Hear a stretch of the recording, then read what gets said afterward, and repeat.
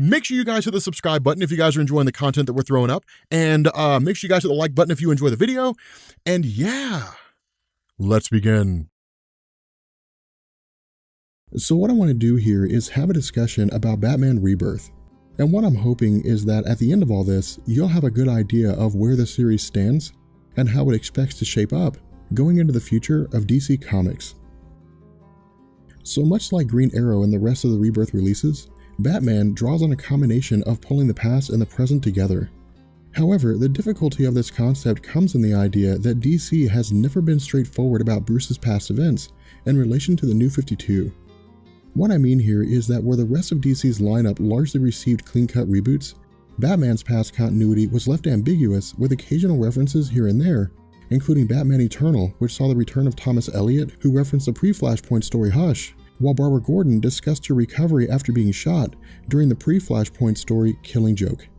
To this end, while this did offer the potential to maintain the canonicity of some of Batman's most iconic stories, including Nightfall, on the whole, the reader was left in a quagmire, being expected to believe that everything from Crisis on Infinite Earths to Flashpoint all happened in a 5-year window, while not actually being told whether it did. Now, where much of the confusion fell to the wayside in the face of Scott Snyder's run with the introduction of the Court of Owls and the return of the Joker during Death of the Family and Endgame as part of Snyder's multi-part epic, the fact remains that even if fans weren't beating down the doors of DC for answers, at the very least, some measure of cohesiveness was expected to be forthcoming, if for no other reason than to add depth to Bruce Wayne's life experiences. While fans looked to the idea of Rebirth as a way for DC to provide the answers they were looking for, instead, readers walked away empty-handed, being left with a multitude of unanswered questions and a bit of confusion. Written by Tom King and Scott Snyder, one of the biggest drawbacks of the issue is that we don't actually know whose hand is in the cookie jar. While the book feels almost exactly like something Snyder would write, Tom King's name is still listed as co-writer, leaving us to ask whether or not the book is an actual representation of what to expect going forward into the series. But initially opening up with Alfred in the midst of tending the garden, Wayne Manor is visited by the arrival of Duke Thomas in response to a previously extended offer. To sidetrack for a second, Duke Thomas was one of several heroes introduced as part of the We Are Robin line of comics under the banner of DCU. Written by Lee Bermeo and drawn by Rob Haynes and Kerry Randolph, while it only spanned 12 issues, the story focused on Duke Thomas along with a handful of other teenagers, all of whom adopted the mantle of Robin and operated as vigilantes after being inspired by various members of the Bat family. Receiving fairly high reviews but experiencing mediocre sales, like many of DC's titles, We Are Robin was cancelled between the announcement of DC Rebirth and the lead up to its launch at the beginning of June. However, focusing on the story, the events contained within center on a kind of tour of Bruce Wayne's life as it progresses throughout the length of a week. Meeting with Lucius Fox on a Tuesday, the conversation between the two is not of stupendous importance. Instead, it follows a standard method of Snyder's storytelling, providing a bit of mortar between the bricks of Batman's events, giving us some insight into his own personal life. To this end, with Lucius Fox recounting a conversation with Bruce's father on why Thomas Wayne became a doctor, where Lucius found it a bit foolhardy and the definition of insanity by helping the sick while knowing they would only get sick again, the rhetorical question is designed to highlight the necessity of Bruce Wayne being Batman, and that while the criminals he catches always escape, creating an endless cat-and-mouse game, the cycle exists because it needs to, if for no other reason than to keep criminals from achieving their goal and Gotham falling into disarray. Following this, the story transitions to Wednesday, with Bruce Wayne revealing to Duke that Gotham has been met with the return of Calendar Man, a being whose life changes with the seasons, meaning he dies in the winter, is reborn in the spring, and ages through the summer and fall, with the cycle repeating itself. Now, where this is really just background stuff with Snyder and King giving us something to read while we make our way through the comic, the overall theme here is that Duke continues to stay along for the ride. Bringing him to the Batcave, the purpose behind Duke's presence is revealed, with Batman providing a home for him in the wake of his parents' insanity. To sidetrack here, during the events of Batman Endgame and Joker's attack on Gotham, with the Joker intending to reenact the death of Bruce Wayne's parents by using the parents of Duke, the toxin he had used had permeated their minds, pushing them into insanity without an immediate cure. Where Bruce was able to rescue Duke and escape, Duke's parents were left behind, leaving Duke himself as an orphan. Using this as a jumping-off platform, while neither King nor Snyder offer a direct answer, the implication seems to be that Duke is being offered a position alongside Batman that is akin to the Robin mantle, but remains ambiguous. With Duke appearing receptive to the idea, this revelation is really the only standout part of the story. In truth, things essentially fall back into rank and file, with Batman coming to the realization that Calendar Man had planted spores around Gotham, which if released, will kill everyone in the city. Now, as far as I'm aware, there's no real explanation available about these spores, and it seems to be designed that way. What I mean here is that because this Rebirth issue appears to be written in the form of a week in the life of Bruce Wayne, it plays on the notion of every comic being an end of Gotham scenario, and the idea that Batman is the only one who can save the day. While the story does see Batman succeeding and destroying Calendar Man's machines, as well as depicting his rebirth in the form of shedding his old body and emerging as a younger person, the events shift their focus to a conversation between Batman and Duke, with Bruce revealing that where Duke is concerned about Calendar Man returning and constantly thinking up new ideas, their roles as heroes is to meet the challenge and come back themselves equally more intelligent and capable. And so with the story wrapping itself up, this seems to reveal the shortcoming of the issue. Nothing really happens. The comic makes no reference to Snyder's Batman aside from Duke's parents during the events of Endgame. It makes no reference to the supposed death of Bruce Wayne after Endgame and Commissioner Gordon taking on the mantle of Batman, and as far as I can tell, the entire issue treats the events of DCU as if they never happened, picking up almost immediately after the Joker's perceived death at the conclusion of Endgame, with Bruce Wayne taking Duke on as a ward. So as we continue our discussion on DC Rebirth, for those of you guys that had a chance to see my episode of Comics and Coffee on Sunday, we had talked about how with Hickman's Fantastic Four and with those various videos being ongoing stories in the background of my regular videos, that I was kind of experimenting with you guys.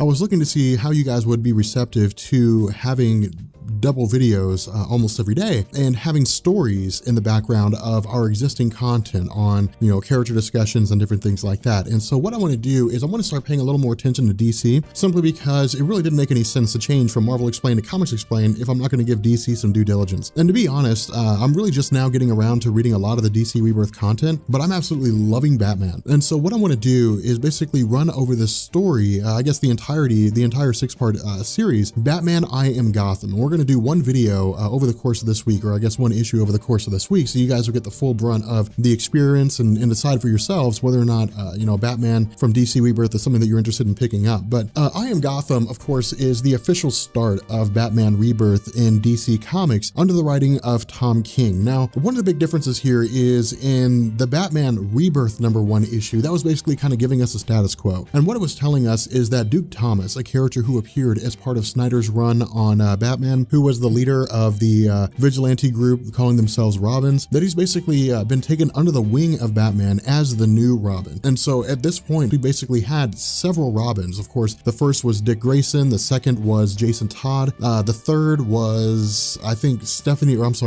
Carrie Kelly, followed by Stephanie Brown, and then I think we got into Tim Drake, but I'm not gonna swear that I'm correct about that chronology. Well, Duke Thomas comes to us as the newest Robin, and so this basically gives us a chance to see how Batman is relating to him. Now, what we do here is we initially pick up in a flight. Now, in terms of the people in this flight, they're not extremely important for this first issue, but it does give us some context. Right now, we basically have Bruce Wayne and we have Commissioner Gordon talking to one another. Now, they're talking about how there was a raid on Fort Marshall, but that somebody had basically taken off with a handful of rockets. Somebody had taken off with weapons. And the question was, well, what are they going to do with them? What's the big plan here? But even then, they're not really talking too heavily about it. And so it's just kind of like, okay, what direction are things really going in here? Because Tim King is basically playing the very slow road here. He's playing the very slow game, so to speak.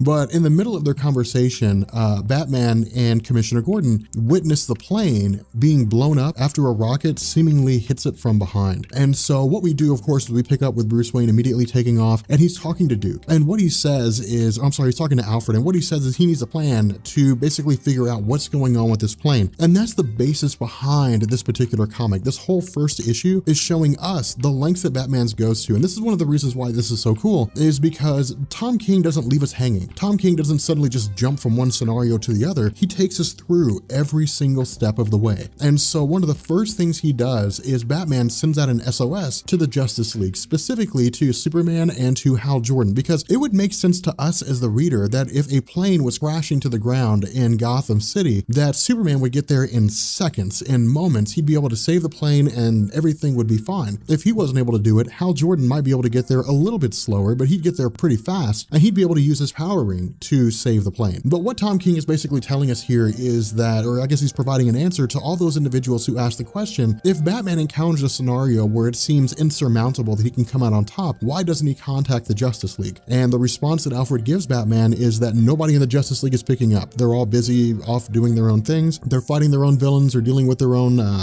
individual problems, and they're just not available to help Batman. And so this allows us to continue on with this line of thought that Bruce Wayne is going to have to be the one to save this plane. And so what he does is he starts talking to Duke, and this again is really cool because this is not something that we see very often. With Duke and Batman conversing, what Duke says is that there is a time frame here, that the plane is, I guess that the Batman himself will have to drive at about 122 miles per hour, that he will have to hit a ramp, so to speak, or hit a bridge at a certain angle, and then he'll have to take off and he'll have to jump from the Batmobile and you'll have to land on top of the plane. And so they're basically just working out exactly how this is going to happen. And again, this is really cool because usually, even with Scott Snyder's Batman, as great as it was, usually he simply just jumps from one scenario to the other. And the extent of detective work comes in the sense of Batman analyzing some little detail, but we don't really see them going over the mathematical angles. And all this really does is show us how smart Bruce Wayne is. That Bruce Wayne isn't simply just a guy that can put clues together. Bruce Wayne is a guy who has, mathematic probabilities, statistics rattle around in his head, and he's able to calculate those incredibly fast with the assistance of Duke. And so what we do here is we pick up with Batman jetting out of the Batmobile and landing on top of the plane. Now this is actually pretty awesome because he's talking to Commissioner Gordon, and Commissioner Gordon again is basically driving under this plane trying to get to where it's going to land, and to the best of everybody's estimates, including Batman himself, that it's going to land in the Tri-Corner Yards. And Batman's idea is to keep this from happening. And the reason why is because if it did, there are crowds of people there,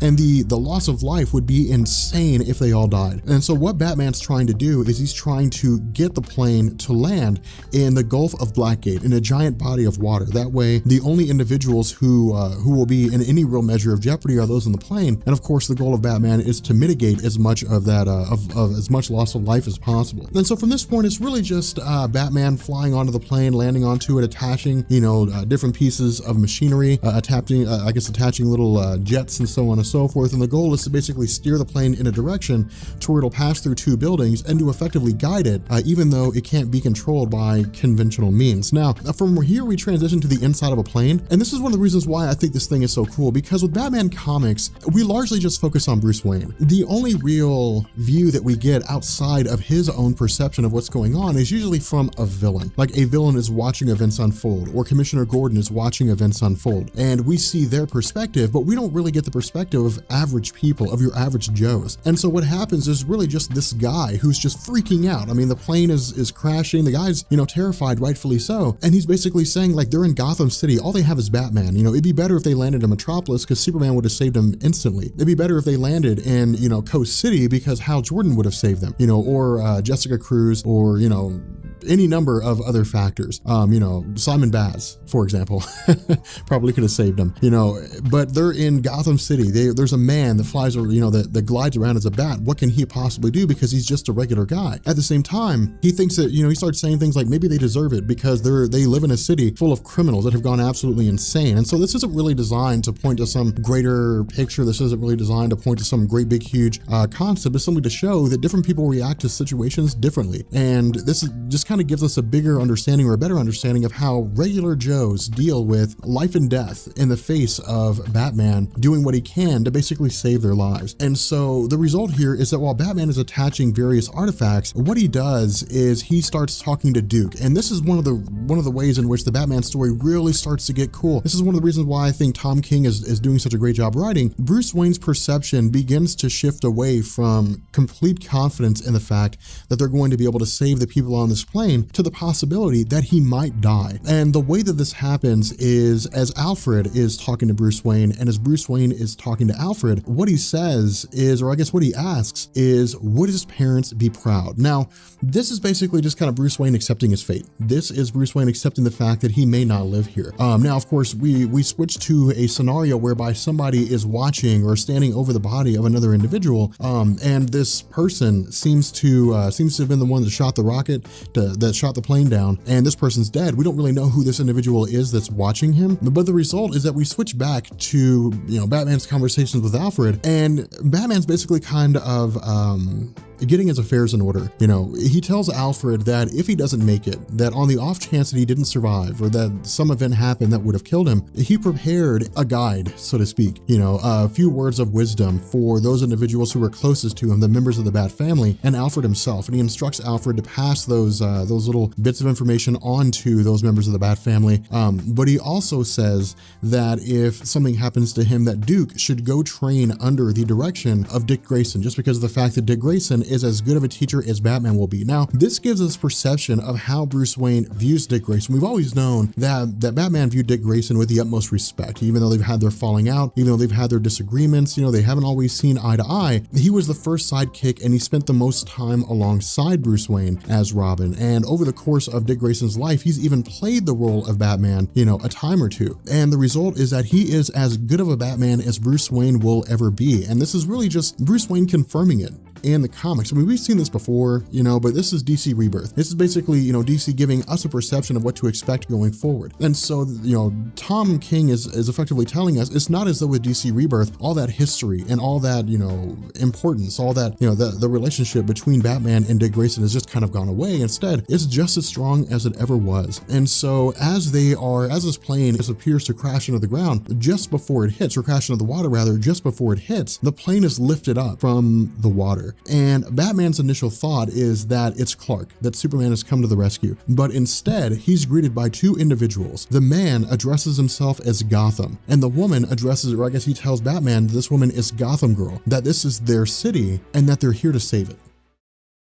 So as we pick up with part 2 of Batman with DC Rebirth, I was scrolling through the comments of the last video, and somebody had asked the question, what happened to the New 52 Batman? And this is kind of an indication to me that not everybody is aware of what went on with Batman in the New 52. And so what I want to do is take, I guess, the first part of this video to kind of clear this up and to make things easy to understand with this character, because Batman can be a bit confusing when it comes to the New 52. So as we know, in 2011, DC rebooted everything. The New 52 was a line-wide reboot. Whether you loved it or hate it, that's what we got. And what DC originally established was that it had only been 5 years between the time that superheroes first emerged and the start of the New 52. Now, with regards to DC Rebirth, the only thing we really know right now is that it was actually 10 years that were stolen from people's lives, and that was all done supposedly at Dr. Manhattan. But again, this is a very primitive story. We have no real idea of what direction DC's going in with that. And so that's really the only thing we know. I can't really offer you any more info besides that, but virtually everybody in DC Comics got a reboot. The Teen Titans were rebooted, Superman was rebooted, Wonder Woman, Aquaman, the whole 9 yards. The only two characters who were not rebooted was the Green Lantern and Batman, and that was simply because of the fact that their comics were selling so well. It didn't make any sense to reboot them. It was a classic adage, if it works, don't fix it. And so with the character of Batman, what DC did is they came back and they retold his origin story. We got that in Batman Zero Year, and it told us what was going on in the life of Bruce Wayne from the time his parents died up until the time he became Batman, when Batman issue number 1 came out with a New 52. The issue with this is there was no explanation on his backstory.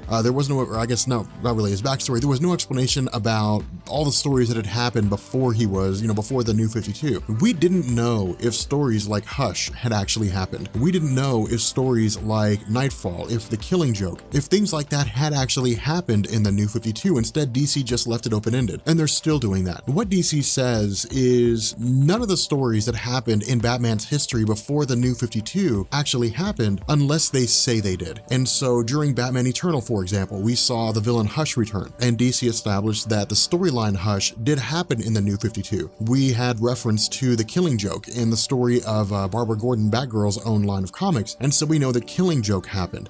And we had actually seen reference to the events of Nightfall when Bane broke Batman's back, and that was referenced. What DC is basically telling us is that that whenever they reference a story from before the New 52, that story happened in the 5-year window. And so this Batman that we're seeing right now is the pre-New 52 Batman. It's just DC's kind of left it open as to whether or not the stories that happened before the New 52 actually took place. I know it's a little confusing, it's a little weird, not really sure why they chose to do that, but the best rule of thumb to take here is that unless an event like Nightfall is referenced, unless an event like Hush or like the Killing Joke is referenced, it's best to assume it just didn't happen. I know it kind of boggles the mind in terms of like all that stuff happened over the course of 5 years, but you know, you got to kind of go with it for what it is. You know, it's comics. Don't think about it too hard. You'll make your head explode. That's how I live my life when it comes to comics.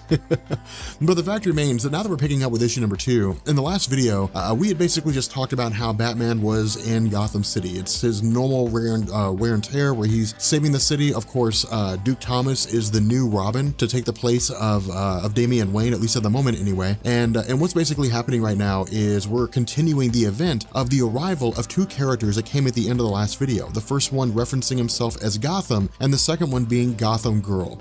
And so what we do is we pick up with kind of, with Solomon Grundy, basically. And for those of you guys who don't know, Solomon Grundy is, I wouldn't go as far as to say he's DC's Incredible Hulk, just because of the fact that he predates Incredible Hulk as far as I'm aware, but he is one of the strongest characters in the DC universe, and he's a very intimidating foe. But he always has a mantra that goes along with him, and anybody that's read DC Comics and is familiar with Solomon Grundy knows that mantra. Of course, a mantra being born on a Monday, christened on a Tuesday, married on a Wednesday, took ill on a Thursday, grew worse on Friday, died on Saturday, buried on Sunday. That's his thing. And so while this is happening, while Solomon Grundy is basically tearing apart this statue in Gotham City, Gotham Girl and Gotham are both trying to defend it as best they can. They're trying to I guess, stave off Solomon Grundy. And what this is designed to do, what Tom King is basically showing us, is 2 things. The first is that Batman isn't necessarily against them being there, but the second is that they're very inexperienced. And we would expect this. You know, Batman has fought Solomon Grundy on a multitude of occasions, and so one, he knows the best way to deal with him, he knows the best way to interact with him, and he knows his weaknesses. But for Gotham and Gotham Girl, they don't know this. All they know is that Solomon Grundy is just a bad guy who's trying to tear things up. And so what ends up happening here is, of course, Batman subdues Solomon Grundy by using his momentum against him. Now, this is actually one of the funny things, because I was having this conversation with a friend of mine, and he had read Batman issue number 2, and his thought was that Batman had actually picked up Solomon Grundy. And of course, the answer to that is absolutely not.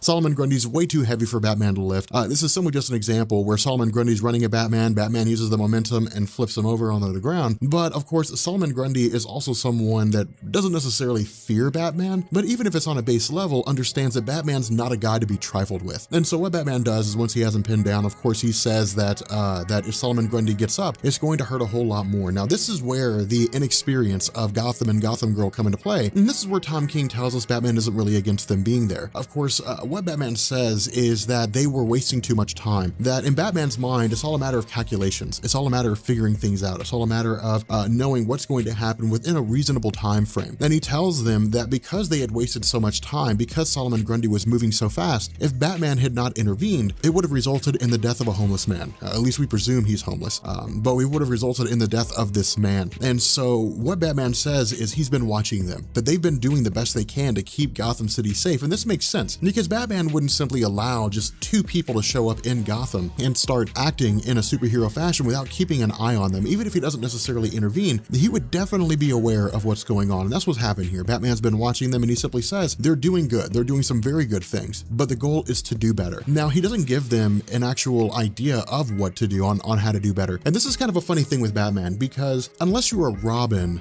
Batman doesn't really, take you under his wing and teach you everything step by step. With Robin, of course, he does that because in Batman's mind, Robin is designed to be his successor one day. Tim Drake, Dick Grayson, Stephanie Brown, Carrie Kelly, Damian Wayne, they're all designed to be successors, or at least they were trained to be successors for Batman. They all went off on their own individual story arcs, and of course, as we know, Dick Grayson went on to become Nightwing, Tim Drake, I believe, went on to be Red Robin, but we know that they've taken on their own identities. But if the worst case scenario happened and Batman died, any one of them would be able to take up the mantle in his place, especially someone like Dick Grayson. But the issue here is that with Gotham and Gotham Girl not being given a clear understanding of what it is that they're supposed to do, they ask for it. Gotham simply says, if we're not doing what it is that we need to do in order to be effective superheroes for the city of Gotham, then tell us what we need to do. Tell us how to be, crime fighters, tell us how to fight intelligently as opposed to just kind of being, a broadsword swinging through the city of Gotham at bad guys. And so what we do is we transition later, and we pick up with Bruce Wayne when he is, monitoring various footage, or I guess different forms of footage that he has on Gotham and Gotham Girl. And in his mind, it's kind of a tough situation because he has largely been the sole protector of Gotham for quite some time. He's had sidekicks, he's had people that helped him, but when it came down to it, we as readers always look to Batman as the sole savior of Gotham City. But to have two superheroes here who are, for all intents and purposes, more or less a version of Superman. They may not necessarily be as strong, but they fly, they have, super hearing, or I guess ultra hearing, they have, incredible vision and so on and so forth. They have all the feats of Superman at to a lesser degree and of a different name. It's kind of a situation of, is Batman really even useful here anymore? If the time comes when they are trained to the epitome of what it means to be a superhero, if the time comes when they are as good as Batman in terms of being able to analyze the situation and being able to neutralize that situation, then of what use would Batman be? It would be as if Superman showed up in Gotham City and said he was going to start protecting it. But at the same time, he also realizes that sometimes he just needs help. That with the incident of the plane, that with the various asteroids and things like that, with all the different threats that had faced Gotham City, if they were beyond Batman's normal ability to take care of, that Gotham and Gotham Girl had done it. They had basically, they had saved the plane, they had, used, I guess, diverted asteroids, so on and so forth. They were doing the things that Bruce Wayne couldn't do. And in his mind, it's a struggle because he's looking at these two and he's basically seeing the fact that he's becoming obsolete. He's seeing a Gotham City that no longer needs him. And this is one of the reasons why Tom King writing is so cool, because we don't really see this very often. We see stories where Batman goes against overwhelming odds, but we don't really see stories where Batman sits down and has to ponder the fact that he could be obsolete, the fact that he wouldn't really matter anymore. Obsolescence, I'm not really sure if that's a word or not, but I'm going to use it as a word. I'm going to make it one if it's not.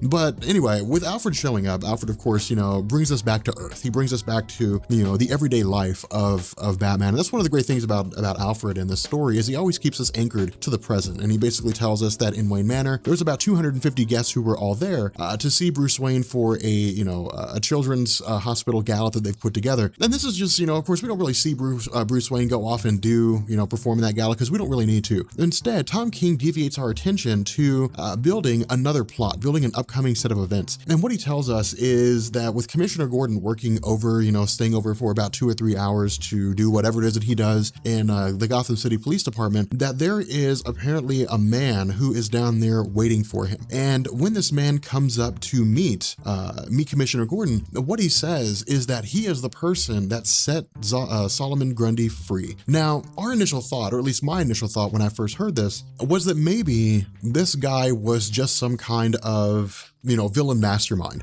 that with him drawing some kind of a blade that he was actually going to kill Commissioner Gordon. I would have found that hard to believe this early in Tom King's run, but that was my initial thought, is that's what he was intending to do. Instead, he doesn't tell us that. What he tells us is that his name is Bob Castro, that he served in the military, but the reason why he set Solomon Grundy free was because of Solomon Grundy's extreme strength, and that he had been warned that the monster men are coming. Now, we don't get anything more than this from this guy, Bob Castro, and the reason why is because Bob takes the knife and he stabs himself in the neck with it and kills himself. Now, this is really kind of cool here, because in a lot of Batman stories, we usually have like the one, the exposition, the one point where the guy comes in and says, here's everything you need to know about events that are coming up. Instead, Tom King doesn't do that. He's very he's very Scott Snyder in that way, in the sense that he's kind of building up to a major plot thread and we just sort of have to read things in order to understand what all's going on. But what we do here is we transition back to Bruce Wayne at the gala, and Bruce Wayne receives the bat signal. And so while he is spending time with what appears to be a very attractive woman,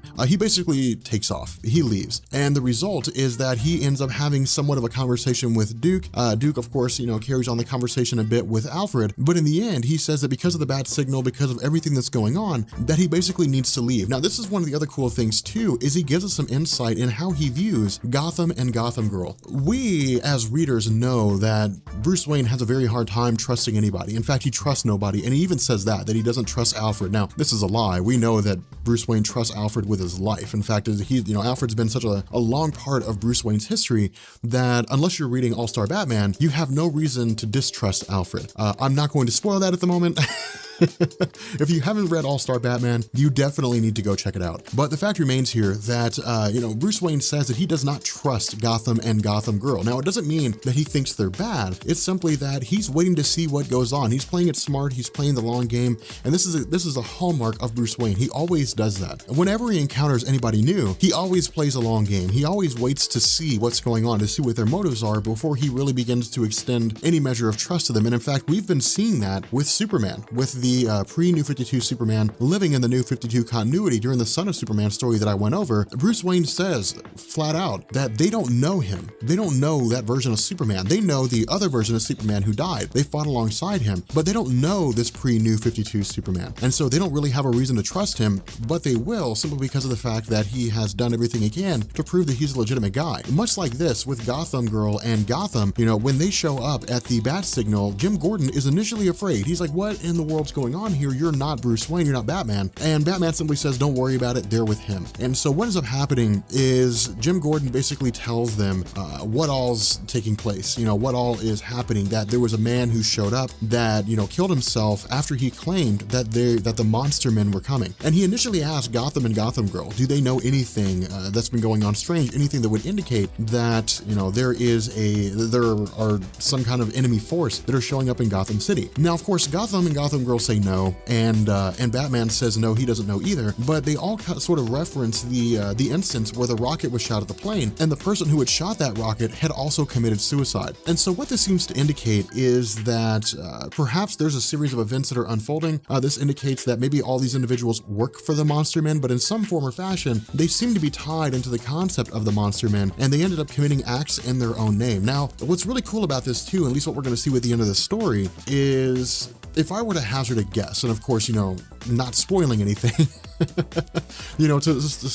sort of live in the moment, to sort of live in right now. If I were to hazard a guess, I would say, well, maybe it's because of the fact that all these individuals or these people are part of a larger plan. They've been assigned tasks and they're carrying these tasks out. But whatever the case may be, in the end, Batman basically bails out without any of them knowing. This is actually what's really cool. And again, this kind of points to the inexperience of Gotham and Gotham Girl.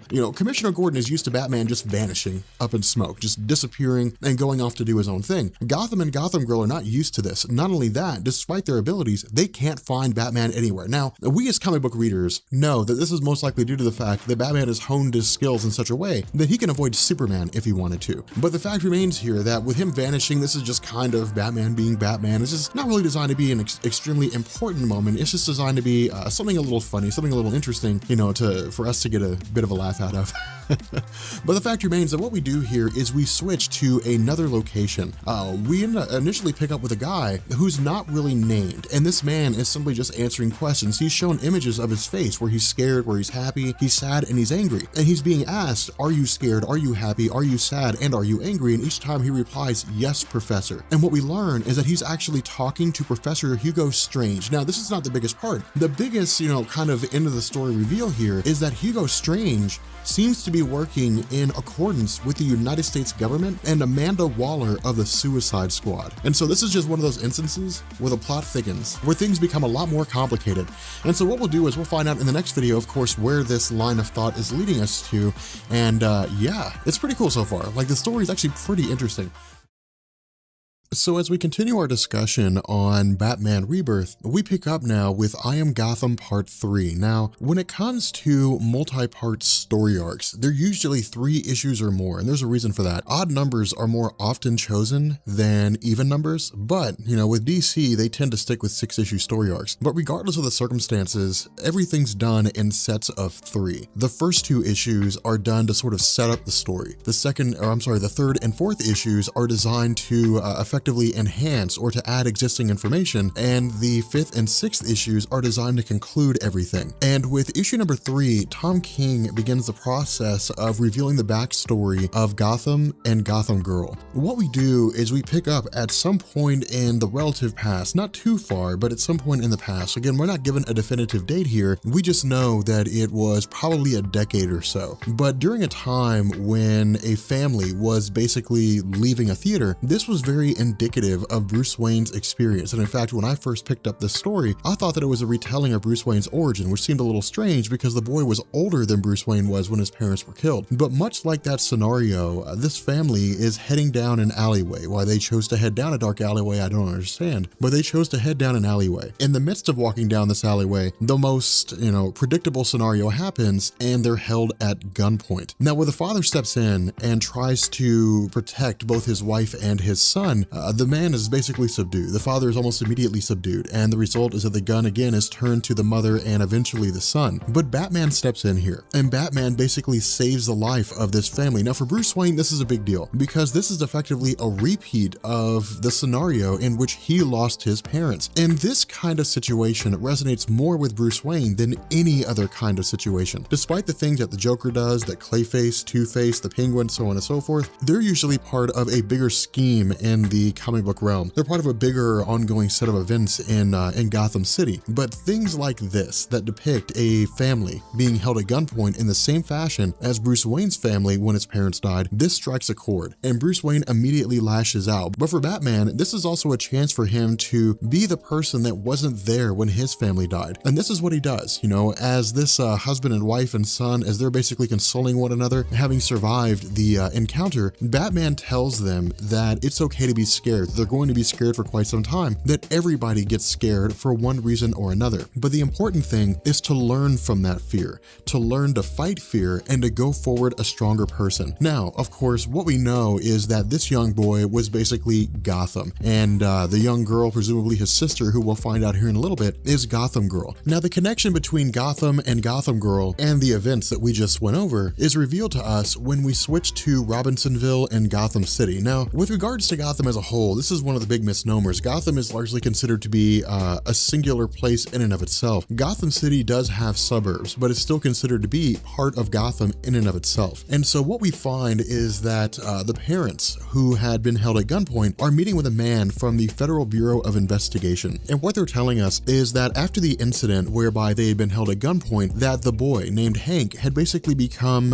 obsessed with Batman to a degree. The word that Tom King chooses to use here is enamored, but the evidence seems to contradict that. The evidence says otherwise. With all the various news clippings and all the posters and all the pinups and so on and so forth, it seems as though Hank has developed an obsession with Batman as a concept. In addition to this, while his younger sister was not present at the robbery because she was at a friend's house, in the end, the experience that Hank had basically rolled over onto her, that she sort of became just as obsessed as he did with the idea of overcoming her own personal fears. Now, Tom King's being a little thin here with regards to, the relationship between a brother and a sister in terms of how one's experiences impact the other. We can really just kind of take it at face value that in some form or fashion, he had basically reached out to her and he had informed her of her experience, or I guess of his experience, and how it changed his life. But the fact remains that his sister Claire became just as obsessed as he did, or it seems to become as obsessed as Hank did with regards to Batman. And so this basically shaped his life, and it shaped her life, that Hank began going around and committing as many,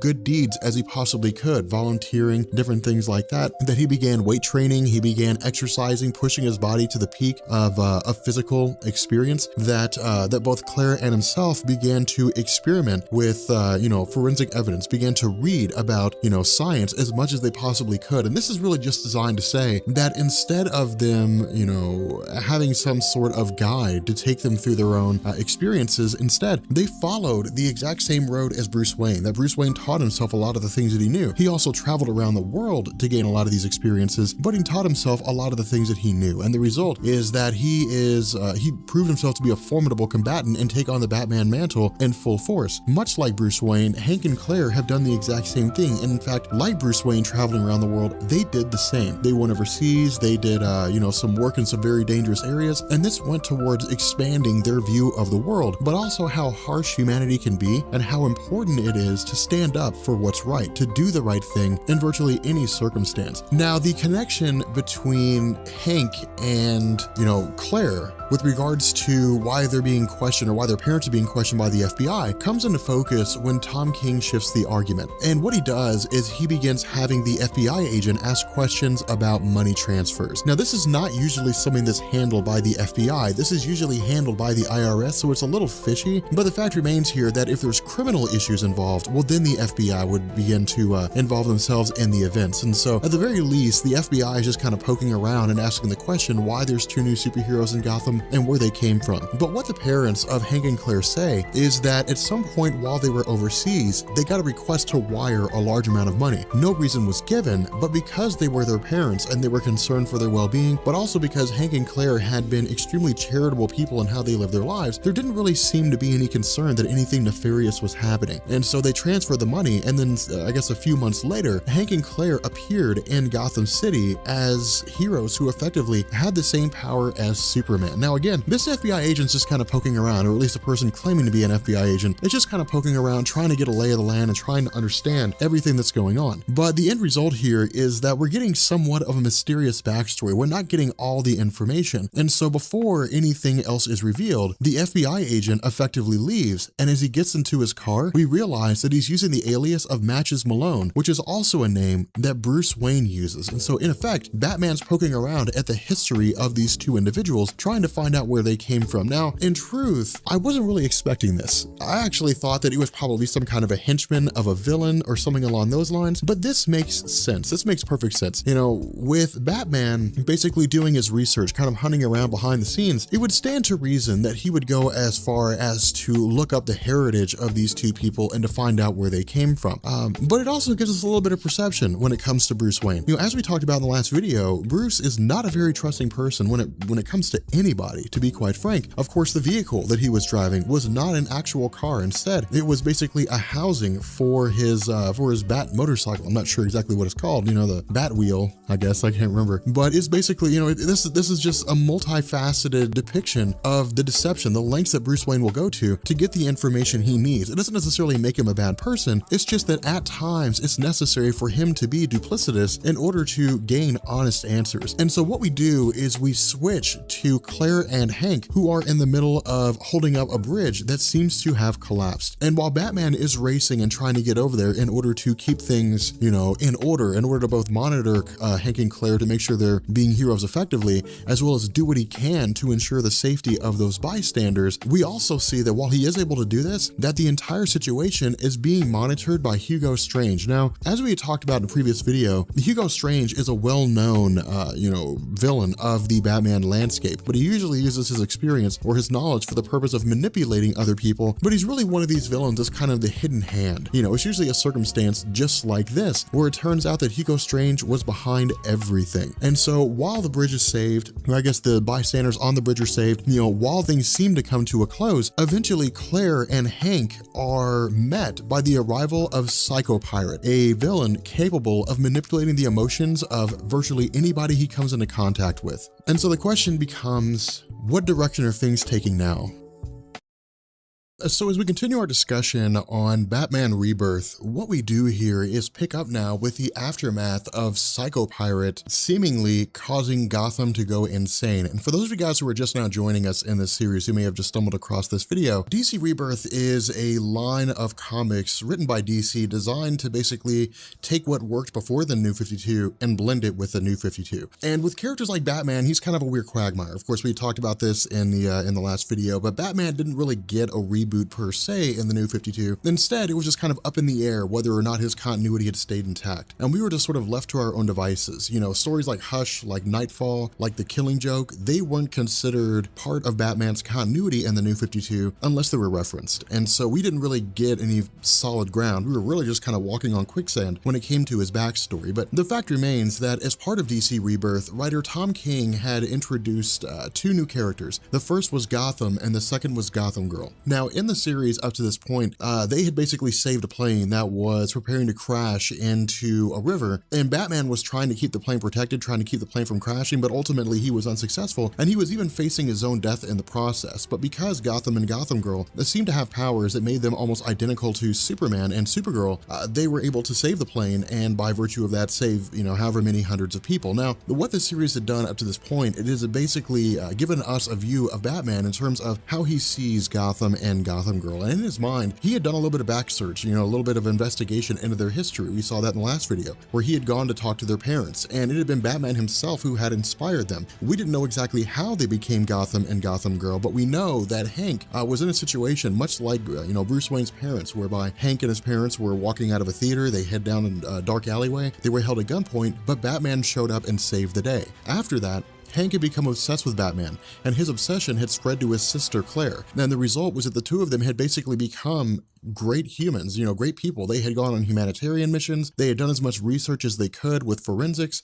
They had basically become their own variations of Bruce Wayne. And the result was that after some set amount of time that wasn't really given to us, they had borrowed money from their parents, and then they had reemerged as Gotham and Gotham Girl with superhuman powers. And so what this does is it picks up again with the last issue, where the villain Psycho Pirate had showed up under the control of Dr. Hugo Strange and had used his powers to seemingly drive Gotham insane. Now, to say that Psycho Pirate has powers is actually a misnomer, and I probably shouldn't have said that. Psycho Pirate, to the best of my knowledge, and this is where, Tom King's not absolutely clear here, Psycho Pirate can be a bit confusing. In the New 52, he was infected with a virus, giving him, some measure of psionic mind abilities by Brainiac. But in the pre-New 52 continuity, he was just a guy who was really good at manipulating people's emotions. Tom King doesn't really give us any definitive explanation on which Psycho Pirate that we're talking about. It could very well be that it is the, pre-New 52, or it could be the New 52. It could be one version wearing the costume of the other. We don't really know. All we do know is that he manipulated the emotions of Gotham, and this is shown to us when Gotham had gone on a tear and basically killed 27 soldiers. Now, his sister Claire is left behind, and she just keeps repeating the same things, that she's scared, that she's very scared. And of course, this is a byproduct of Psycho Pirate's manipulations. Once he latches on to a person, once he latches on to a being, regardless of who that being is and where they hail from in the multiverse, once he manipulates their emotions, that manipulation stays intact unless someone with sufficient ability is able to remove those manipulations. Now, of course, Batman being what he is, there's been different circumstances where he's been successful in doing it and where he hasn't been successful in doing it. It really just kind of calls for what the story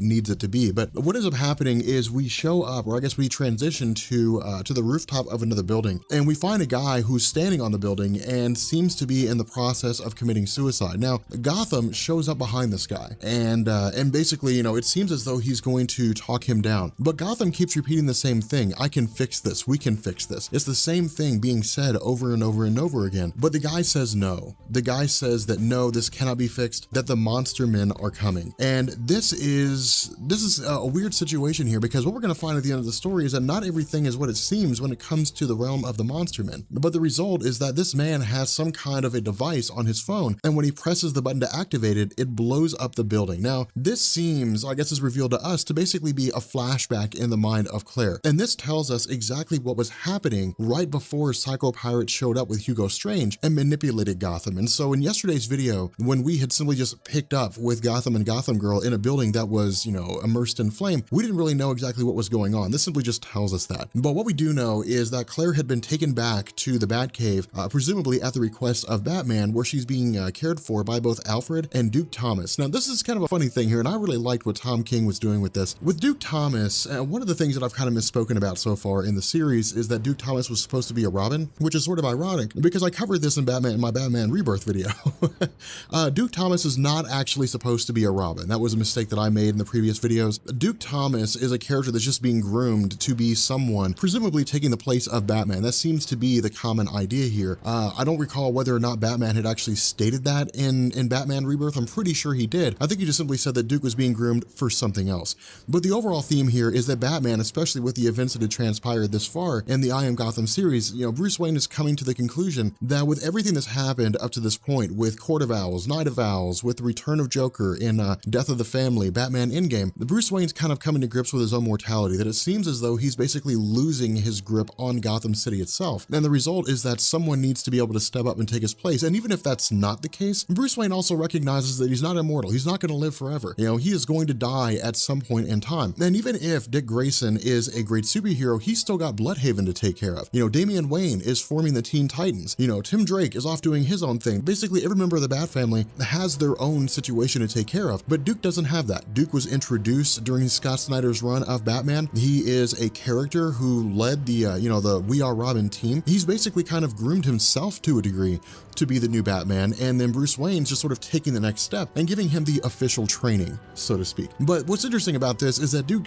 basically relates to Claire again. She keeps repeating the same thing, that she's scared, and it's kind of funny that Duke doesn't really pick up on this, but in his mind, this is really just a girl that's experienced a very traumatic event. But what Tom King also does here is he seems to set up a possible romance between Claire and Duke Thomas, basically having Duke Thomas, you know, comfort Claire as best he can, and then presumably this may or may not lead to a relationship. The reason why I say that is because in comics, it's usually some kind of traumatic event that leads to a relationship between two characters. Either that, or just they kind of start out as enemies, like you know, like Green Arrow and Black Canary did, and then they become, you know, they end up in a relationship later on down the line. But it's their trials and tribulations that strengthen that relationship, of course. And again, this could just be wishful thinking, because I love the character of Duke Thomas, and Duke Thomas needs a girl. So I figure what better, you know, character to have than a newly turned superhero to basically, you know, add to the existing Bat family as someone that can fight alongside Duke Thomas. And so what we do is we transition back to Gotham, and you know, Gotham is again continuing this rampage, talking about how he can fix things, and it's just sort of tearing things apart. But Bruce Wayne shows up, Batman shows up and says, look, everything you've done up to this point, you killed 27 soldiers, you know, you cannot fix this, you know. But what Bruce Wayne also does is he gives us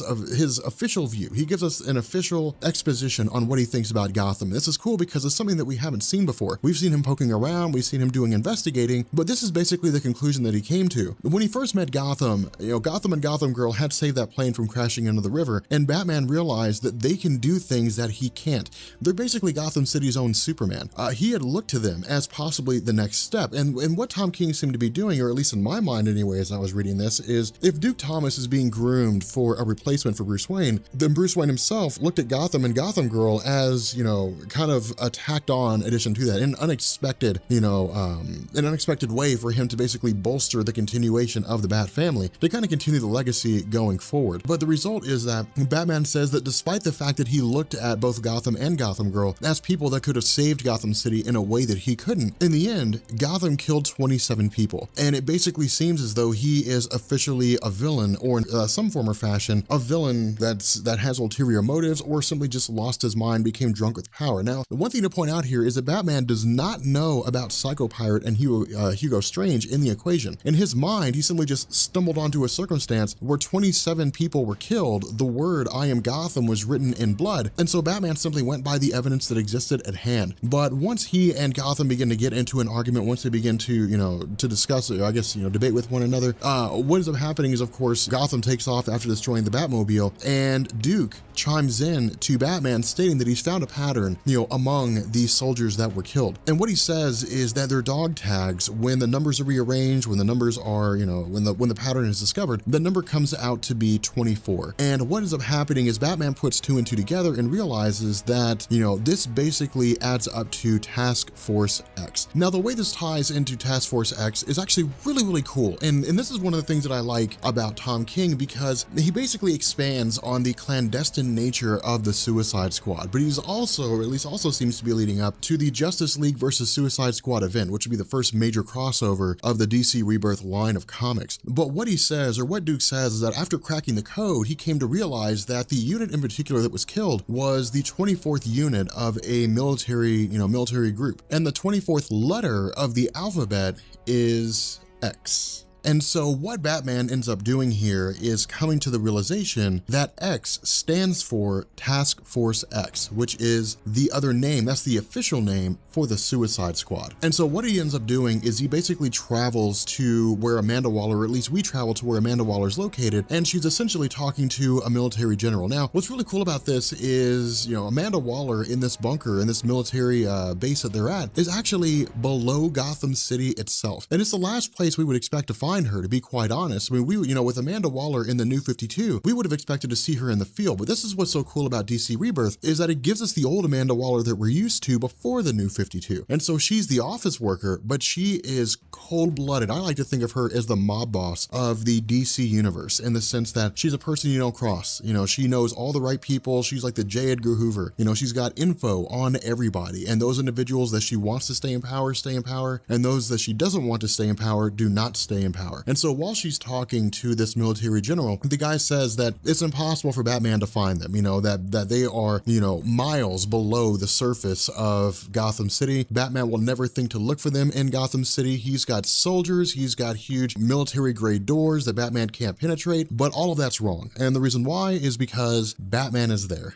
Batman managed to make his way in. Now, we're not told how Batman got in there, and in truth, we don't really need to be told right now, simply because of the fact that it just adds to the cool aspect of Batman. It adds to the fact that Batman can go where he wants, when he wants, how he wants, and there really isn't anybody that can stop him. Plus, it just kind of adds to the mysterious nature, of the Caped Crusader as we know him. But, after he begins talking to Amanda Waller, we learn that from her perspective, Gotham City has been a very tumultuous place for quite some time. And again, this is basically, DC grabbing a combination of the New 52 and the pre-New 52 continuities. Again, with Batman, it's a little finicky here, but, what we're told is that after, the Court of Owls event, the Night of Owls, the Batman Endgame, the Return of the Joker, Death of the Family, all these different events that had taken place, it had basically sent Gotham into a tailspin of chaos and what seemed to be destruction. And the result is that from Amanda Waller's point of view, the city basically needs to be saved. The issue here is that when Hugo Strange and when Psycho Pirate had been assigned to Task Force X, as part of Suicide Squad, they had abandoned their mission and they had basically taken to Gotham City, and that Psycho Pirate himself had manipulated the emotions of Gotham and sent him down a direction of insanity. Amanda Waller had sent those military personnel to try to corral Psycho Pirate and Hugo Strange back in, back to the Suicide Squad, but because they're villains and they do what they do, they ended up having Gotham kill those soldiers anyway. Now, it just seems as though what Hugo Strange and Psycho Pirate want to do is just bring down Gotham City. They just want to instill a whole bunch of violence, chaos, different things like that. But the result is that Amanda Waller turns to Batman and essentially says that he's going to help her bring down Hugo Strange and Psycho Pirate, simply because of the fact that one, Batman wants the city saved, and two, Amanda Waller will not abide people who abandon their role in the Suicide Squad. She will have them killed if it comes to that. And so what's also really funny about this is one of the things that I really love about the pre-New 52 Amanda Waller, is she simply says that she's only going to help Batman do this if Batman says please. And this is what's so cool about this, because Amanda Waller is literally telling Batman, like, you have to ask me to help you, not because formalities, but because I just feel like seeing you beg. And that's what's so cool about this, is because you don't screw with Amanda Waller. And it's super cool. You ask any DC fan, about Amanda Waller, and they'll tell you by leaps and bounds that number one, it's the Amanda Waller from the Justice League TV show that was the best one, the Justice League cartoon show, that was the best version of her character. But two, the pre-New 52 Amanda Waller in the comics was probably the best depiction. Of course, she does have fans for the New 52, and it really kind of goes back and forth. But, what we also learn is that where Batman believed that it was 27 people who had been killed, Amanda Waller actually says it's 28. And this is when Batman realizes everything that's going on, or at least realizes, there's a little more going on here than he thought there was. And he ends up traveling back to the home of Hank. Again, we had talked about that in the last video, when Batman had gone to interview Hank's parents to find out who he was, where he came from, what his background was, and what his motivation was for becoming a hero. And what we find is that when Gotham had gone through and killed those 27 soldiers, that there was actually 28. But one of those soldiers had survived and had gone back to the home of Gotham and had basically killed Hank's parents. And so when Hank realized what was going on, he went back to his home as well and found this soldier in the middle of, his parents' murder. And the result is that, Hank is basically freaking out. He's losing his mind. And Batman tries to talk him down. Batman tries to says, no, you can still turn back. You can still stop this. You can still set things back to normal. But Hank basically throws Batman's words back at him and says, no, you cannot fix this. You can only make it worse. And instead, he kills the soldier, casts Batman aside, and then takes off with the intention of destroying Gotham City. Now, again, we're still, we're a couple issues away from the conclusion of this story, so we don't really know the bigger picture here at the moment. We don't know if there's a much bigger role that Hugo Strange and Psycho Pirate are playing here. We simply don't know if they just want to destroy things. We don't really know everything that's happening. But what we do know is that this is going to lead to a pretty significant battle. So as we continue our series on Batman Rebirth, we pick up now with Batman I Am Gotham, the conclusion. Now, something that I want to point out here is there is a 6th issue, and that 6th issue does have an epilogue. But the issue here is this epilogue leads directly into I Am Suicide. And so what we'll do is we're actually going to postpone that 6th issue. And when we get around to the I Am Suicide story arc, then we'll use that 6th issue to kind of jump off, because what it'll do is it'll allow us to link both this I Am Gotham story and the I Am Suicide story for the new readers who are coming along at that point in time. But for those of you guys who are just now jumping on board, who are just now catching up with my video on Batman I Am Gotham, we had talked about how in previous videos, Gotham City was met with two new superheroes calling themselves Gotham and Gotham Girl. Now, we didn't really know who these heroes were or where they came from. We know that Batman was trying to keep a plane from crashing into the river. He was doing the best he could to keep that from happening, but in the end, Gotham and Gotham Girl were the ones that basically saved the plane. And so from Bruce Wayne's perspective, he didn't initially trust them, but because their first impression on him was that they were acting as heroes, he decided to let them continue without challenging them and basically learn more about them. And this is what he did. He actually went to their home, and once he figured out who they were, and began digging into their history. And what he learned was that when Hank was a child, the name of the guy Gotham, Hank had basically encountered Batman when Hank and his parents were held at gunpoint by a robber in the same fashion that Bruce Wayne lost his parents. And seeing what was going on, Batman had intervened, and he had basically saved the life of Hank and his parents. But because of this, Hank had become obsessed with Batman. Now, something to point out here is that Bruce Wayne's interaction with Hank wasn't necessarily long. It was simply that Bruce had said that that what he was feeling at the moment was fear, and that it was okay to be scared because everybody gets scared. But the difference between being a hero and being a coward is that heroes deal with their fear. They come to grips with their fear. And so Bruce Wayne had basically inspired Hank, and Hank himself had recited this mantra over and over again that it's okay to be scared, but you should always face your fear, and had used this mantra to both inspire his sister Claire to join him on a journey of bettering themselves. And this was done in a multitude of different ways. Hank and Claire had, basically trained themselves in physical combat. Hank and Claire had expanded their minds when it came to forensic science. They had traveled the world to become volunteers in a multitude of different facets. They had basically undertaken the same kind of self-training regimen that Bruce Wayne had taken when he became Batman. And so the result was that during this time, they had reached out to their parents for a large sum of money, and for reasons unknown or through a means that we didn't fully understand or was never really explained to us, they emerged some months later with superpowers. Now, while we're still not told exactly where those powers came from in this issue, what we are told is exactly how it works. And what happened is that in the last issue, because of the fact that Gotham had been manipulated by Psycho Pirate, a villain that had the power to manipulate the emotions of people, Psycho Pirate had basically screwed with Gotham's mind and ended up putting him in a situation whereby he had an irrational hatred for Gotham. Gotham City. This was compounded by the fact that one of the soldiers that Gotham had killed had gone back to the home of Gotham and murdered his parents. And so because of these manipulations sort of fed in on themselves to where Gotham had a hatred of the city, and then he had a hatred of the people in the city because one of them killed his parents. He didn't realize that he was the cause of his own problem. And so the result here was that he began traveling back to Gotham City in order to lay waste to it. And Batman had intended to stop this, but because of the fact that Gotham had fought Batman directly, the Batmobile was destroyed and Bruce Wayne was left several miles outside of the city without an immediate means of return. And so what he does is he asks Alfred to basically intervene on his behalf to buy some time. Now, of course, Bruce Wayne doesn't actually expect Alfred to fight as Batman just because of the fact that Alfred does not have the combat skills to pull that off, but he is successful in buying time. He approaches Gotham and claims to be Batman, but because Gotham has various powers, he immediately sees this bluff. But in the time between when Alfred was bluffing and when Gotham calls it,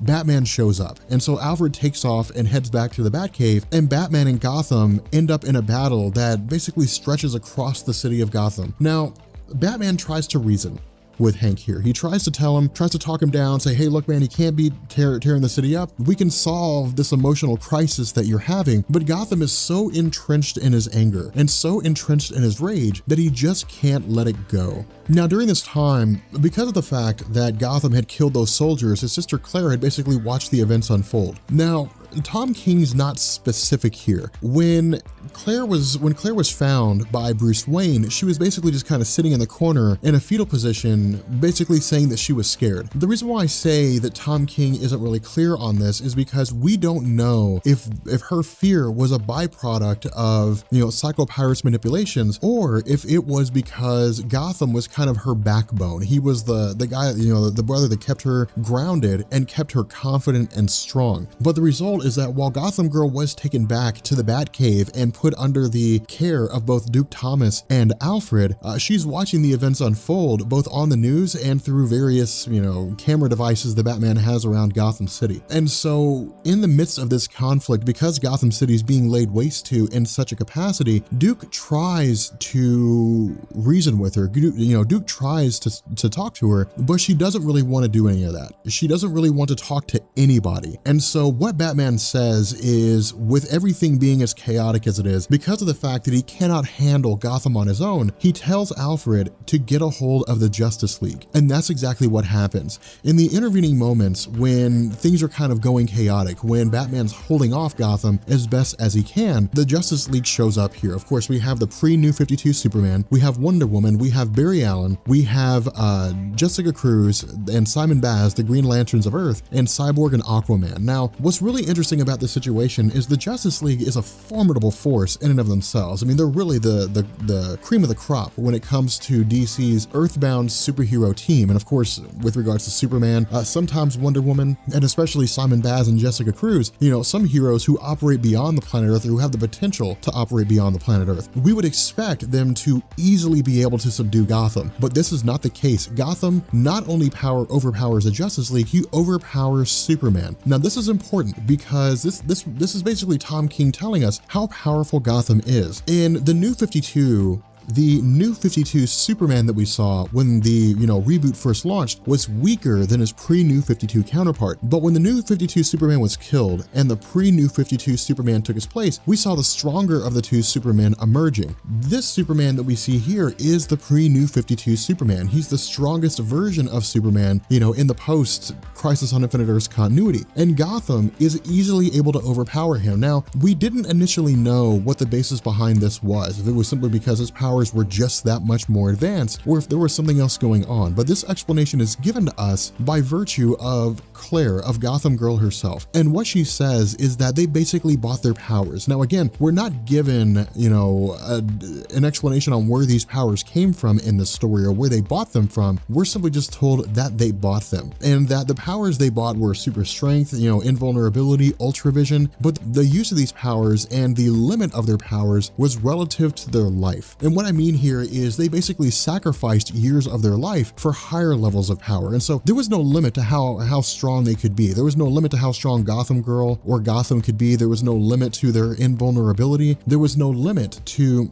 how well they could see, to their ultravision. But the higher they took their powers, the more years of their life they would lose. And so if they wanted to be an ordinary citizen, they could live for decades. If they wanted to be like Superman, they would have to sacrifice a few years of their life. But if they wanted to be godly in terms of powers, they would only have a few hours to live. And so what ended up happening here is Gotham has basically pushed his powers to the brink. He has pushed his powers to the extreme, to where they're at their highest levels, or seem to be of the highest levels that his life can withstand, to the point that he has maybe minutes, half an hour, something like that, left to live. And so what Claire says is that because his power is so extreme, he seems effectively unstoppable, and there really doesn't seem to be a way to beat him, and his goal is to effectively destroy Gotham City. And so what Batman does is he steps up here and offers himself to Gotham, and saying that, that Psycho Pirate was allowed to, commit his acts because he hadn't been killed by Batman. That Gotham's parents were killed because Batman didn't get there in time. And so he's basically making himself the victim here. Batman would rather Gotham kill him than wipe out Gotham City. At the same time, we're given a little bit of a narrative between Claire and Duke. And Duke says that, Batman's mantra is always, it's okay to be afraid, but you have to face your fear. Now, this strikes a chord in Claire because from her perspective, this was not a quote that she heard from Batman. It was a quote she heard from her brother Hank. who of course got it from Batman. And so this is again basically, clearing up the discussion earlier about how we said where Tom King wasn't really clear about, Gotham Girl saying that she was scared. This seems to indicate that Gotham was kind of her backbone. He was her foundation for the confidence that she had. And the result was that this was rooted in the idea that Hank would constantly comfort her in saying it's okay to be afraid, but you have to face your fear. The result is that once she learns that this was basically Batman, that Batman was the one that had inspired her to become a superhero by virtue of inspiring Hank, she immediately takes off to confront her brother. And so for a fraction of a moment, in order to basically keep from killing herself, Gotham Girl puts her powers to the extreme, and in the process of doing so, ends up killing her brother. And that effectively wraps up the story. That sort of brings things to an end. To be honest with you guys, this story was kind of interesting to me. It really seemed like Tom King was using this as a platform to introduce a new superhero in the form of Gotham Girl. I enjoyed it for what it was. I felt like the conspiracy of the three Jokers really should have been the first story arc to kind of bring us in, but it also feels like that would be a trump card, just because that's the one thing that a lot of people are really looking forward to. A lot of people want to know about the history of the three Jokers, the conspiracy of the three Jokers, and maybe it would have been introducing that in the beginning would have just been too soon. Maybe it was something better suited for 2 or 3 story arcs down the line, which seems to be what DC is going for. All right, so continuing our discussions on DC Rebirth, we pick up now with I Am Suicide. I kind of miss the old intro. So what I want to do here is have a discussion about I Am Suicide. This is actually really cool. This story is, Tom King, dude, this guy's kind of crazy. With Vision, it was crazy good. With I Am Gotham, it wasn't really hitting the mark. With I Am Suicide, I'm impressed. I mean, this is a good story. This is a really, really solid story. And I think it really speaks volumes to the way that he uses characters, right? Because in comic books, there's all different kinds of characters out there, and a lot of people use them in a lot of different ways. But the mark of a really good storyteller is a person who can use a character in a way that was just never really used before, a way that we never really thought to use them before. And what I'm talking about here is actually the relationship between Psycho-Pirate and Bane, and we'll actually get to that here in a minute. But what this does is this gives us a little bit of a rehash with regards to Bane's origin story in DC Rebirth. Now, I do have a video on the origin of Bane as part of DC Rebirth, and you guys are welcome to check that out. You'll find the link down in the description. But again, it really just kind of refreshes us that Bane basically spent a large majority of his life in Santa Prisca prison. He escaped for a while, but it also confirms the events of Nightfall in Batman's continuity. Now, this has been confirmed already. I mean, Bane had already reappeared. I think it was part of Batman Eternal. I know that was Hush, but I actually never really read through Batman Eternal. I'm just kind of going on some of the videos that I think Benny made. But with Batman's continuity, and I actually want to talk about this for a second because a lot of people have expressed confusion on where things stand. With Batman's continuity, it can be a bit confusing. So when the New 52 launched, because remember, the DC Rebirth event is basically still the New 52 continuity. When New 52 launched, Batman got, a retelling of his origin in the form of really, Batman 0 Year. But the question a lot of fans had is, if according to New 52, it's only been 5 years since superheroes first showed up on the scene, then what does that mean for Batman's history? What does it mean for events like Nightfall and events like Death in the Family and the Killing Joke and all that kind of stuff? And DC basically said, well, everything in the history of Batman happened in 5 years. And so it really, it strained credulity. DC Rebirth has actually come back and said, well, it's actually 10 years, not 5. But we still have yet to see how DC Rebirth will expand into the overall larger DC continuity and how it's all going to come together. So again, there's a lot of questions that exist there, and there's a lot of things that still need to be answered. But at the very least, again, this kind of reminds us that Bane is a guy that did fight Batman. He did break his back during Nightfall, and so the two of them do have history together. More so than that, Psycho-Pirate is not just a villain. And that's why I say things are kind of cool here. Now, we don't know if this is Roger Hayden or if this is Charles Halstead. I think it is. I was actually talking to Sal and I was talking to Joel about this in the Weekly Pool chat because I was trying to figure it out. I was like, which one is it? Is it, DC's never really said. And it doesn't really matter in particular, I don't think. But historically speaking, Psycho-Pirate's always been a guy that had the ability to manipulate the emotions of others to basically make them feel certain emotions. So he can make a person feel fear. He can make them feel anger, happiness, sadness, so on and so forth. But he was always a guy that did this for, his own particular crimes, or maybe he would go against some super powerful being or something like that. In this story, Tom King basically turns him into a drug. And it's really, really cool because Bane is literally just kind of recounting, going back and more or less giving Psycho-Pirate his backstory and talking about the pain pain and torment that he feels over the course of the failures that he's had in his life. You know, when he was basically forced to live in Santa Prisca because of his father's actions. You know, when he was forced to experience the death of his mother, when he had been defeated by Batman after defeating him. All these things, you know, all these experiences in his life has just kind of sent him into an emotional freefall. And so he basically uses Psycho Pirate to make him feel better. You know, he tells the Psycho Pirate, tell me that I'm happy, you know, tell me that I'm brave, tell me that I can always stop. And so instead of being addicted to like Venom, you know, the drug that basically gave him super strength and so on, it's really just him being addicted to the emotional feelings that Psycho Pirate can engender inside of him. Now from here, we pick up with Gotham Girl, because keep in mind, throughout most all of Tom King's run, following the events of I Am Gotham, where both Gotham and Gotham Girl were introduced as a brother and sister superhero duo, where Psycho Pirate had manipulated Gotham into basically losing his mind, becoming a bad guy,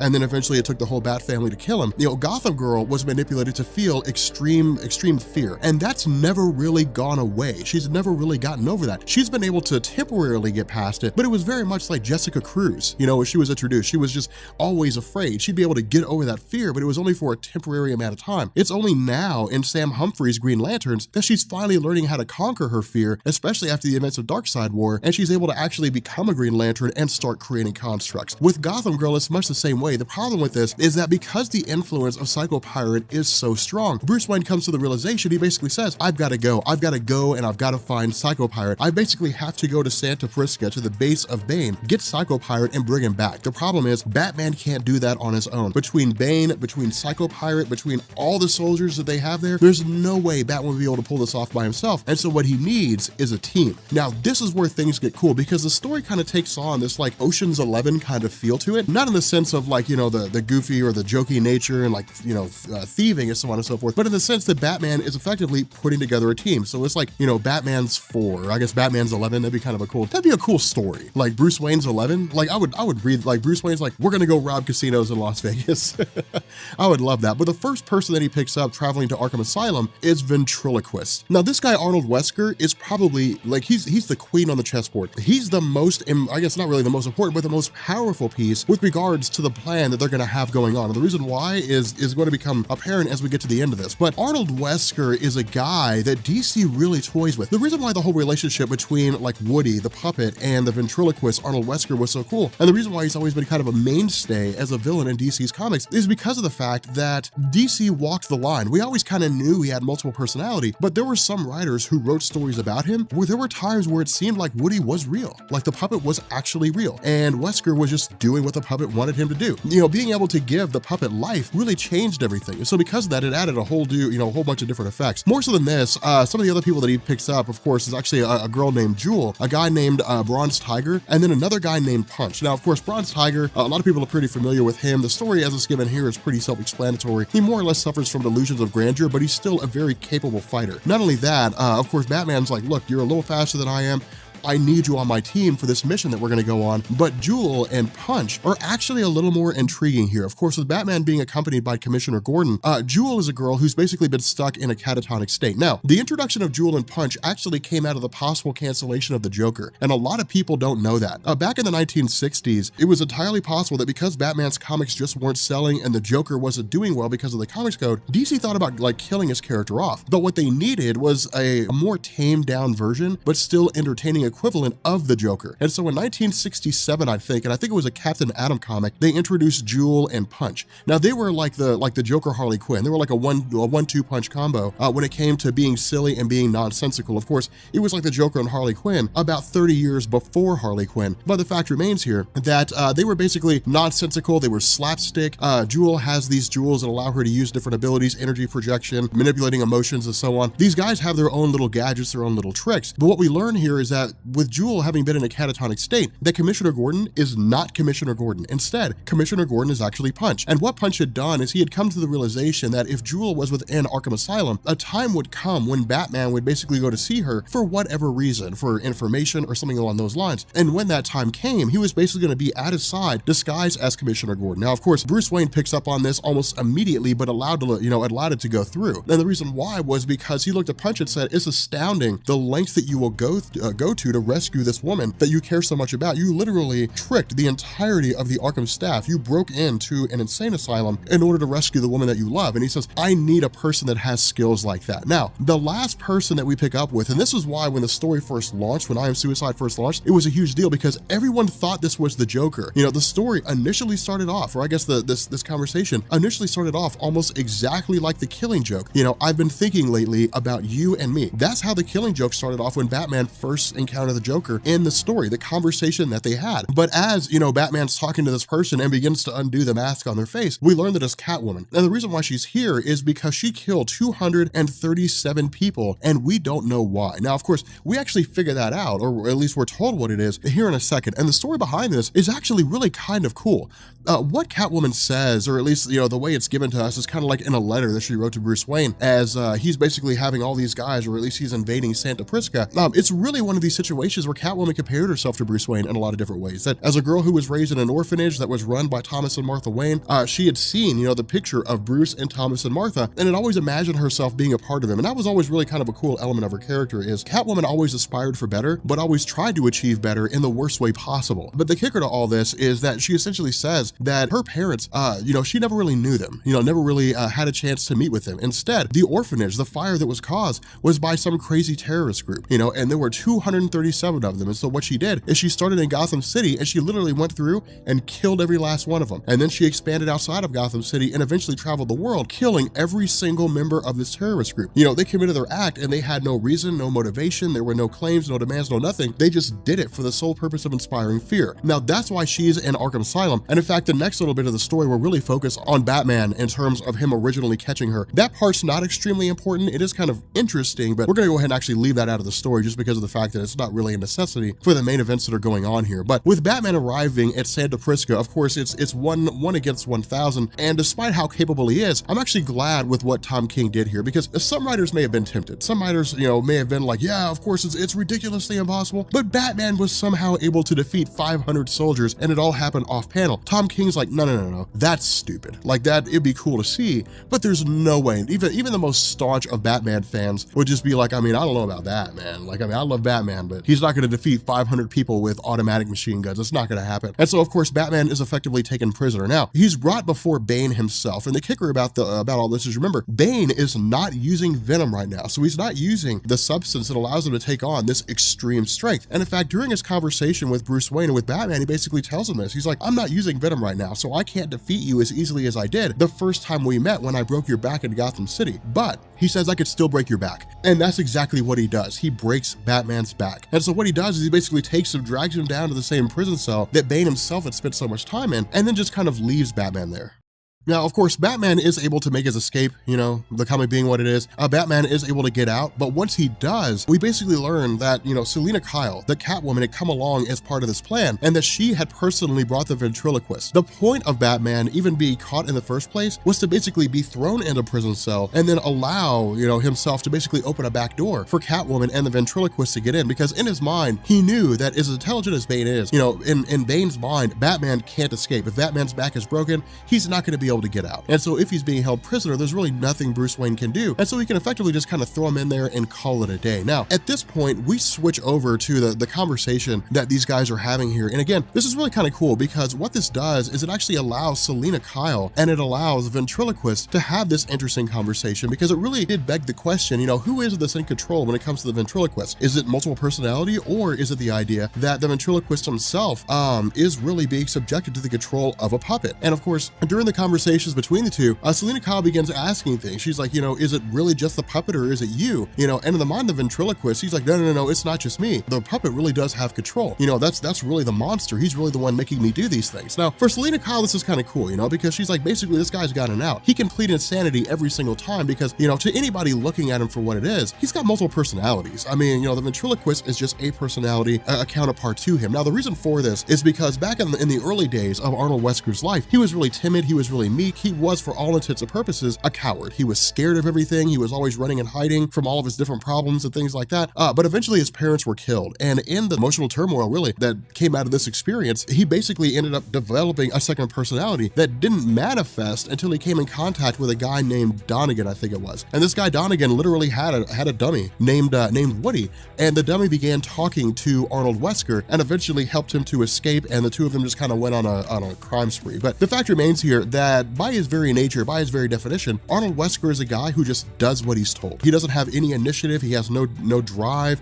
no ambition. You never get anything beyond what you tell him to do. He's very much robotic in that sense. And so because of that, Selina Kyle basically says, yeah, I know Batman told us that you're supposed to stay with me, but what I'm telling you is stay here. And so the initial indication here that Tom King is giving us is that she's breaking out of the plan that Batman set for them. Now, of course, from here, we pick up with the other half of the plan in the sense that Bronze Tiger and Punch and Jewel had basically approached Santa Prisca Prison with the idea that Bronze Tiger himself was bringing Punch directly to Bane. Now, the reason for this is because Punch was like one of the only guys, I think the only guy, who was able to successfully break out of Santa Prisca Prison. And so because of this, it's very much sought after to essentially have him return home, if for no other reason than the fact that Bane's just collecting trophies. The kicker to all this is that, while this conversation is taking place, Batman's watching it all unfold from a ventilation shaft. Selina Kyle jumps in, and she basically takes out Bronze Tiger, and then she spills the beans of the whole plan to Bane, and basically says the whole reason why these guys are here is a ruse. They're supposed to be a distraction. I'm supposed to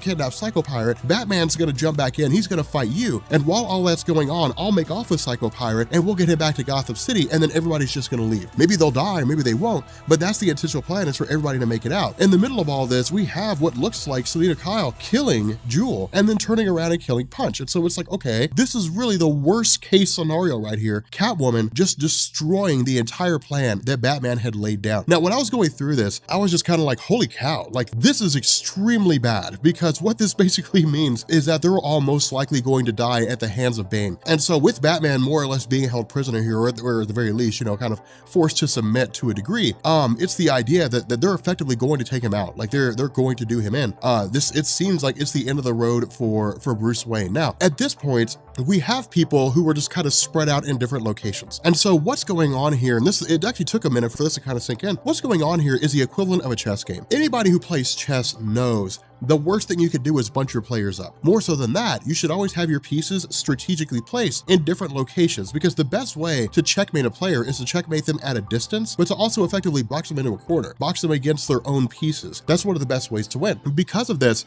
think of these guys as chess pieces. We have Bronze Tiger, who's basically been thrown down, in the pit with all the other soldiers and killers for hire under Bane's control. We have Arnold Wesker, who's still just kind of sitting down in the sewers, waiting for someone to come and tell him what to do. Jewel and Punch are dead. They're being sent off to the furnaces, and Catwoman is sitting alongside Bane while Batman begins to fight him. Now, the other half of this is that Bane is very much taunting Batman in this skirmish. Bane is very much basically saying, you and I are exactly the same in a lot of different ways. Now, the argument Bane makes here is good, and it's very easy to discount this, but the argument that he makes is actually pretty legitimate here, and the reason why is Bane is extremely intelligent. I mean, Bane, what we saw in The Dark Knight Returns, in terms of his strength, that was pretty cool, but in terms of his intelligence, it was nowhere near what he needed to be. At the end of the movie, he was still basically just a henchman. He was working for Talia al Ghul. Spoiler alert for a 7-year-old movie. For the comics, Bane was always wildly intelligent. He educated himself. He was able to deduce Batman's identity in somewhere between 3 to 6 months, I think it was. He's one of the smartest guys when it comes to combat, strategy, so on and so forth. And what he tells Batman is, look, over the course of my life, I thought Venom was the answer.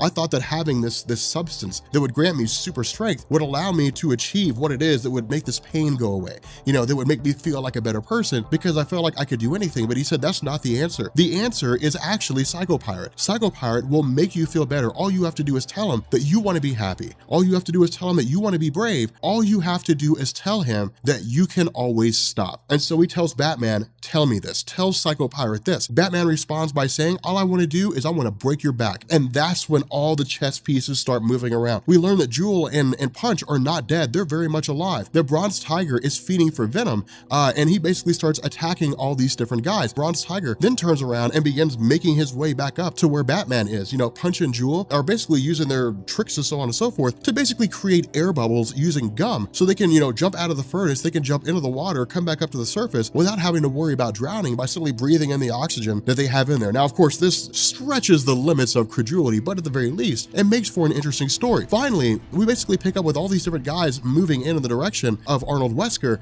and we have Bronze Tiger finally taking Wesker and bringing him to where Batman's located. On top of all this, the plan seems to have been this the entire time. Batman seems to have orchestrated this the whole time because Catwoman keeps saying, do you want me to get involved? Do you want me to get involved? And then finally Batman says, break him. And Catwoman jumps in and breaks Bane's back. And so again, it seems to be the entire plan of Batman to basically not only defeat Bane, or I guess not only take Psycho Pirate, but to crush Bane. To basically say, at the end of the day, you're nowhere near where I'm at. Who you are right now is a shadow of your former self. Now, a lot of the success still hinges on Arnold Wesker. And the reason why is because, again, Psycho Pirate can manipulate the emotions of anyone who sees him. And so because of this, if he looks at Batman, if he looks at, any of these guys and targets them, he'll send them into states of absolute insanity by manipulating their emotions. But with Arnold Wesker, it's not that way because Arnold Wesker is emotionally repressed. He doesn't allow his emotions to get out there. He's just a robot. He just does what he's told to do. And so because of this, in the middle of Psycho Pirate more or less taunting Wesker, we suddenly have the personality of Woody the puppet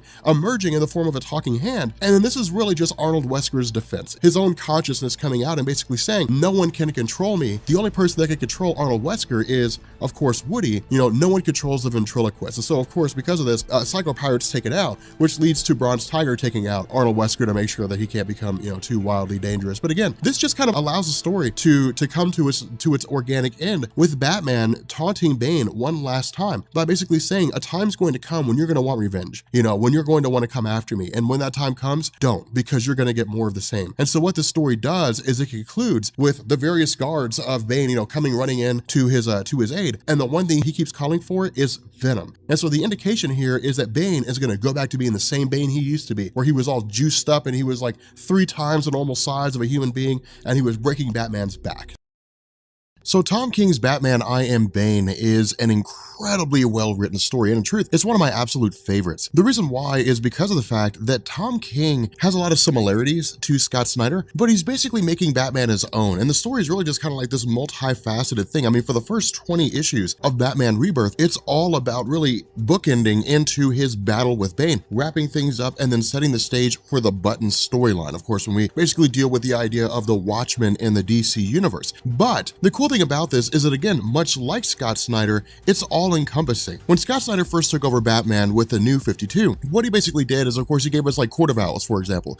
For issues 1 through 12, it was Court of Owls and City of Owls, but the entire 12-issue run is largely just kind of called the Court of Owls storyline. But it was a multifaceted story that basically revealed to us as the reader that there was an organization operating in Gotham City that Batman never knew about called the Court of Owls, and it was cool to turn the Batman mythos on its head, where we previously assumed that Batman always knew what was going on in Gotham, that in truth, he didn't know everything. From there, it was the return of the Joker, death of the family, Endgame. There were multifaceted story arcs that helped to kind of revamp and revitalize the Batman mythos for a new generation of readers. And that's one of the reasons why so many people look to Scott Snyder's run and say Scott Snyder and Greg Capullo had the definitive storytelling standard when it came to the Batman landscape. And so when Tom King took over, it was a tough nut to crack. I mean, it was a tough sell for a lot of people to say, can Tom King live up to Scott Snyder's run? In my mind, the answer is yes. And the reason why is because the whole first 20 issues of Batman is really kind of like this self-contained story that you have to read in its entirety in order to fully appreciate it. And so what this video is going to do is it's going to harken back all the way to really the very first story of Batman Rebirth, the very first issue of Batman Rebirth, and kind of give us an idea of everything that was going on behind the scenes with regards to Batman's final confrontation with Bane. Now, what this does is this picks up with the aftermath of I Am Suicide. There were a couple of one-shots between I Am Suicide and I Am Bane, but they weren't wildly necessary. They were just kind of setting the stage and showing a little bit of romance between Batman and Catwoman, and they were cool for what they were, but they're by no means essential. However, the goal of Batman was to basically capture Psycho Pirate. Pirate. Now remember, Psycho Pirate is a guy who can basically put on his mask and then manipulate the emotions of other people, sending them into a state of either total insanity, of complete happiness, literally making them feel whatever it is that he wants them to feel. With Psycho Pirate impacting Gotham Girl, who of course we had talked about in the story I Am Gotham, with her having really powers that were almost on par with Superman,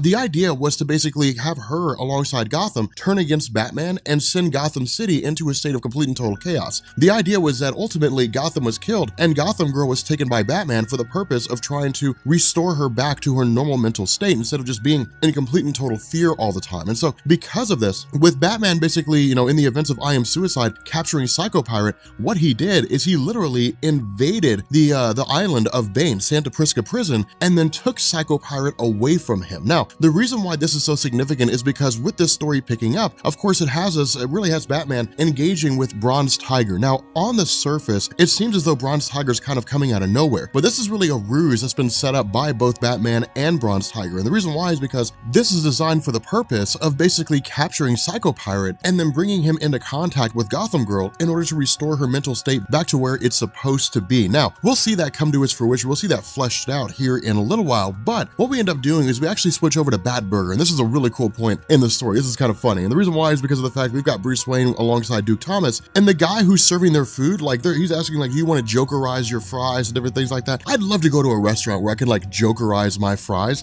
That would be amazing. It's almost like In-N-Out monster, animal style. Oh my God, by the way, In-N-Out animal style fries are amazing, dude. They're so good. I didn't believe it before, but they are incredibly delicious. But this is really actually a meeting taking place between the Bat family. So it will really minus Barbara Gordon or Batwoman. So it's basically Duke Thomas and it's Bruce Wayne and then Jason Todd, Damian Wayne, and Dick Grayson. But the funny thing is we get this really cool interaction between them. For example, Damian Wayne basically gets a kid's meal, and then when he opens it up, it turns out to be a Red Hood toy, and then he's all kind of, all upset about it and everything. But it's still kind of funny. And the reason why this works is because, again, and I keep reiterating this, with Damian Wayne, he's one of my favorite characters because he's so young and he's so ruthless, but he's also still a kid, and so he enjoys kids' stuff. But again, what's basically happening here is Bruce Wayne's essentially telling everybody, look, I'm going to have to take Gotham Girl for 5 days. I'm going to take her and I'm going to have Psycho Pirate. He's going to interact with her for 5 days. Bane is going to come looking for her. For 5 days, you all need to leave Gotham City. You all have to get out of here. And the reason why is because Bane will destroy anybody in his path in order to get to the Psycho Pirate. Now, the reason why this is the case, and the reason why Bane captured Psycho Pirate in the first place was because Bane is not using Venom anymore, or at least was not using Venom at the time, the serum that gives him his enhanced strength and durability and all that kind of good stuff. But coming off of Venom is very much like coming off of a drug. There are withdrawals. In this case, with Venom, it's almost like the body's on fire. And so in order for Bane to basically overcome the impact of Venom without him being on it, he uses Psycho Pirate to manipulate his emotions so his body doesn't feel as crushing as it would if he didn't have the Psycho Pirate. And so literally taking Psycho Pirate away from Bane is taking away the one thing that's keeping his sanity intact, the one thing that's keeping his body from feeling like it's destroying itself. And so because of this, again, Bruce Wayne basically says, they're going to come after me.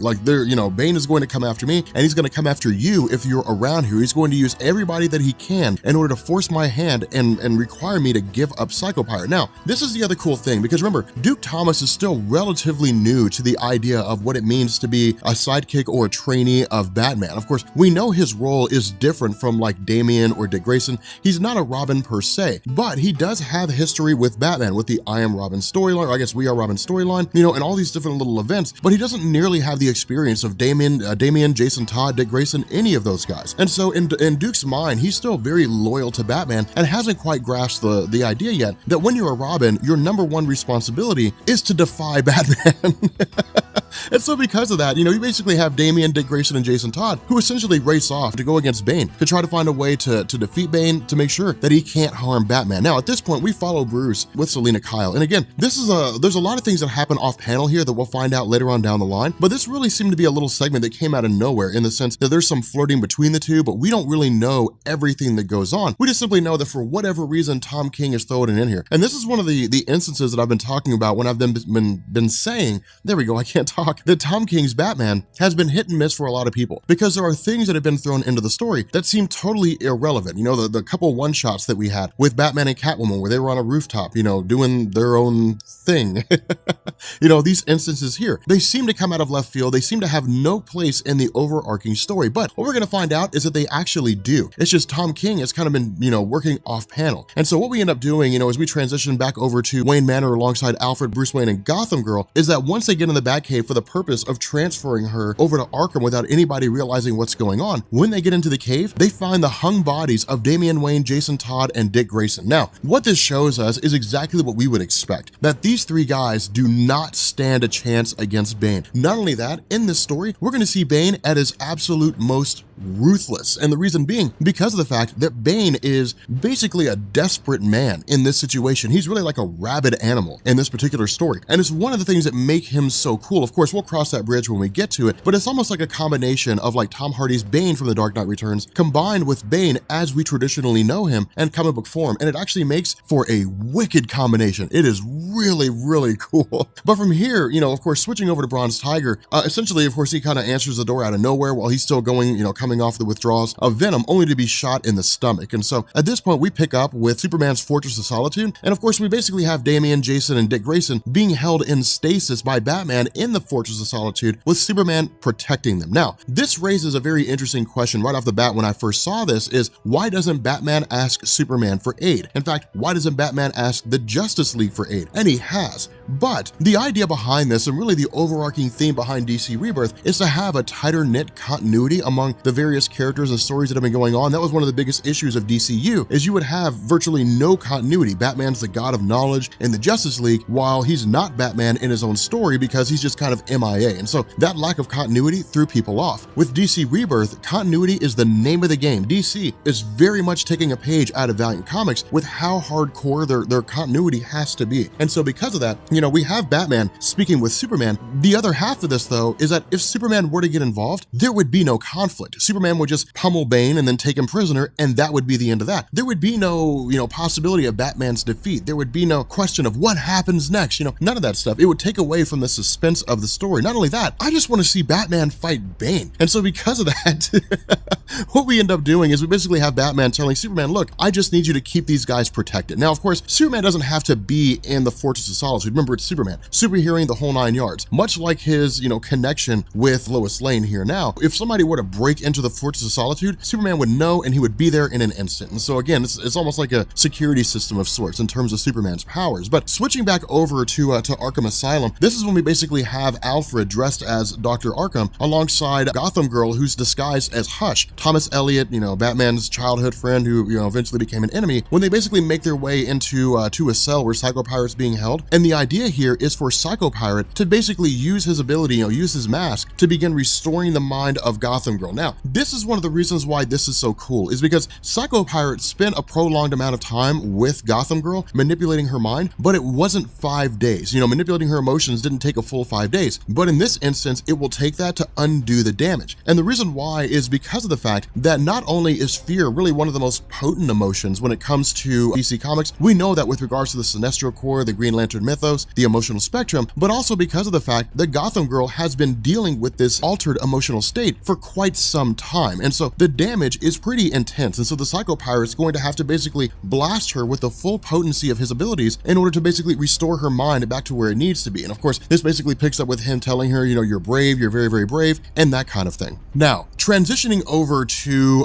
really to what I consider to be the kind of highlight of this conflict, we basically have, you know, a few of Bane's henchmen who are traveling around and rounding up individuals who were either part of Batman's team when they first broke into Santa Prisca prison and stole Psycho Pirate, or individuals who were just close to Batman. So like Commissioner Gordon, Catwoman, Bronze Tiger, who was shot and has basically been taken prisoner. But what ends up happening here is Batman's effectively just kind of perched up on the Arkham Asylum clock tower. And then Bane just pops a flare and reveals that he has Catwoman, Bronze Tiger, Duke Thomas, and Commissioner Gordon held hostage. Now, this is where the story gets really, really cool. And that's one of the things about this is Tom Taylor, when it comes to like setting up a story, he does it pretty well, but it seems to kind of drag on a little bit. And so what this ends up doing is just kind of going from 0 to 60 really fast. Now, one of the most important things that he does is he juxtaposes the history of Batman and Bane together. And this is what's so cool because no one's ever really done this before. Usually what they do is they say, hey, here's like the origin story of Bane, and it's like a one-shot or something like that, or it's somehow intertwined into the story, but we don't see Batman's origin and Bane's origin side by side with one another. And the cool thing about this is that Tom King doesn't really change anything. I mean, he doesn't like retcon the origin of Bane in order to make it fit the story. He just takes the origin of Bane as it exists in DC Comics and then puts it side by side with the origin of Batman as it exists in DC Comics. And what we find out is these two are almost identical.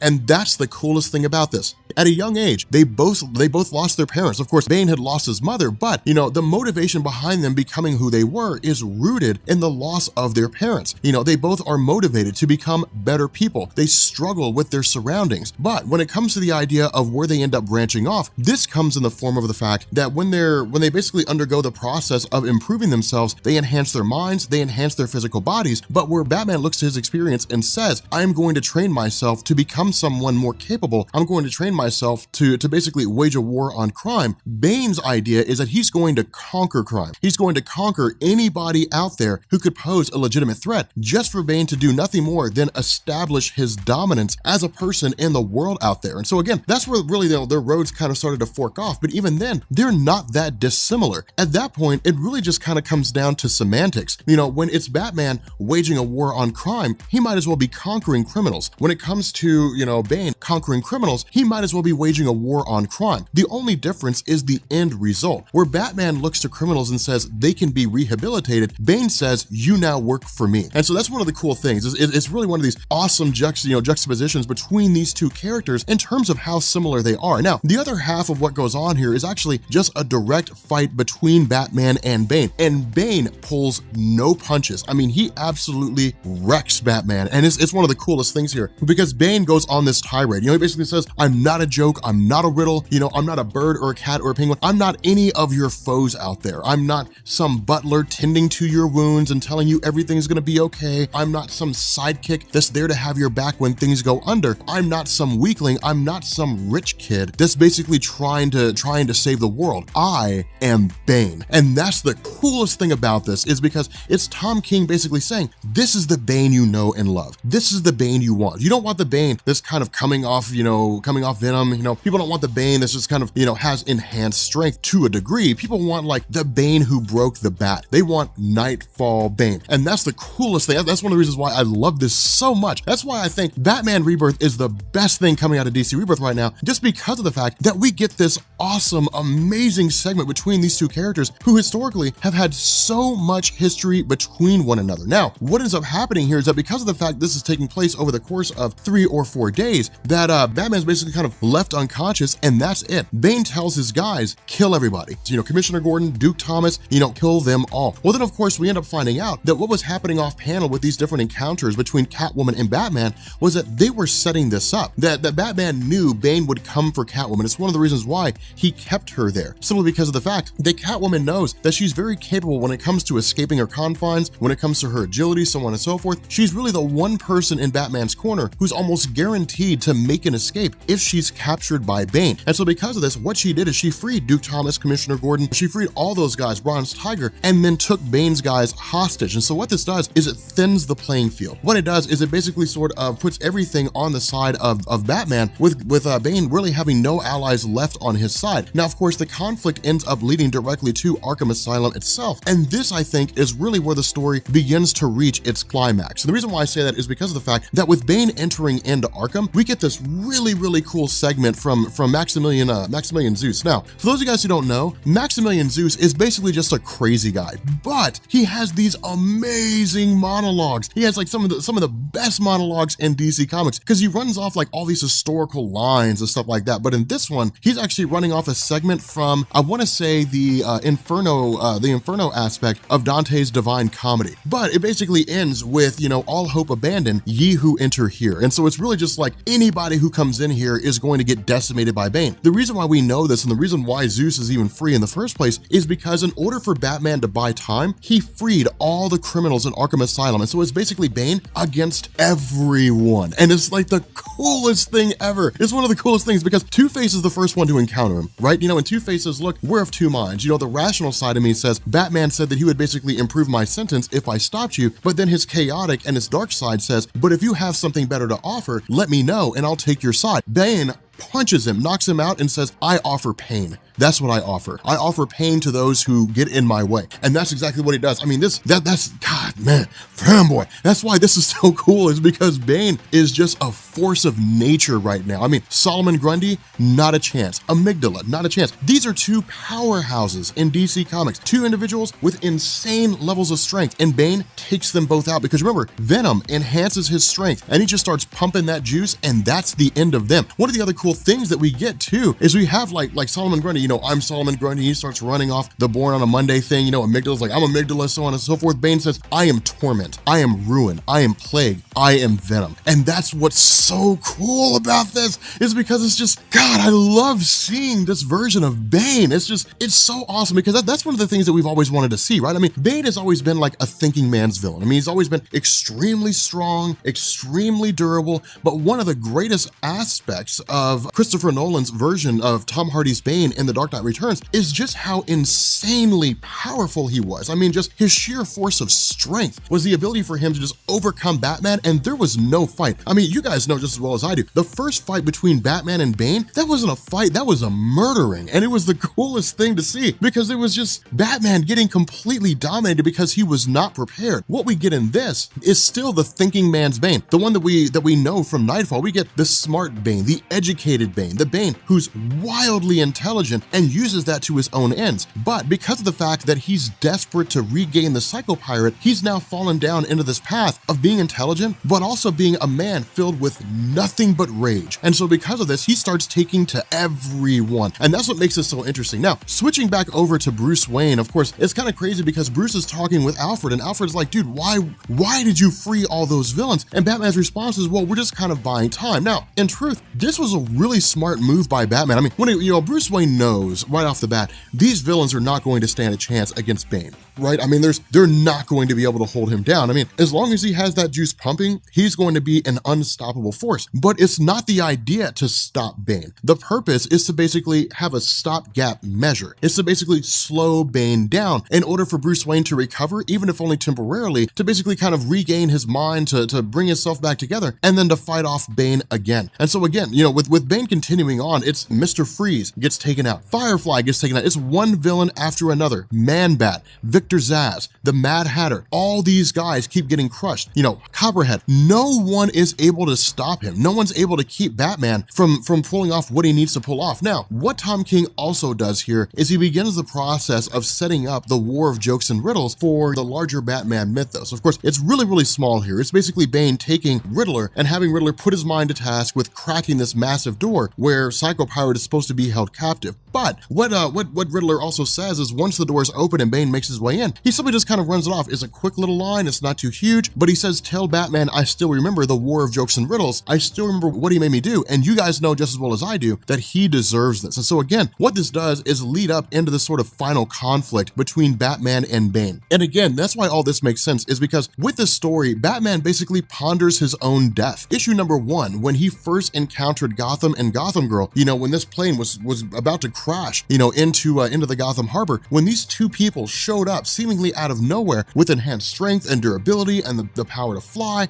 basically all the same abilities as Superman, Batman looked at them and said, that's my way out. And that's why Gotham and Gotham Girl were so significant. And that's why Batman is, at least it seems to be, going to the lengths to basically to restore Gotham Girl back to the way she was before. Because in that story, Tom King basically said the one thing that we've known for years and years and years and years, and all the time that we've been reading Batman. Bruce Wayne does not want to be Batman forever. Eventually, he wants to walk away. He wants to retire. That's the basis behind why Duke Thomas is here, and it's the basis for why he paid special attention to Gotham and Gotham Girl, because if he trained them adequately, they could be the first in a new generation of heroes who could protect Gotham City the way it needs to be protected, with Batman finally relinquishing control and stepping out of the shadows and allowing himself to live a normal life, or at least a life as normal as he could live. And so because of this, it's basically Batman Batman kind of looking on at this idea that everywhere he goes, destruction, death, and failing is not far behind. But if it means that he can defeat Bane, if it means that he can restore the mind of Gotham Girl, then it was all worth something. At the same time, again, he continues to ponder his death. He tells Bane, you have any idea how many times I've been told, I'm gonna kill you, you're gonna die tonight. I've been told that every single night since I've become Batman. It's wearing thin, it's getting old. But what he also reveals here is that all of this was done for the purpose of buying time. When he first came up with the idea of taking Psycho Pirate from Bane, he knew that there was going to be fallout. He knew that there was going to be consequence. All this stems with the end of the I Am Gotham storyline. As soon as Gotham Girl's mind had basically been warped by Psycho Pirate, Batman said, we have to get Psycho Pirate back. Psycho Pirate is a source for Bane in order to allow Bane to overcome his addiction to Venom. Because of that, Bane is going to be a wrecking machine as soon as we take Psycho Pirate. All these fights, all these conflicts, everything that's happened in the story so far is just for the purpose of buying time. But it's also bringing to an end this massive battle between the two. Now, the other cool thing about this is that Batman recollects on his own history. He looks back at his own past and really begins to realize how similar he is to Bane, but their roads led them down two different paths. And that's really what Tom Taylor's hitting home here. When it comes to the characters of Bane and Batman, yes, they're very similar. Yes, their origins are almost entirely identical. The difference is that Batman is ruled by his past and Bane is not. Now, that's kind of crazy because we would expect it to be the other way around, because what this does is it basically forces Batman into the situation where he's governed by his own destiny. He doesn't control his own destiny, he's controlled by it.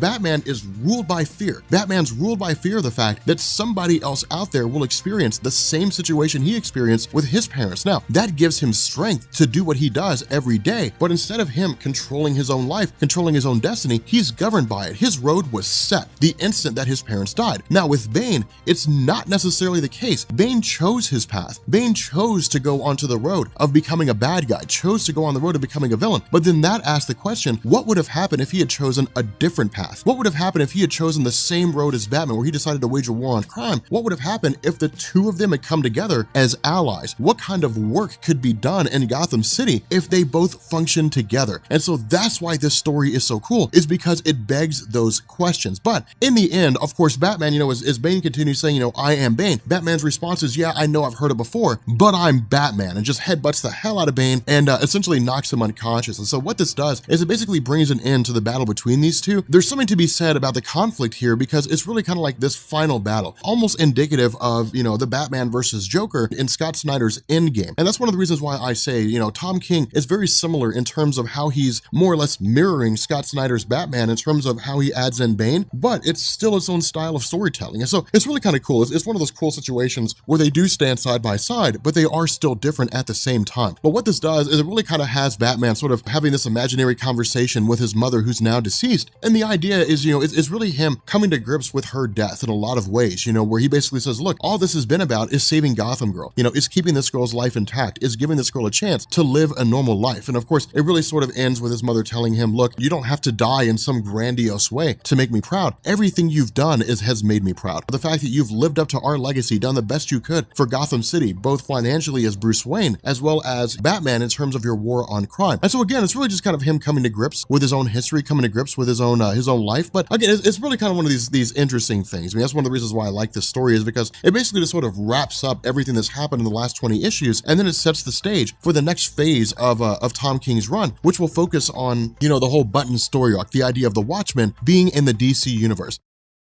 Oh my God, Rob Core. Okay, so check this out. This story is called The Brave and the Mold. Like, if that gives you any indication of what it's about, and I swear to God, this story is hilarious. It's like the best thing coming out of DC Rebirth right now. Like, it's absolutely one of my favorite stories with Batman. Now, here's the funny thing. This has Swamp Thing, and like, I've never read Swamp Thing. I'm a little ashamed to admit it.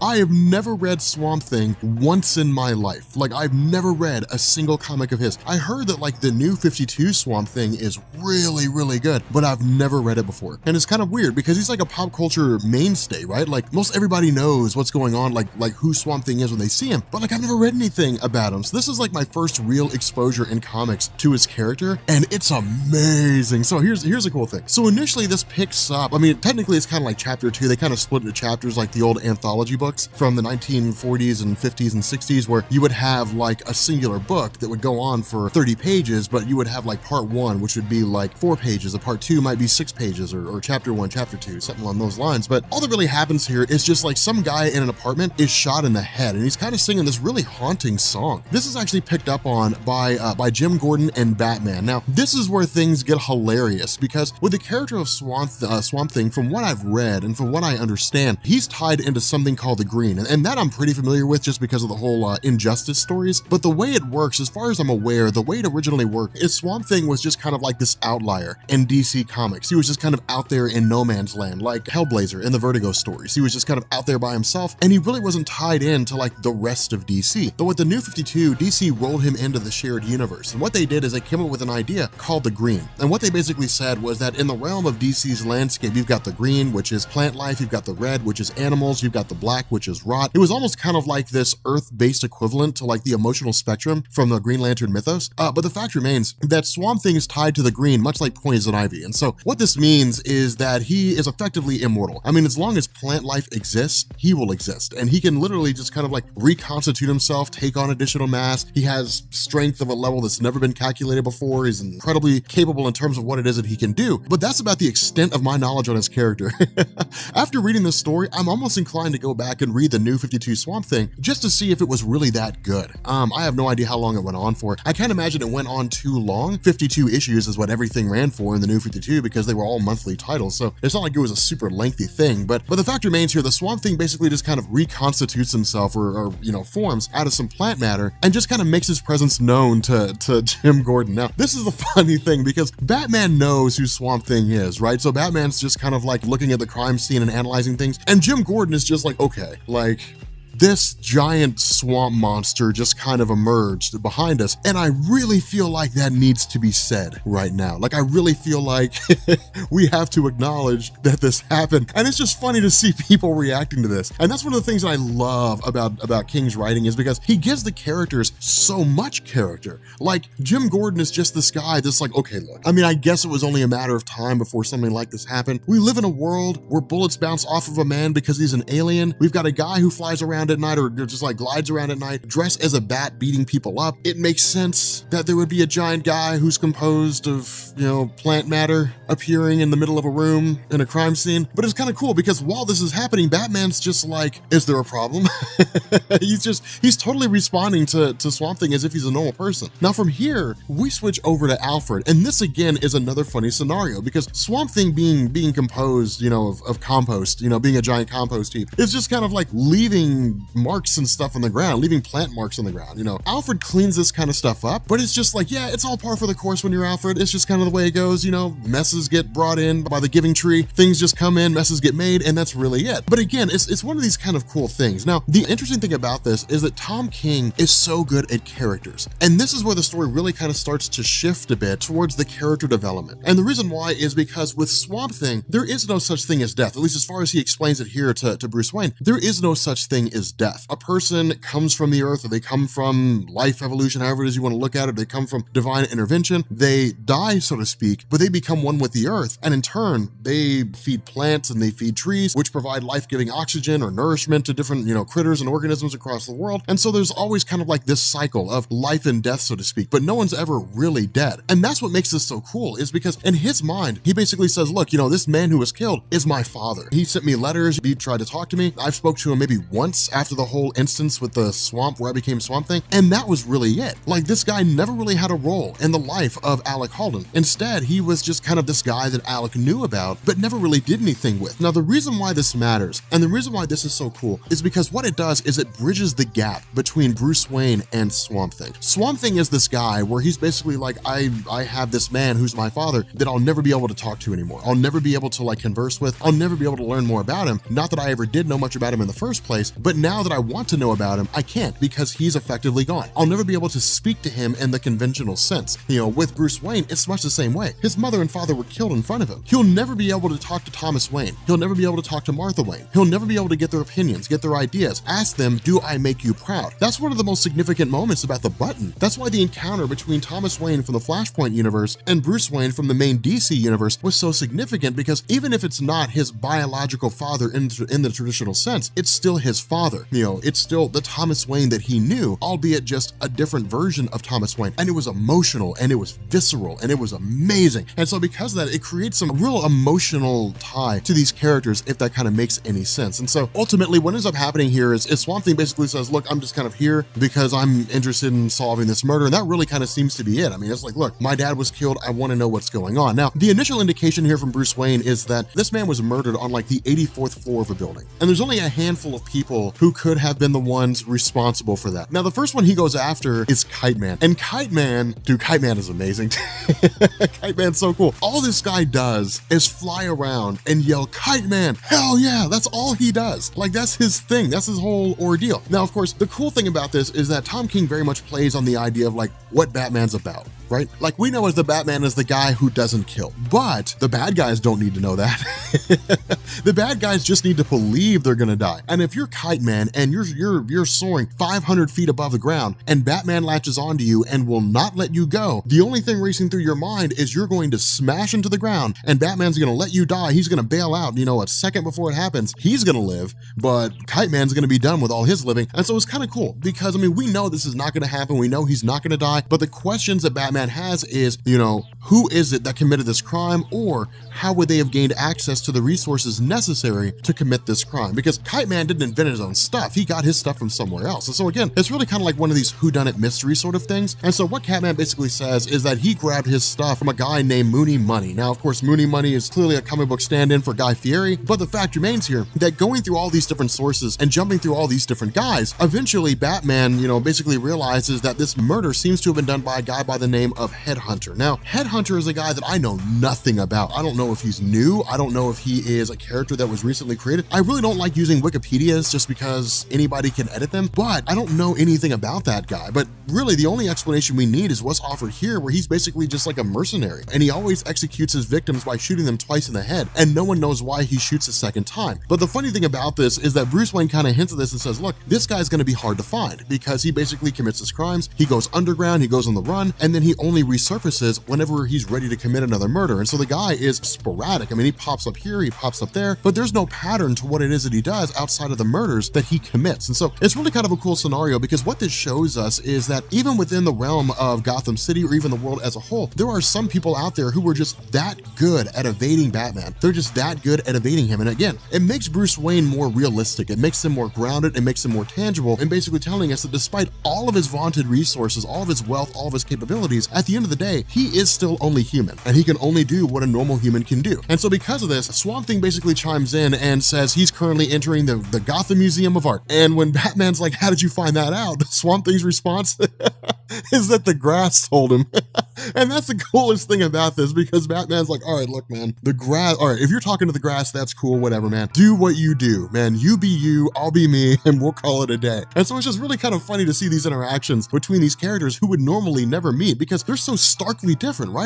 Batman is hanging out with plant matter as they're going to investigate a murder. And so again, it's interesting to kind of see how these characters relate to one another, how they deal with one another. Now, of course, once they get to the Gotham Museum, they immediately encounter Headhunter, and Headhunter really just kind of starts talking about how he had killed this guy. He had killed the father of Swamp Thing just because of the fact that he was sort of bragging about how he knows heroes, or he has an in with superheroes, so to speak, only insofar that he knew his son was Swamp Thing, and that was really about it. But it was one of these scenarios where it was this situation where a guy was basically spouting off of the mouth in the wrong place at the wrong time, and Headhunter effectively killed him, basically killed him for that purpose. Now, in response to this, Swamp Thing immediately kills Headhunter. Like, he just immediately crushes him, and Batman's kind of begging him to stop the whole time. But as soon as he's done, Swamp Thing starts crying and basically talking about how his father's dead. He's never going to be able to talk to his father again. Batman's immediate response is like, what happened to there is no death? What happened to everything lives on, to light descending and all that stuff? Like, what happened to that? And Swamp Thing's like, no, man. He's just dead. That's basically what it is. And Batman's so pissed. Like, Batman reads him the riot act. He is so pissed off because in the mind of Batman, Swamp Thing used him, right? Like, Swamp Thing shows up with this whole dog and pony show of, oh, well, you know, nothing's ever really dead. Everything just kind of lives on, you know, in the form of plant life and different things like that, you know, but it's basically him just kind of turncoating here and just being like, that's it, man. Everything's dead. You know, there's nothing to it, man. Like, you die and then that's it. Like, that's just the end of you, you know, and it's kind of crazy because while Batman's reading him the riot act, Swamp Thing's like, I gotta go. And he basically just bails out. And that's it. And it really just kind of ends with Batman screaming at him. And that's pretty much all there is to it. It is an amazing story. This is so good. It is a perfect ending to a Batman story. And I really hope, this question goes out to you guys who are Swamp Thing fans. My question is this: is the new 52 Swamp Thing like this? Or is it just like kind of weird and dark and so on? Because this is an amazing story. And I absolutely love this. I love seeing Batman reading Swamp Thing the riot act because like Swamp Thing could crush him like a bug, right? Like Swamp Thing would be like, you know what? I'm tired of you, Batman. And then that's just the end of Bruce Wayne. It'd be so cool. Like it's such a cool scenario to see Batman just not caring and just screaming at Swamp Thing and the Swamp Thing just being like, I'm out, peace, and then just bailing. Rob Core, man. Y'all know what I'm getting ready to say. Batman, the best thing coming out of DC Rebirth right now. Oh my God, dude, this story is so good, man. This story is so good. Like, Tom King, man. Let me tell you something, man. This man's living up to his namesake. He's the king of writing Batman right now. Mostly because he's the only one writing the Batman comic. Detective Comics is good. Detective Comics is amazing. Love Detective Comics. But this right here with Batman is amazing. In all seriousness, though, this is a beautifully written comic. I mean, a beautifully written comic because there's no like villains. There's no Bane coming. There's no, oh, the Joker. No, none of that stuff. This is Batman at his most real. This is Batman, like Batman's character is tangible. You can feel it. The cool thing about this is this really kind of offers like a follow-up to the whole events with Gotham Girl. And it was always like this unresolved plot line, right? Like it is this thing that's been going on forever and ever and ever and ever, and it's just never really been resolved. Even now, we still don't know a lot about her. All we really know is that in the beginning of Batman Rebirth, that Gotham and Gotham Girl had just shown up in Gotham City, you know, and they had these powers that made them almost akin to Superman. They could fly, they had durability, enhanced strength, so on and so forth. Now, over the course of the story Gotham, of I Am Gotham, what we had learned is that somewhere along the line, they had effectively sold years of their lives in relation to power, which meant that if you wanted like absolute power, you would have to basically say, here's the X amount of years that I'm willing to give away. What that really means is that the more she uses her powers, the more she drains years off her life. And so she's kind of at this impasse because if she decides to become a superhero, she's going to start losing more of her life. If she doesn't, she can live out the rest of her days or whatever days she has left as a person. And that's really the crux of this story in a lot of ways, with the exception of the ending. But the cool thing about this is that with the character of Gotham Girl, because she's so powerful, she was one of these people that basically had her emotions messed with by Psycho Pirate. And so as a result, she spent most all of the storylines after the events of I Am Gotham, she spent all the other storylines just kind of sitting in fear. Now, of course, this is really kind of King's way of putting her on the back burner, of just saying, hey, look, we're going to save her for later. But for right now, if we had somebody fighting as part of the Bat family that had strength and power that basically made them equivalent to Superman, then it would just solve all the problems that are coming along. Batman fights Bane, Gotham Girl swoops in and saves the day.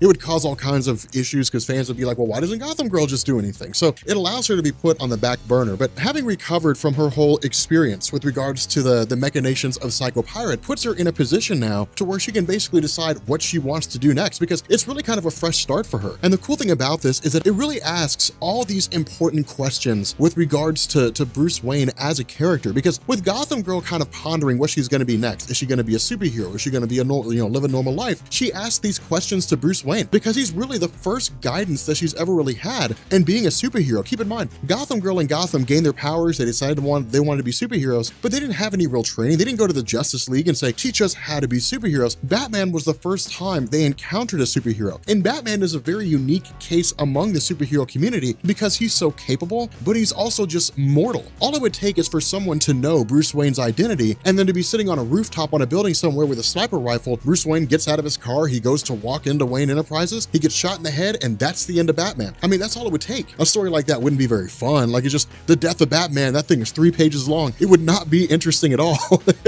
But, that's what it takes for this character. But he's so unique, he's so interesting because he's so smart, he's so easily killed. That's what makes the thing so cool about him. But in a lot of ways, he's also the first superhero that Gotham Girl has really encountered that can teach her what it means to be a superhero, to go out and live a normal life. And it's kind of interesting, because she asked the question, what would I do? Like, where would I go? And it's kind of funny because she says, I was hoping you would just point me in the right direction. I was hoping that all of this would be done, that my emotions would be back under control. You would give me a piece of paper and say, follow these rules and you'll have a normal life. That's what she was hoping for, was for him to basically hold her hand and guide her to where she needed to go to become a hero. But at the end of the day, it's not like that, because it's not like that for anyone. There's no rule book on how to live life. There's no guidebook on what you should do and what you shouldn't do. I mean, it's not like you're born, and then you get to the point where you go through elementary school and middle school and high school, and you're ready to go off to college. You're 18 years old, you get your first job, and your parents say, okay, here's the book of life, have fun. And all you have to do is just go through the pages as you encounter situations, how to pay bills, what credit means. I mean, there's no guidebook for that kind of stuff. I think I'm going to start a YouTube channel like where I do that. the guidebook to life. I have no idea. But nonetheless, these are things that she's literally learning. Now for her, the idea of paying bills, things like that, I mean, that's not essential, but you guys understand what I'm saying. There's no guidebook on how to be a superhero. And that's the kind of crazy thing, is because that's why each member of the Justice League is so significant. Despite the fact that he's basically the security guard / guy that hangs around, and just like watches whatever he watches on TV, Black Mirror, I have no idea. Cyborg plays a role in the Justice League. Superman is the backbone. He's the guy where everybody knows no matter how bad things get, it's not over unless Superman's incapacitated. Wonder Woman, the one who will fight until the bitter end. Batman is the brains of the operation. Green Lantern, he's the one that's like, look, if things get really bad, I've got a whole army behind me that I can just bring in to unleash absolute hell. Everybody has a role to play. With Gotham Girl, she's figuring out her role. She's figuring out her life. She's really kind of just having this existential crisis right now. She doesn't know where she belongs. She doesn't know who she's supposed to be or what she's supposed to be about. And Batman says that. Batman says, look, when it came down to it, following the death of my parents, sure, Alfred said, hey, look, here are things that you're supposed to do. Here's how you live your life. Here's how you become a man. But when it came to him becoming a superhero, there was no guidebook. Batman did the best he could. He suddenly came across a guy who was donning this red hood. They got into a fight. Red Hood fell into a vat and became the Joker. You commit to actions, you do things, they have consequences, and you navigate and chart those waters as best you can. But the funny thing about this is that this creates a lot of questions in the mind of Bruce Wayne. Remember, we did the button. At the end of the button, or during the events of the button, he came face to face with his own father, Thomas Wayne. But that version of Thomas was more significant than the actual New 52 version of Thomas that was shot in that alley. And the reason why is because the Flashpoint version of Thomas Wayne saw his son die. He saw that version of Bruce Wayne killed. His wife, Martha Wayne, became the Joker. These are the kind of things that he dealt with. And so when he sat down with Bruce and he said, go live your life. Do not live your life as Batman. Do not live your life fighting crime. Go and live a life. Go make a life for yourself. Find a woman, settle down, start a family, pass your knowledge on to the next generation. Let somebody else be Batman. Go and live. What he's finding himself doing here is reiterating that exact same advice to Gotham Girl. And she's in turn asking, well, then why don't you follow it? If that's advice that you think is so sound, if it's advice that you think is so legitimate, then why aren't you following it? And this is the beauty of all this. This is the beauty of the whole conversation that they have. Batman says, because I don't know how to not be Batman. I don't know how to be anybody else. That's who I am. That's what I am. My parents were shot in an alley. I'm terrified, that I'd have to relive that experience. I'm terrified of losing the things I care about. The only way for me to cope with that situation is to become Batman. Batman became an ingrained part of Bruce Wayne, so much so that Bruce Wayne is the costume. It's the face he puts on when he goes out in public. When the sun goes down, when the criminals come out, Batman comes out. And that's who Bruce Wayne really is. He doesn't know how to be anything else. And that's what's so cool about this, is because it's hitting home. It's telling us the one thing that we as Batman fans always knew. It didn't take a genius to know that like Batman was the character. Bruce Wayne is just the guy that we see occasionally. That's the way it's always been. But it's so cool to just kind of see that thrown on, in pen and paper and ink, that's what it is. That Bruce Wayne is just, he doesn't know how to be anybody else but Batman. Not only that, the idea of failing to him is a massive calamity. It's something that he's absolutely terrified of. Not only that, while he tries his best to live a normal life, while he tries his best to do the things that ultimately work for him, at the end of the day, he's afraid of what it means to not be Batman. And because of that, he fails. He basically sets himself up for failure. He sits down in his home, in the comfort of his own home, in front of a fireplace with a glass of scotch, and asks the question, I wonder what life would be like if I wasn't Batman. But he looks around the city of Gotham and he says, I'm the last bastion of hope here. I'm the last man standing. I'm the last fig leaf. If I stop being Batman, the city gets overrun. The cops can hardly do the job on their own. The only reason why the city is where it is now is because I operate outside of the law. But I can bend the rules. I can break the rules. I can make people talk who wouldn't talk. I can make people talk who wouldn't talk to the cops. They wouldn't be able to get the information they need. I can swoop in the dead of night. I can make people so scared to commit crimes that they don't rob banks, that they don't mug people in the streets. Some do. But at the end of the day, the biggest threat to the city of Gotham are the big guys, the Joker, the Penguin, Two-Face. Those are the kind of things that we have to worry about. And so in a lot of ways, he's done his job, but his biggest fear is that if he steps down and he walks away, then Gotham's just ripe for the pickings. Word gets around that the Batman's gone. Oh my God, the Batman's gone. Dude, the city is ours. And suddenly it just descends into absolute madness. And so while he wants to live a normal life, he can't, because he's afraid that if he does, he'll fail the city of Gotham. And if he fails the city of Gotham, he'll fail his parents. And that again is why it's all so important, because at the end of the day, it's like that same line. It's like the line that we saw in Injustice 2. That thread doesn't change no matter what universe we're in. If Bruce Wayne is Batman, then it's the same thing all the time. No matter what he looks like, no matter what, huge calamity he's engaged in, no matter what enemy he's fighting or how big his Justice League team is, at the end of the day, the man under that cloak and cowl is a little boy who's crying because his parents got shot in an alley. That's what's so cool about it. And that's what makes it so interesting, is because that's who Batman is. And so taking this advice, when he says, look, this conversation's not about me, and Gotham Girl says, that's the problem. The conversation's not about you. We need to make it about you. Batman has to really ask himself, take a good look at the mirror and say, am I really doing everything I can to live a normal life? Am I really in this position where I've tried everything that I can? And so what he ends up doing is he goes to Catwoman. And this is why it's so gorgeous, because it's not like a knee-jerk thing. It's not like, King was sitting writing this story. He's like, I wonder what would happen if like Batman proposed to Catwoman. Let's just see. Let's just have it come out of nowhere. No, it's a gradual work in. It's a gradual thing. It starts, really all the way back, I would dare say, with Scott Snyder's run. But it really picked up steam with Batman Rebirth. It starts with the introduction of Gotham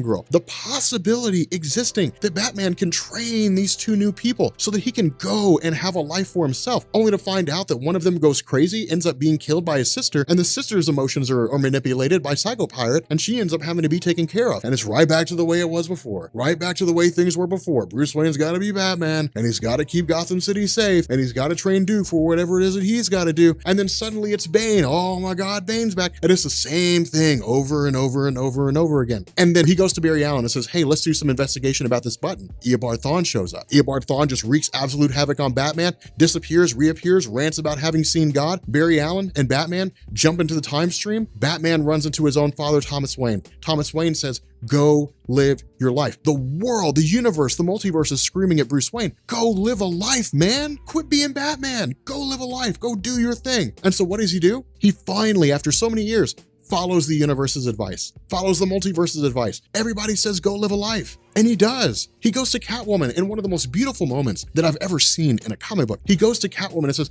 from the time I first met you, I knew that you were going to be the one. Whether it was because opposites attract, whether it was because she was just so willing to do whatever it took in order to pull off whatever goal it was she was trying to achieve. At the end of the day, he says, I'm terrified of what it is that I'm about to do. I'm so scared that I might lose you, the one connection that I have to what it can mean to have a real life. I'm terrified of what it means to possibly take this step, because it means I'm going to step down from the life that I've had. But regardless of it all, he tells Catwoman he loves her and he proposes to her. The reason why this is so visceral is because any man who's ever proposed to a woman will tell you that. Any man who's ever proposed to a woman will probably tell you it was the most terrifying moment of my life. Because what if she says no? But for Bruce Wayne, it's not terrifying because maybe she'll say no. It's terrifying because of what this represents. It's terrifying because of what this means. With Bruce Wayne being Batman, the reason why he's kept so many people at arm's length, the reason why he's kept so many people distant is the possibility of losing them. So much loss in his life. He looks around and says, if I propose to Catwoman, if I take this step, if I lose her, it could shatter me. It could break me in a way that I never imagined. But in the end, he does it. He takes that step because he's ready for something new. He's ready for a new era of his own life. And that's why this is so great. Because what this does is it bolsters the Batman story now. Because now he's got his own Lois Lane. He's got his own Mary Jane Watson. He's got his own love interest in his life that he has to hold on to, because she's now the closest thing he has to what it means to live a normal life. But with that being said, guys, if you are new here to Comics Explained, make sure you guys hit the sub button to become part of the Rob Corps. If you guys enjoyed this video,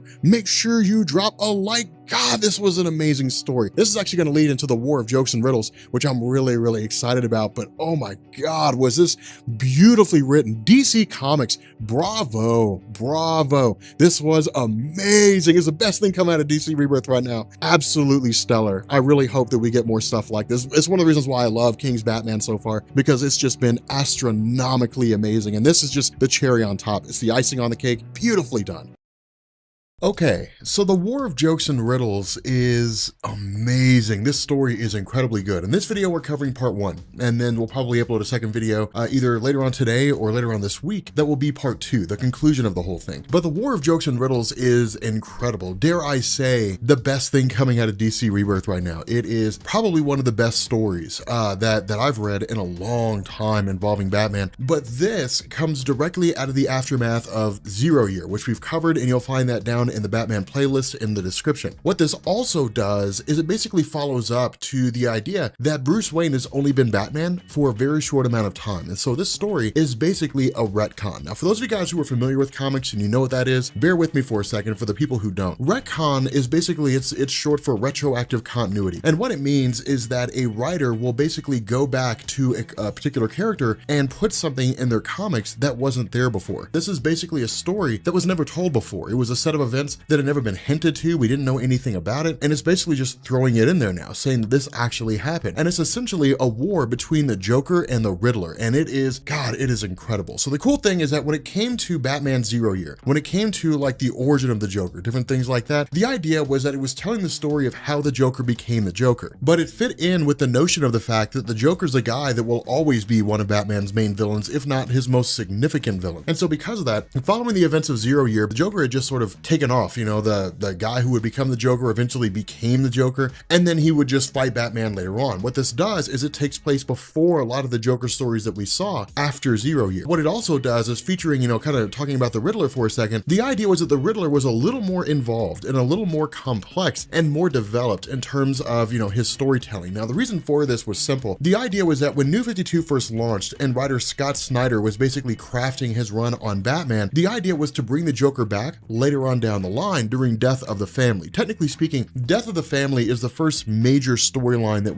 we see that features the Joker when the New 52 first launched back in 2011. Following that was Batman Endgame. But the idea was that because the Joker was basically put on the back burner to be used at a later date, Snyder started focusing on things like the Court of Owls and the Night of Owls and different things like that, Two-Face and Riddler and so on and so forth. So Riddler got a lot more attention from Snyder, and it basically dealt with the idea of the Riddler taking over Gotham City, setting up all these traps using the various abilities of different villains, and then ultimately being caught and then being arrested and thrown in jail. The cool thing about this is that Edward Nygma, in a lot of ways, I would say, is more dangerous than the Joker is. The reason for this is because of the fact that yes, the Joker is crazy, and yes, the Joker is zany, and yes, you never know what he's gonna do, but Riddler is all about elaborate schemes, elaborate traps. He may start a sequence of events, and the conclusion of those events will not become readily available or won't even be understood until maybe months or even years after they originally start. And that's the cool thing about him, is because while he's in jail, what he actually starts doing is making friends and talking to people. Now, it's really friends in the sense of the fact that because he was so good at figuring out puzzles and riddles and so on, that what he did is he became a source for various cops who were trying to figure out ways to solve crimes that they could not solve on their own. And what it did, it made him kind of an essential figure in the sense that a lot of cops began to get to a point where they needed him. One cop in particular is basically killed by the Riddler, who in turn begins engineering his own escape. And that's kind of the danger of it all, is because what we end up finding out is that one of the guys the Riddler was talking to, the Riddler didn't ask for anything in particular. He wasn't asking for money. He wasn't asking for resources. He just wanted information about other cops. And the reason why is because when he goes to make his escape, he starts running off the names of all these different cops' family members, their wives, their children, their son, basically being told the names of these people, which in turn he's going to use as part of his plan, work perfectly for him, because he doesn't have to lift a finger. He doesn't have have to shoot a person or anything. All he has to do is just say, I know who the people are that you care about, and bad things will happen to them if you do not let me go. And ultimately, that's exactly what they end up doing. They end up just stepping out of the way, they unlock the door, and the Riddler goes about his business. Now, the other half of this is the nature of the Joker himself. Again, because this takes place after the events of the first 0-year story, which dealt with the origin of the Joker himself, this is when he's full on in the scene in Gotham. And so at this point, people are well aware of who he is. But remember, Bruce Wayne has only been Batman for a very short amount of time. And so that trust between society and Batman, such as it is, has not really been built up yet. The other half of this is that because they basically figure out the location of where the Joker is, what they end up doing is basically blowing up his base of operations, just infiltrating the place, trying to take it down, only to realize the Joker's not there. The problem with this, and the issue the Joker struggles with, is that he's lost his ability to laugh. Not in the literal sense. It's more of a metaphorical thing in the sense that the Joker doesn't really find anything funny anymore. And so the goal is to basically find something funny. Now, what this does is it sets the Joker on the path of looking at Batman as a guy who's basically the butt of every joke, where it basically begins a process of pitting the two of them together about how Batman needs the Joker needs Batman, that kind of a thing. And that's why it's cool, is because at the end of the day, the Joker taking up residence and doing whatever it is he needs to do, and then ultimately he and the Riddler encounter one another. And the proposition offered here by the Riddler is pretty cool. For them, the idea of cops being corruptible is a very simple thing. All they have to do is make enough money to pay off cops, and then those cops are just sorted, and that's it. But Batman cannot be bought. You know, he's not a person that you can just go commit crimes and then talk him out of arresting you. It doesn't really work that way. And so because of that, the goal is basically the two of them sitting down and saying, hey, look, we can make something that's greater than the sum of its parts. We can literally come together and we can kill Batman. When we do, you'll get whatever it is that you need that will make you laugh. I'll finally topple the bats and we can just conquer the city together and just rule it all together. The problem with this is that this feeds into the unpredictability of the Joker. One of the things that makes the Joker so dangerous is he is just as likely to shoot you as he is to work with you. And in this instance, Riddler doesn't know what the Joker's gonna do. There's no predictability there. There's no real pattern there. The Riddler says there is when he basically says, look, I was able to figure out you were the one that was committing all these acts, and I figured out that you can't laugh because you were basically killing comedians and you were attacking places. You were trying to find a joke that you could laugh about and you couldn't find it, but I can help you solve this riddle. Ultimately, the Joker turns on Riddler, actually just shoots him, and then is just done, and that's it. The problem with this is that, remember, back during this point in his career of being Batman, Bruce Wayne was still very new to the whole thing. He was still very unsure of himself in a lot of different ways. He was still figuring it all out. In this instance, he believes the Joker to be more of a credible threat than the Riddler, also because the Riddler was shot and it looks like he's just gonna bleed out and die. Instead, because of the fact that Batman goes after the Joker, the Riddler's able to escape. He's able to get away, and so is the Joker. And so again, that hits home at the inexperience of Batman, the fact that he doesn't really know what road to take. And so ultimately, this massive war breaks out between the Joker and the Riddler, where various villains are essentially forced to take sides. Now, of course, the other half of this is that this also comes out of the idea of Batman's conversation with Catwoman, in the sense, because of the fact that the two of them are supposed to be getting married to one another, the question is, will she actually do it? And it's one of those things where Batman's just kind of dumping his heart out to the world and telling her everything about himself, his deepest, darkest secrets, so that she goes into a marriage with Batman, basically being sure of what it is she's getting into. And that's why it's cool, because at this point, we basically continue to pick up with the Joker in probably one of his most ruthless moments.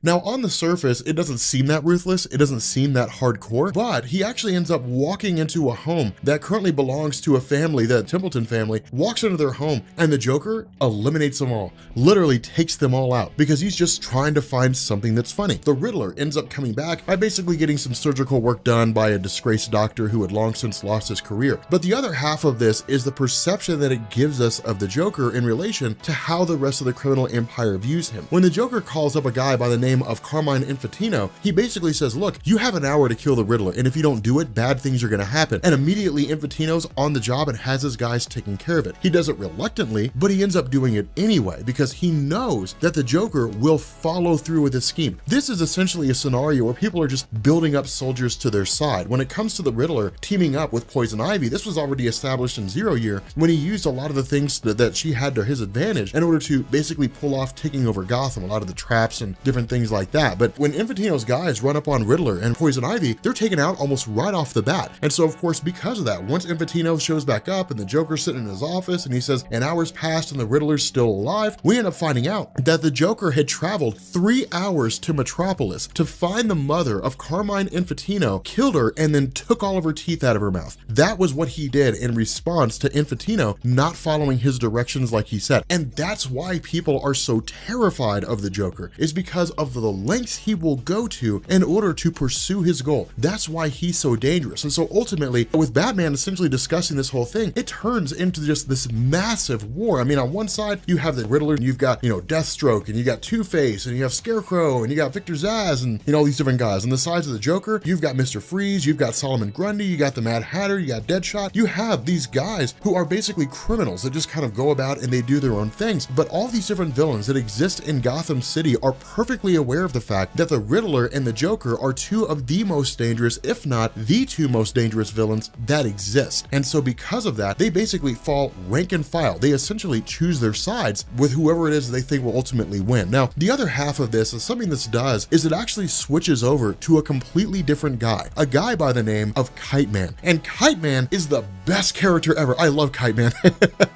Hell yeah, I love Kite Man so much, but he's got like the saddest story ever. Now, a little bit of history here. Kite Man goes all the way back to 1960 with Batman issue number 133, and he was really more of just like a joke character that was created by Bill Finger. The idea was that Kite Man was like the man who can fly anything, is really what it was. And he would just commit crimes by using contraptions largely associated with kites, and then that would just really be it. He'd be caught by Batman, he'd get beat up, and then he would get thrown in jail, or he would end up getting out. He played some roles here and there. He had involvement in like Infinite Crisis, different things like that. But for the most part, he was just this background small-time joke character. In this particular story, his origin is traumatic, and he's really this incredibly interesting character because the whole idea of the war of jokes and riddles is not necessarily just the Joker and Riddler going to war against one another. It's the people caught in the middle, and there have been a lot of people caught in the middle of this whole thing. Focusing more on the idea of Charles Brown, the whole purpose of this is that he's one of these guys who had previously worked on the Joker-mobile for the Joker, so he's got ties to one of them already. And in his desperation, Batman actually snatches him up, subdues him, and then sends him in to essentially spy on the Joker. The problem with this is that him spying is immediately figured out by the Riddler because of the fact that they have spies on both sides. And so brought before the Riddler, he basically spills the beans. He's eventually brought before the Joker, who figures out where he basically explains everything that's going on. And so again, it creates kind of a weird scenario because ultimately what ends up happening is we basically find out that because the Riddler had realized that Charles was basically a spy for Batman going to work for the Joker and had already been taken by the Riddler, ultimately the Riddler had actually poisoned his son. And so the result is that he basically ends up losing his son. And that's what's so crazy is because what this does is it unhinges him. He's not Joker crazy. He's basically just sort of lost his mind to a degree. And so what ends up happening is he actually just kind of takes massive pieces of fabric, starts cutting them out into the shape of a kite, gives himself a bodysuit, and then just starts calling himself Kite Man. And so as funny as it is, at the end of the day, it's basically this idea that he is a guy who was really stuck in this crossfire and experienced one of the worst traumatic experiences that a parent can ever have, which is losing their child. The other half of this is that we'll actually find out there's a lot more going on with the creation of his character than we originally thought. But with regards to the major event itself, the idea is that with Commissioner Gordon looking at the fact that you basically have the Upper East Side, the Upper West Side, which have been taken over by the Joker and the Riddler, the goal is to find a way to bring the war to an end, to basically preserve Gotham City so nobody else has to experience a casualty like this. The crazy thing about it is that when Jim Gordon goes to meet with the Joker, when he goes to meet with the Riddler, he's given demands by both sides in terms of how he's supposed to show up. The Joker just says, show up in your underwear.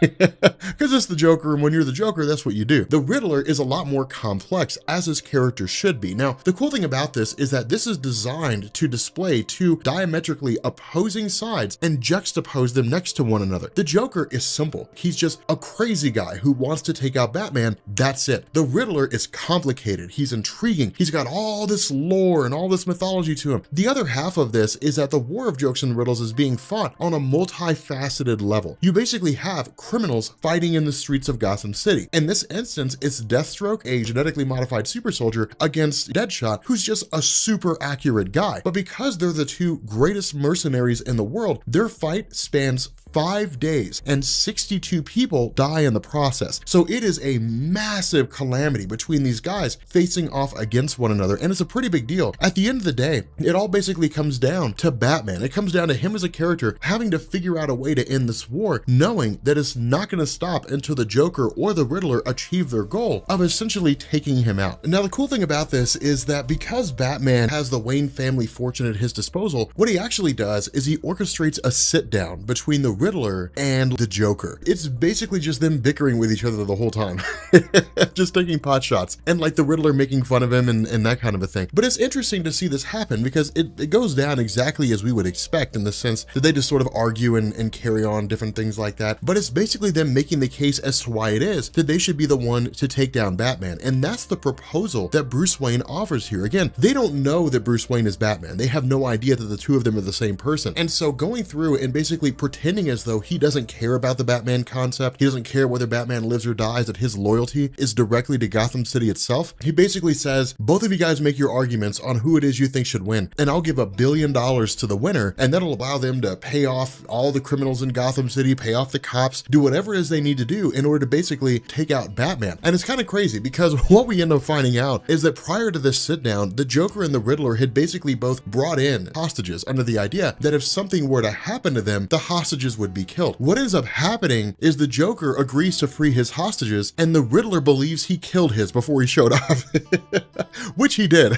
It's pretty, I mean, it's not funny, but it's messed up. I mean, it's pretty messed up. I mean, it's kind of rough, but the fact remains here that it is interesting to me because, again, it really hits home with the notion that Bruce Wayne is having to do a lot of things that he never thought he would. When it came to the character of Batman, the idea was to basically be a guy who could essentially walk the middle ground. He could walk the middle line where he was basically always doing the right thing. He'd have to make some questionable choices here and there, but there would be the good guys and the bad guys. And the cool thing about the whole War of Jokes and Riddles story so far is that what it shows us is the lengths that Batman has to go to from now on, to basically be the guy that can take out the criminals, is he will have to become the anti-hero who will have to blur the lines, that sometimes he's going to have to make questionable choices that will force him to ask the question, am I really a good guy? And so that's kind of the crazy thing about this. And one of the major choices that he makes is he sits down and he says, if I have to pick a winner and if I have to bring this war to an end, and the only way to stop it is to basically take out one of these guys, then which guy do I side with? He basically makes the smarter choice and sides with the Riddler. Because the Joker is so far gone in a lot of different ways, because he's just so crazy, if Batman were to take up sides with the Joker, then the Joker may very well just kill him. At this point, the Riddler and the Joker both want to win. So it's really one of those things where it's like the enemy of my enemy is my friend, but there's no guarantee the Joker would see it that way. If the Joker and the Riddler are at war with one another and their ultimate goal is to take out Batman, but in the short-term goal is to take out the other person, the Joker may bypass all that. The Joker may say, well, I mean, the ultimate goal is to take out Batman, so I'm just gonna take him out and be done, and that's it.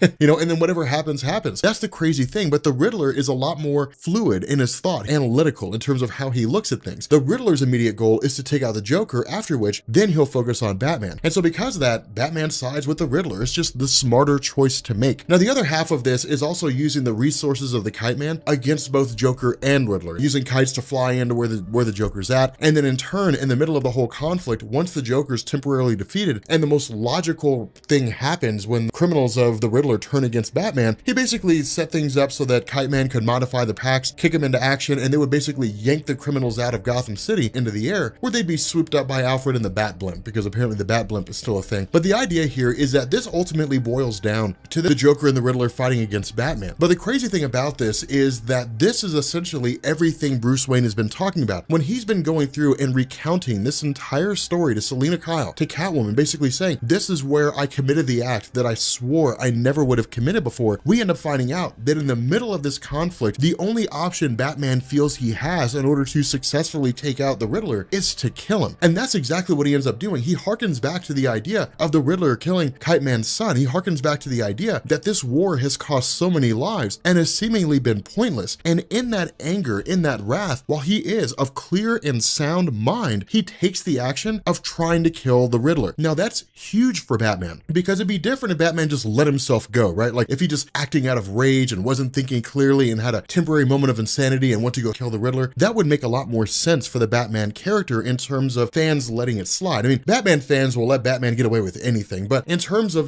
people looking at it and saying, okay, this is not something Batman normally should have done, him being of clear and sound mind shows us how far and how fast he was able to fly. But again, it really hits back home to the nature of the fact that he's inexperienced, because Batman as we know him now, which is to say, if you go crack open a story from DC Rebirth and you read I Am Bane or something along those lines, Batman is calm. He's almost in complete and total control of his faculties, and he never allows himself to get carried away with wrath or anger, and if he does, it's momentary. It's never a major thing. In this instance, he's still young, he's still reckless. Allowing himself to get carried away falls in perfectly with the idea that he's still trying to figure out his place in this whole pantheon of superheroes in the DC universe in relation to all the criminals that exist in Gotham City. Trying to kill the Riddler is a pretty big deal, because what ends up happening is the Joker actually gets in his way, and the Joker stops him, and in his insanity finds the whole thing hilarious. But that's what's crazy about it, is because the Joker stopped Batman from killing the Riddler, and that's nuts. It's wild to really think about it that way, that the Joker was the thing that kept Batman from falling over the edge. Now this hits home with the nature of the Joker, right? Like it's a well-established fact. The Joker needs Batman. He needs to have him there. He needs to keep him there. And so it makes sense that he would go that length. But spilling all these beans to Selina Kyle, basically telling her that he allowed himself to fall to that point where he almost became the villain that kills people, he ultimately ends up saying, look, if we're going to do this, you have to know what you're getting into. I've fallen before. I've made that mistake. But Selina Kyle's argument is everyone has. The fact that you did this, all it does is it makes you human. You get carried away. You get angry. You get sad. You get filled with emotion just like anybody else. It's not a failing. It's the fact that you recognize that you fell that makes you great, because it means that you know where you can get down to and you don't want to be there anymore. And that's why it's cool, is because it's her saying, if you get to that point, if you feel yourself slipping, then I will be your guide. I will be the anchor by which I can pull you from the bottom of this ocean of despair, and I can bring you back to the light. And so when the question's asked, will you marry me?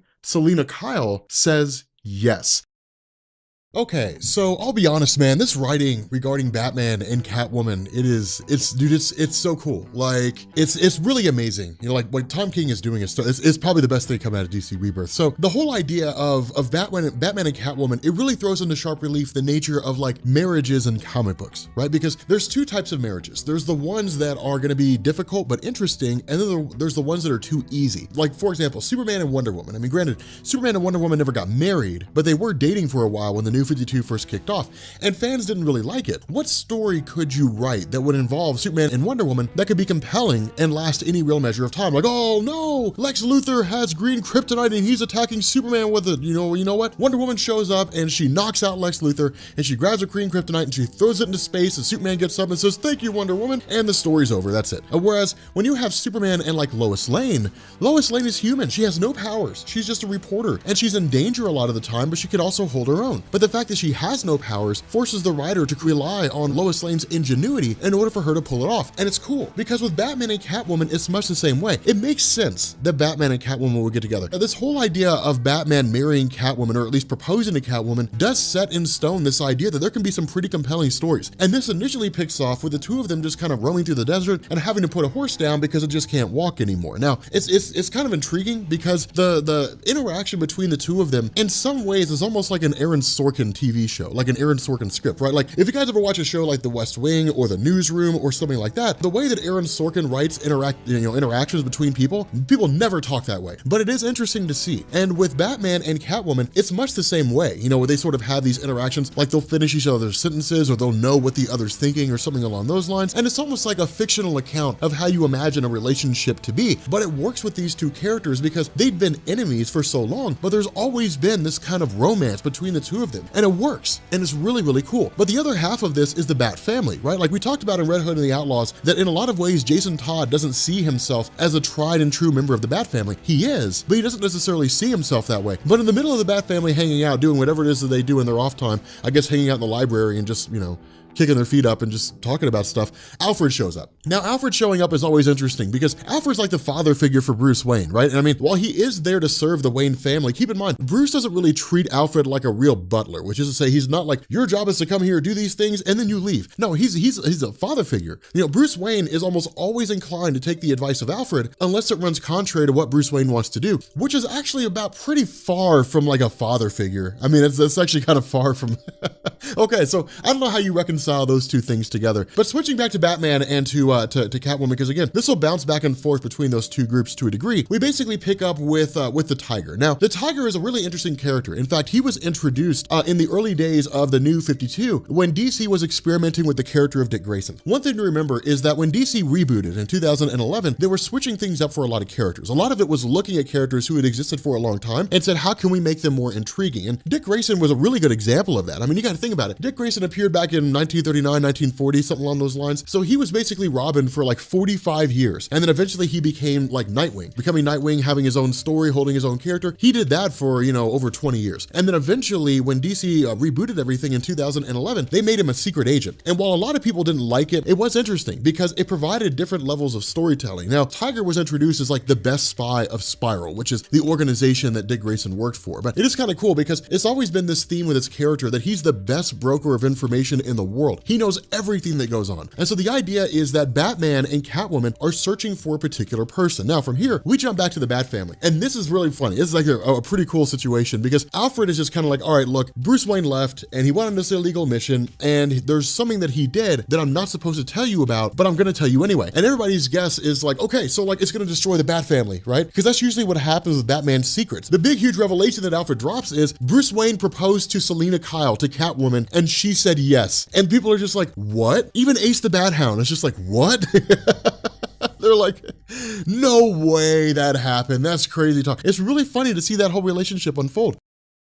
Now from here, picking back up with Bruce Wayne, with Batman and Catwoman, they basically kind of stumble across this guardian of the desert for the most part. And again, it's very ambiguous here in the beginning. It's kind of like, what's this guardian hiding? Nobody's supposed to get in there. There's a pact that was struck between the Justice League and the United Nations where it was, you stay away, we stay away. No one goes in there. So it's like whatever's inside this cave has to be a pretty big deal. Now the other half of this, and one of the things that Tom King is really, really good at, is messing around with the character of Catwoman in the sense that a lot of people view her as like a little girl. Like you're here to have fun, but you're way in over your head. When in reality, Catwoman's pretty rough around the edges. And this guy probably has about 4 feet on her and she beats the crap out of him. It's amazing. It happens off panel, but it's pretty hilarious to see it all take place. But again, the other half of this is that of course, Alfred gets a response to the Justice League saying, hey, look, somebody went into the cave when they weren't supposed to and so on and so forth. And this kind of tips the Bat family off that somebody needs to intervene or at the very least needs to show up. Now, of course, with Tiger leading Batman and Catwoman into this cave, it is kind of cool because basically it's this idea that Damian Wayne wants to be the person to go in there. Damian Wayne knows exactly what Batman's looking for and his response is, we have to go and get him. But the fact remains here, the person that Batman's searching for inside this cave is Talia al Ghul, the daughter of Ra's al Ghul. Now, this is a very big deal because Talia al Ghul is a mother of Damian Wayne, i.e. the mother of Bruce Wayne's child. And of course, it was one of those scenarios where Bruce Wayne was kind of duped and then ultimately, Talia al Ghul slept with him and then eventually it led to Damian Wayne being born about 9 months later. But the fact remains here is it's a meeting of the exes. The other half of this is that Tom King is really, really good at building on the nature of Batman and Catwoman. I mean, one thing to keep in mind here, you basically got a man who has a hard time trusting anybody who is engaged to a woman who's a professional thief. And so it's almost just kind of like oil and vinegar. You would never expect them to mix, but they do. And it works so well. The other half of this is that with Talia al Ghul basically being told Bruce Wayne has proposed to Catwoman and he's brought her here, it's almost like a bit of jealousy. It's almost like a little bit of, well, that's not cool. Like, why would he bring his ex here or bring his fiance here? Which it does kind of make sense. Of course, with regards to like all the guards that Talia al Ghul sends after them, I mean, they make pretty quick work of it. This is by no means meant to be a great big huge point of the story. It's just really designed to show that working together, Batman and Catwoman as a couple are greater than the sum of its parts, which is to say they're better together than they are separate. This leads to the arrival of Superman. And of course, basically Superman says, look, Batman's not supposed to be in there, but the worst thing that we can do is dig a deeper hole so nobody else is going in there. Now, in truth, this is kind of Tom King's way of basically keeping things pretty limited. If Superman allowed Damian Wayne to go in, well, then Superman would probably have to go in. And suddenly you have this veritable army of people running into this cave, and it would overcomplicate the story. And so Superman kind of showing up saying, look, you can't go in there. Of course, he takes off to Central City because of some alien invasion, something like that. And this ultimately leads to the whole idea of like Damian and Dick Grayson are considering going in, but of course Dick Grayson chimes in and says, look, Superman can still see you from Central City. So he'll be back here in a heartbeat if he sees you going in there, which is kind of funny. And again, this is the cool thing is because the character writing here is interesting. And it's what Tom King doesn't forget about in this scenario where Damian Wayne's like, everybody wants to kill you using kryptonite. I would use magic. But Superman's response is, well, I mean, you got to think about it, Damian. If you killed me, then Jonathan wouldn't like you anymore. And like, that's enough to stop Damian. Your friend won't want to hang out with you anymore. Now, the other half of this is also the relationship between Dick Grayson and Damian. Remember, when Damian first came up, him and Dick Grayson bumped heads in the extreme. Over the years of Damian's development, starting in the pre-New 52 era, going all the way up to the launch of the New 52, a lot of it's been the evolution of Damian Wayne. It's the evolution of a kid who was raised in isolation, who was raised outside of tried and true human interaction and being forced to interact with people and not really knowing how to do it. I mean, again, kind of the epitome of social awkwardness. I've met a few fans from the Rob Corps who are socially awkward, and they'll tell you, man, that doesn't fly with me. To sidetrack here for a second, we've done meetups, and they'll be like fans who just kind of sit around in the background because they're nervous and they don't know what to say. And I'm like, nope, I'm gonna get you to talk one way or another.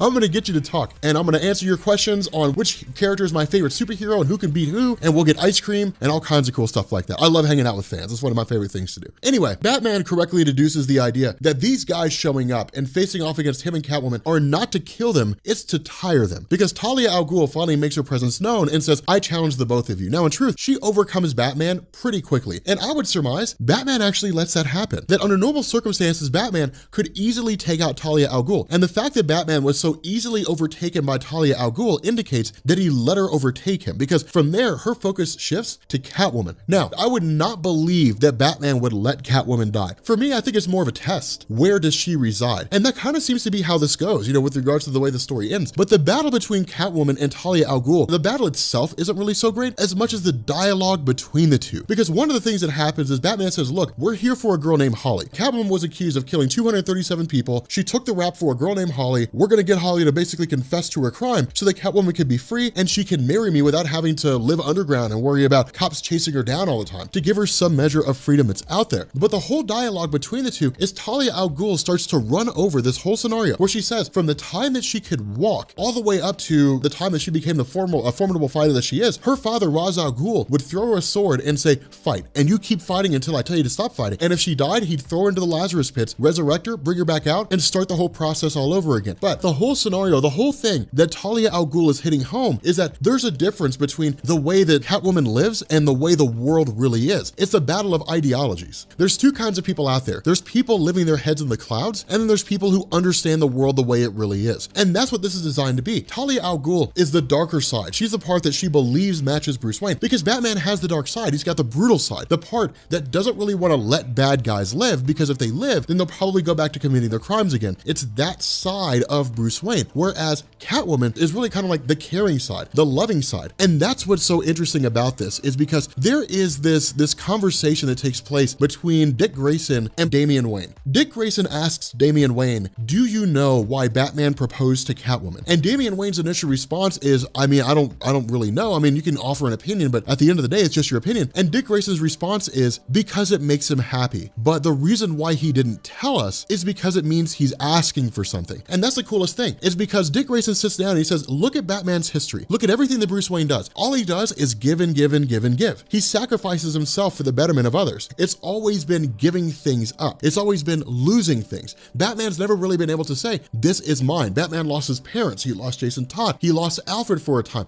It's always giving things away, losing things. Whereas with Selina Kyle, Batman's being selfish and he's earned it. Batman's earned happiness, and it's not easy for Batman to ask for things. And again, that's the funny scenario about this, because Damian Wayne's response is, well, Batman's happy, and Dick Grayson's response is, no, he's not happy. He's not happy at all. He's never been happy. Ever since he lost his parents, he's never been happy. It's always been on the quest to stop crime. But look at everything he's lost in the process. He's never really had any measure of a long-term romantic relationship. His parents have been dead for years, and you'll never get him back. He's lost Robins over the years for whatever reason. He's always lost these important figures in his life. He's lost friends, he's lost superheroes, he's always lost things. What he wants is something to hold on to, somebody that he can have that wants to be there too. And so again, it's really interesting because this is probably the most human analysis of Batman that there's ever been. And that's why it's so cool. That's why it's so amazing, because it's this philosophical perception that Batman just wants to be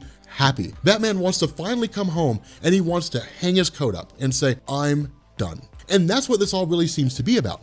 Tom King is knocking on the door of this possibility that when Batman gets married to Selina Kyle, that a time will come when he will just walk away from Batman and just say, I'm done now. I'll be an advisor, I'll pop into the comics occasionally, but from this point going forward, somebody else will be Batman. I doubt it'll stay that way for any measure of time, if it even happens at all. I mean, I personally think this is gonna end with something terrible happening. Catwoman's gonna die or something sad like that. I have no idea. But, in my mind, it is beautifully done. It's a great analysis because Batman just wants to be happy. He's just like everybody else. He's tired of fighting. He's tired of, struggling, tired of giving things up, tired of losing things all the time. He just wants some measure of peace, some small measure of peace. And that's why it's cool, because at the end of this whole battle, ultimately, Selina Kyle's able to overcome Talia al Ghul. But ultimately, Selina Kyle approaches Holly and of course says, look, I'm trying to find happiness myself. I'm trying to get away from this life that I've been living of thievery and crime and so on and so forth, but I can settle down with a man that I love and I can find happiness, and I need you to help me do that by confessing to the crimes you committed. Now, the other half of this is Talia al Ghul. Talia al Ghul kind of sits down after the fight with Catwoman, sits down next to Bruce Wayne and is like, look, man, you didn't make that bad of a choice. She's pretty cool. And so that's why it kind of seemed to be a test of sorts. Is this one of those things where she really is legit? Now, honestly, it's not like Talia al Ghul's word is law. It's just one of those lines that's just kind of thrown out there like, hey, I mean, she's a pretty good choice. But it is kind of interesting in terms of the whole connection between the two, because Damian Wayne kind of asked his father, when Batman emerges with Catwoman, he kind of asked the father, are you happy? And so of course this really hits home with the idea that Damian Wayne is finally getting involved into the nature of his father's role. Does he care that his father's happy or unhappy? Whatever the case may be, it is interesting in terms of the evolution of these characters, how they relate to one another. Damian finally beginning to view Batman as a legitimate father figure instead of a person who is his father that he just happens to live with.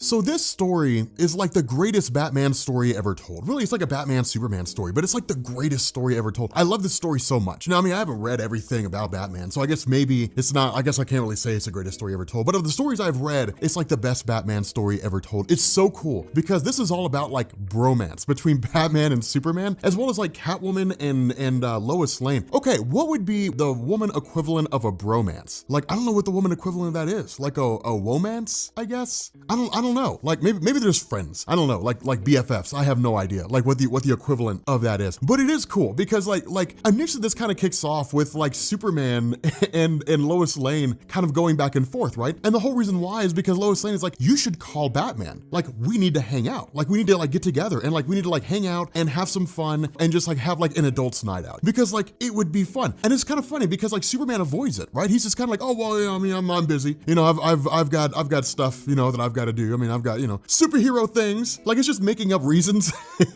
for why you can't call Batman. And at the same time, Batman does the same thing, right? I mean Catwoman and Batman are facing off against some guys, and it's like, well, you should call Superman. Like he's like the best friend you have. Like we need to hang out. We got to get together. And that's what's kind of funny about this is like when it comes to the way these stories are done, you have like Lois Lane and Catwoman who kind of stand in as the voice of reason. And we wouldn't normally expect it to be that way, right? Like we would expect it to be like Batman and Superman who are like the voices of reason. But they're like two guys who just can't bring themselves to call each other because it's all kind of based on pride and all that kind of stuff. But as this goes on, it kind of begins to sort of dwindle things down to where we get to like the heart of the matter of why they won't necessarily call each other. I mean, Lois Lane wants to meet Catwoman and like Catwoman wants to meet Lois Lane. And so really to kind of like bring the two together, sort of going through their husbands, it's really funny, because when it comes to like Lois Lane, she sits down and says, look, I've looked into Catwoman, I've looked into what she's about, I've looked into who she is as a villain, basically like Selina Kyle, and I'm curious about her. Like I want to know what would lead a person to want to marry Batman. I want to know what level of insanity would drive a person to that clause. I need to know why this is the case. And again, it is fun because we would kind of expect it to just, Superman is kind of be like, okay, cool, let's call, let's see what's up, like let's get together. But once we start to go through into these little nicks and crannies, these little tidbits, these little small things that sort of make these characters who they are, what we end up finding out is like Batman and Superman in a lot of ways idolize each other. Like, I mean, you got Superman fighting against some radiation guy, I don't really know his name. I don't really care enough to look it up, but you got Superman fighting some radiation guy. You've got Batman going against this various group, and really these roads are kind of leading them to each other, but it's not really the villains they're facing. That's not the important part of this. The important part of this is that they sort of highlight the other's existence. They highlight the other's purpose, the role they play. They highlight who they are and what they're about. When it comes to Batman, he sits down and he simply says, or at least when Catwoman speculates, it says that you're ashamed of me. Of course, Batman's response is, of course not. That's crazy talk. I am not ashamed of you at all. That would land me in the doghouse if I said yes. this, even if I was joking. But still, from Batman's perspective, he almost sees Superman as like a better man than him. And that's what's so interesting about this. But at the same time, Superman sees Batman as a better man than him. Each one puts the other on a pedestal. And that's what's so cool about this, because all they really see are like the great aspects of each other. Now, that's just a hallmark of having a friendship that stood the test of time for so long. I mean, that's really kind of the thing that goes into all this, is that you've got Superman and Batman, who were like the 1-2 punch of DC Comics. And they've been, they've been enemies, they've been friends, all those things, but all that is kind of built up over the years into this tried and true friendship that's had its ups and downs. But each one respects the other to such a degree that they don't really see the flaws in the other person. I mean, they know they're there, but they don't really look at those aspects. They look at what makes them great. Batman is the detective. He's like one of the smartest men, if not the smartest man. I would argue that maybe Lex Luthor is a little bit smarter depending on what circumstance we're talking about, but by and large, like Mr. Terrific, Batman, Lex Luthor have like the top 3 spots. But still, in the eyes of Batman, Superman is like the hero. He's the good guy, like he's the Boy Scout. And even if Batman will give him a hard time over it, there's respect found in that. There's respect found in the idea that Superman will put all others above himself, and Batman will too. But where Batman is kind of like the dark and brooding side of like a singular person, Superman's kind of like the uplifting side. That's the cool thing about this. You juxtapose these people, you put them into like one person, and suddenly like they're just 2 sides of any one individual person. They keep each other balanced and they keep each other grounded. And so what ends up happening is that the villains they face basically lead them to like one particular building, and they take 2 different entrances to get in there. Batman sneaks in because he's Batman. Like that's what you do when you're Batman. You don't just walk in the front door. That's crazy talk. If Batman were gonna go grocery shopping, for example, Batman would not go to like, Kroger's and like walk in the front door. He would like jump on top of the building and like sneak down through like the ductwork and then like sneak around and get what he wants and then like swipe his back credit card and be out before anybody knows he's there. But like when you're Superman, you're like, yeah, man, we gotta go grocery shopping because we're low on lettuce, and like you go in there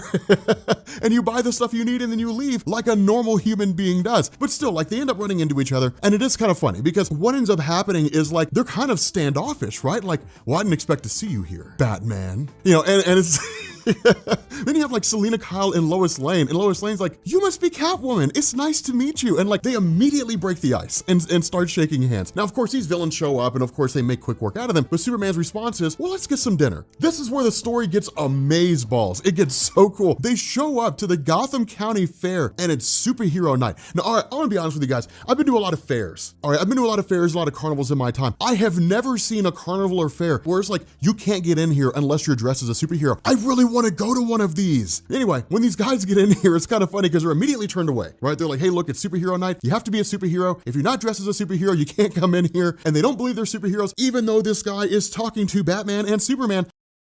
Lois Lane and Catwoman have this genius idea where they're like, well, let's just switch costumes. Batman can be Superman and Superman can be Batman, and like Lois Lane, will be like Catwoman. And it's like the most beast idea ever, right? Because like the whole time Batman's like, no, we're not doing this. Like we're not doing this. All right, we're not switching into costumes. We're not trading places. We're not doing any of this stuff. We're just gonna sit and be sad because like I'm Batman, that's what I do. I mope. And so like, you guys know it, Batman mopes, but still, like the funny thing is that where Batman's adverse to it all, Catwoman's like, well, you guys misunderstand what he's saying when he says no. When he says no, what he means is that he knows his fiance is really hungry and she's being very patient right now, but her patience is running out very, very fast, and he recognizes he needs to remedy that, and so he's going to do that. Aren't you, Batman? Because it's in your best interest to do that. And so like they do. As any married man will tell you, if the wife ain't happy, ain't nobody happy.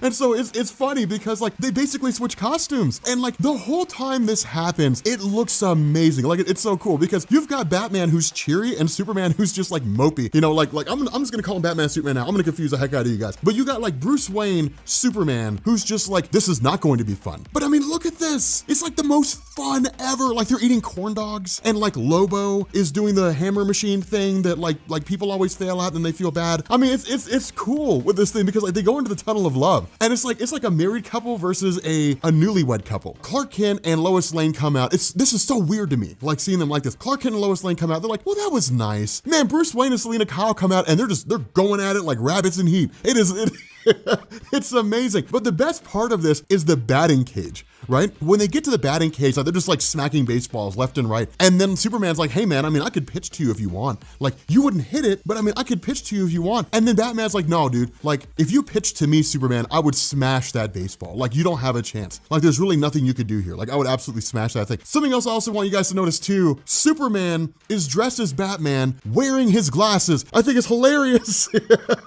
I think it's amazing.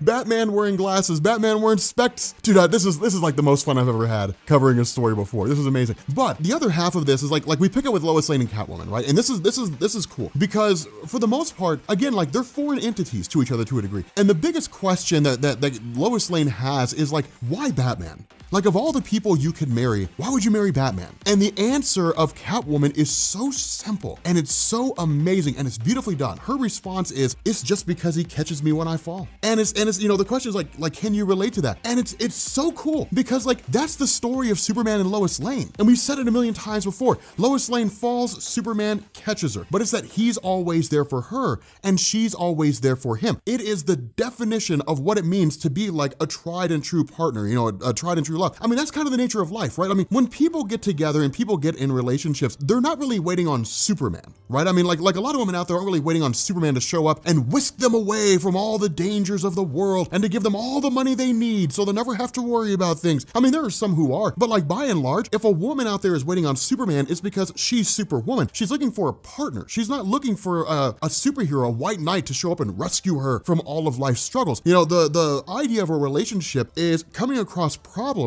and solving them together. And that's why this works, is because the relationship between Selina Kyle and Batman is juxtaposed right next to the relationship between Lois Lane and Superman. And where we would think they would be starkly different, and where we would think it would all be predicated on two completely diametrically opposing views. Instead, they're the exact same. Everybody's looking for the same thing. Everyone is looking for love. And where Lois Lane and Superman found it, Selina Kyle and Batman have found it. But it's one of those things where like when you cut below the personality of Batman, when you cut below the whole, you know, I'm putting this wall up because I'm Batman and this wall's here because I protect myself from the world. When you cut past all that, and when you cut past, you know, Selina Kyle who does the same thing, they're just two people looking for love and they found it in each other. And that's why this is so beautiful and that's why this is so cool. Now, from here, like it's kind of funny because as they're walking along, this guy dresses the Question runs up and snatches the purse of Lois Lane. And it's hilarious because it's like, the question isn't who's going to let me, the question is who is going to stop me. And it's hilarious. Honestly, if I saw this, like if I were at like the superhero themed comic book I guess like a comic book convention at a theme park, like if I were there and I saw this, I would try to get it. Like I would try to record it and like I would upload it as a front bumper on my channel. I'd be like, guys, you have to see this, you know, and then like I would put it in the video, but like people would love it and it would be amazing. And I would just be like, yes, all those likes, I am feasting on them. But like it'd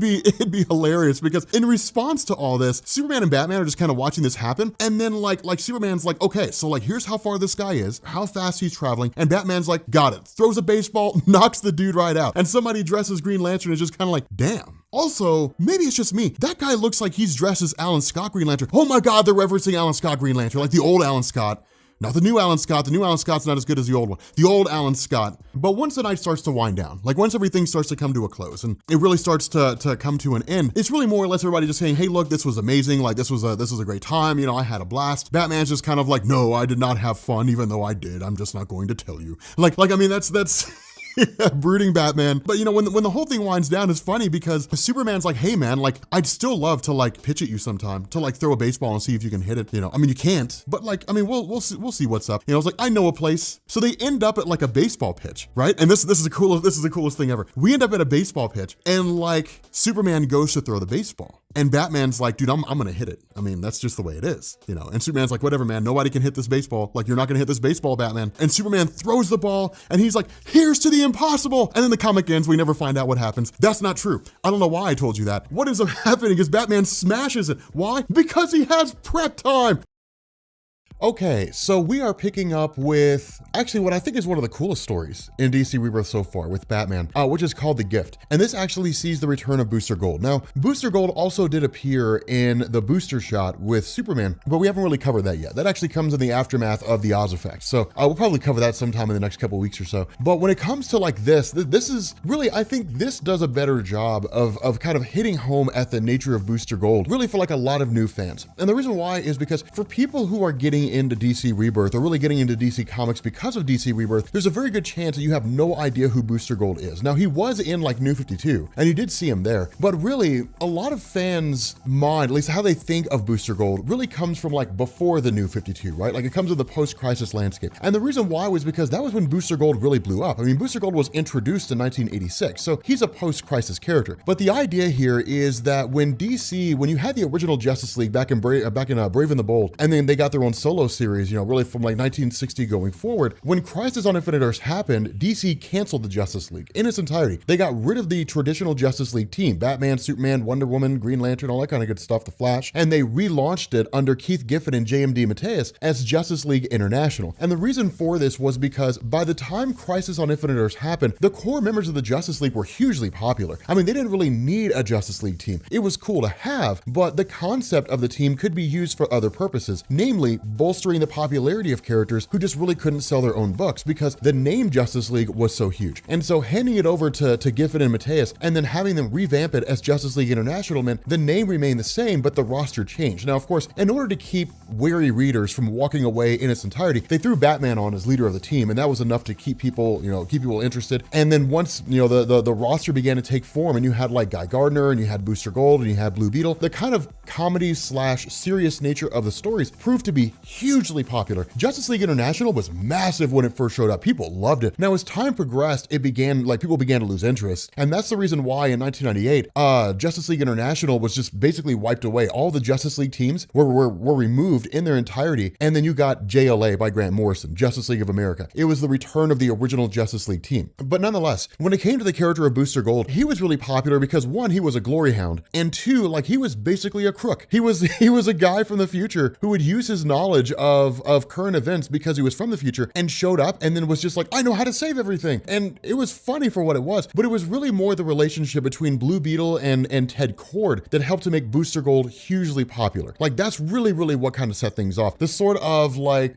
buddy cop duo that the two of them formed made them wildly popular for a lot of fans. And so really like that aspect of Blue Beetle almost always remained. There were a lot of great stories that dealt with the idea that he felt like he had the weight of the world on his shoulders, but for the most part, it was just kind of like that comedic element. And so he always had that little bit of humor here. So what this story does is it initially does not pick up with Booster Gold. Instead, it picks up with Green Lantern. It picks up with Hal Jordan. And he basically offs himself, which is actually kind of wild because it's like right off the bat, I mean, one, he's kind of grinning and looks pretty sadistic and screwed up. But two, he's just kind of like, look, the rings don't let you take yourself out. But if you overcome the willpower of the ring, like you can do whatever you want to do. And like that falls in line. Like we know that from the Green Lantern mythos. Now, of course, we end up finding out he does this in the face of Booster Gold. But this is kind of crazy because everything is screwed up right now. And it's kind of wild because it's like, what in the world is going on? And so ultimately you end up having Blue Beetle who's just kind of like, okay, look, we got to go find Batman. We got to go find Batman and we have to show him, everything that's going on and what have you. And then of course he's taken out from behind by Batman, but Batman's wearing guns. And so right off the bat, the idea that Batman's strapped with like massive bullets, he's got grenades, he's got, these huge guns. He looks like Arnold Schwarzenegger from Terminator blended with Cable from Marvel Comics, which is actually pretty cool. He looks like the Punisher. Can we all just admit here that if Batman became the Punisher, it would probably be the coolest thing ever? Like that's a story we need to have. But basically it's this idea that is almost reminiscent of Flashpoint. When you had the Flashpoint event and we got this alternate reality, we had a circumstance where Bruce Wayne died instead of his parents and Thomas Wayne became Batman and Martha Wayne became the Joker. It was an amazing story when it came out. It was maybe it was like a 3 or 4 part story. I think it was 4. But with this thing, it's cool because this version of Batman is just like ruthless and is very reminiscent of how Thomas Wayne was. Thomas Wayne was cutthroat. He would kill people. He would do whatever he had to do. But while you end up having like Booster Gold and Batman who are facing off against one another, we transition over to Jason Todd. And what we end up finding out here is Jason Todd is not the Red Hood. Instead, what's been going on here is Jason Todd is actually like, he owns a tire company. And this tire company specializes in basically creating tires that shock jokers from stealing people's rims, basically. Now, again, this is cool because this is blending a lot of small things together, right? Like, I mean, if you look at DC, like if you've been reading DC for a while, then like it's taking all these little threads, all these little tidbits and sort of bringing them all together. For example, the concept of the Jokers, that probably comes from Batman Beyond. In Batman Beyond, the Joker had long since been dead. And in his place came like the Joker gang. And so you had like all these people, men and women, who would dress up as Jokers and then go out and commit crimes. Also notice here that it's basically Joker with like a rod in his hand, which is kind of like a throwback basically to like the Death in the Family story arc where Jason Todd originally died in DC Comics. But this is kind of cool because what this indicates here is that of course Jason Todd never became Red Hood, which indicates that Jason Todd was never adopted by Batman. If that wasn't the case, then we don't really know where he ends up coming from. Instead, we just know he kind of becomes a tire mechanic. The other half of this is Booster Gold talking to his machine, Skeets. Now, Skeets is the means by which Booster Gold travels back and forth through time. And we'll actually get a little bit of clarification on that here in a minute, so we won't spoil it for right here and now. But the thing that I want you guys to notice here is really the relationship between the two of them, because this was a hallmark of Booster Gold. The fact that he and his machine would bicker with each other. Booster Gold was always a character who seemed kind of childish. And when taken out of context, and really when sort of just thrown out there by himself, it can be hit and miss. In a lot of ways, he can be like Deadpool. I think the success of Booster Gold really comes into play when someone takes his character and they throw it into a comic where he has someone to bounce off of. And that's why Booster Gold always works so well, because in a lot of ways, the relationship between like Booster Gold and Blue Beetle, or like Booster Gold and Batman, or even Superman, is very much akin to like Cable and Deadpool. They just kind of bounce off each other. It's serious combined with like humor. Now, Booster Gold's taken by Batman, kind of whisked away.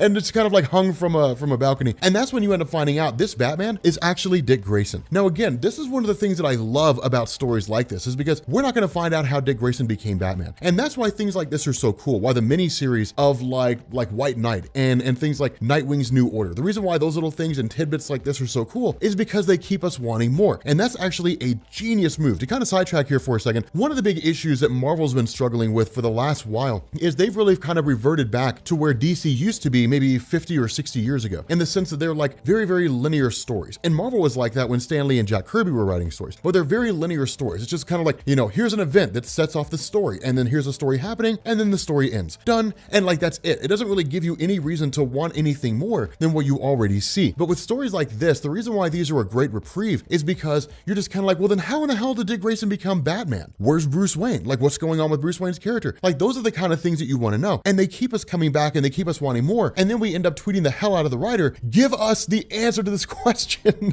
Give us a one shot, man, like do something. That's where we kind of get a real cool interest with those things. Now, again, the other thing to bear in mind here is that when Booster Gold makes his escape, one thing to remember is that while he is a glory hog and while he is somewhat nonsensical, he is not incapable. Booster Gold is very much a capable superhero in a wide variety of different ways. What we also end up doing here, and this is really more of an aside than anything else, we actually pick up with Duke Thomas. And this is kind of interesting here. I think this was really done just for the purpose of showing where Duke is and what Duke's doing, but he hasn't really had that many significant roles in DC Comics that there's a reason for fans to care about what's going on with him here. But again, it is kind of a cool thing to see. I mean, at this point, Duke Thomas has basically had his head cut open, he's been lobotomized, and someone's just kind of spoon feeding him, and that's it. But the fact remains here, what we end up doing is switching over to Bruce Wayne. And that's when we find out in this line, in this current set of circumstances, Bruce Wayne never became Batman. And the reason why Bruce Wayne never became Batman is because Bruce Wayne's parents never died. Thomas and Martha Wayne are still very much alive. And Booster Gold shows up and he's like, hey man, like I got a present for you. What I did is I went back in time and I saved your parents from dying. And so like your parents are alive now because of what I've done. But I did that because you're getting married and I wanted you to see what happiness would be like. So like now we have to go back and we have to like let your parents die. It's kind of screwed up.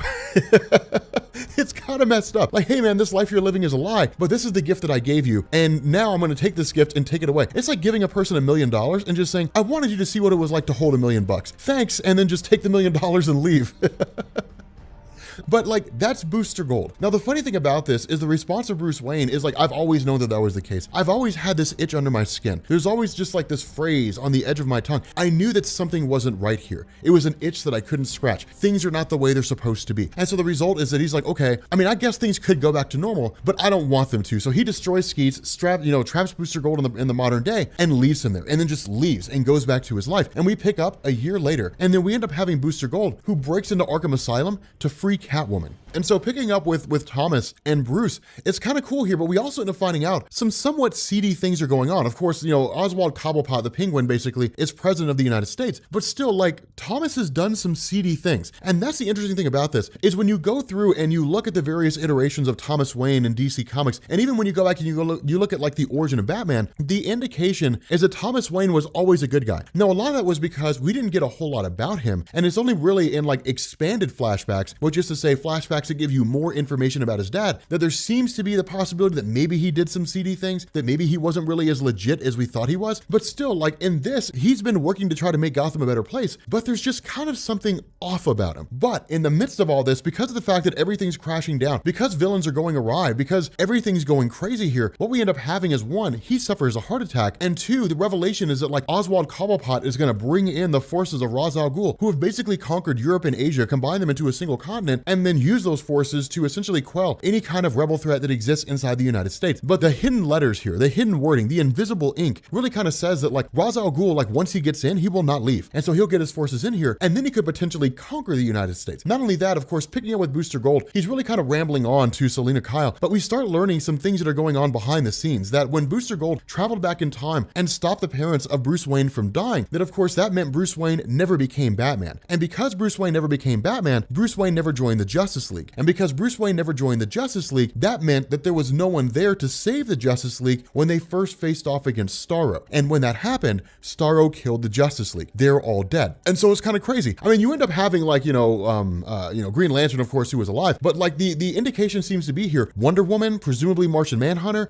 the Flash, they're all dead. But again, this is one of those things where it's just like, well, I mean, like I want to see him, I want to see this climactic battle, and I want to see how it happened. I want to see how they died. Like those are the kind of things that are kind of interesting, because I'll be honest with you guys, if there's a story where like the Justice League dies, or like a superhero team that I really love, if there's like this dystopian future where everything goes bad and they die, like I want to see how it happens. Like I want to see, I want to see that take place. But Booster Gold's idea is, okay, we have to take you, Catwoman, we have to get you to Bruce Wayne, because Bruce Wayne's going to marry you, and if we get you to him, then everything will be fixed and everything will be fine, and the two of you will get married. And so his line of logic is, I'll take you to Bruce Wayne and everything will be sorted out. And so of course, picking up with Bruce and Martha, this is actually one of those instances when you see a harder side of Martha that you never really see. Martha was always kind of given to us as like this tender person. Of course, it's kind of funny because she puts on this hard edge. The doctor comes out and says, if you'll come with me. And she's like, well, what about my husband? He's like, well, I need you to follow me. And her immediate response is, we are Waynes of Gotham City. We do not follow anybody. You tell me what I want to know, not now, but right now. And it's cool because it's just like, bam, Martha Wayne, just boom, just like that. And I like that. I like seeing that hard,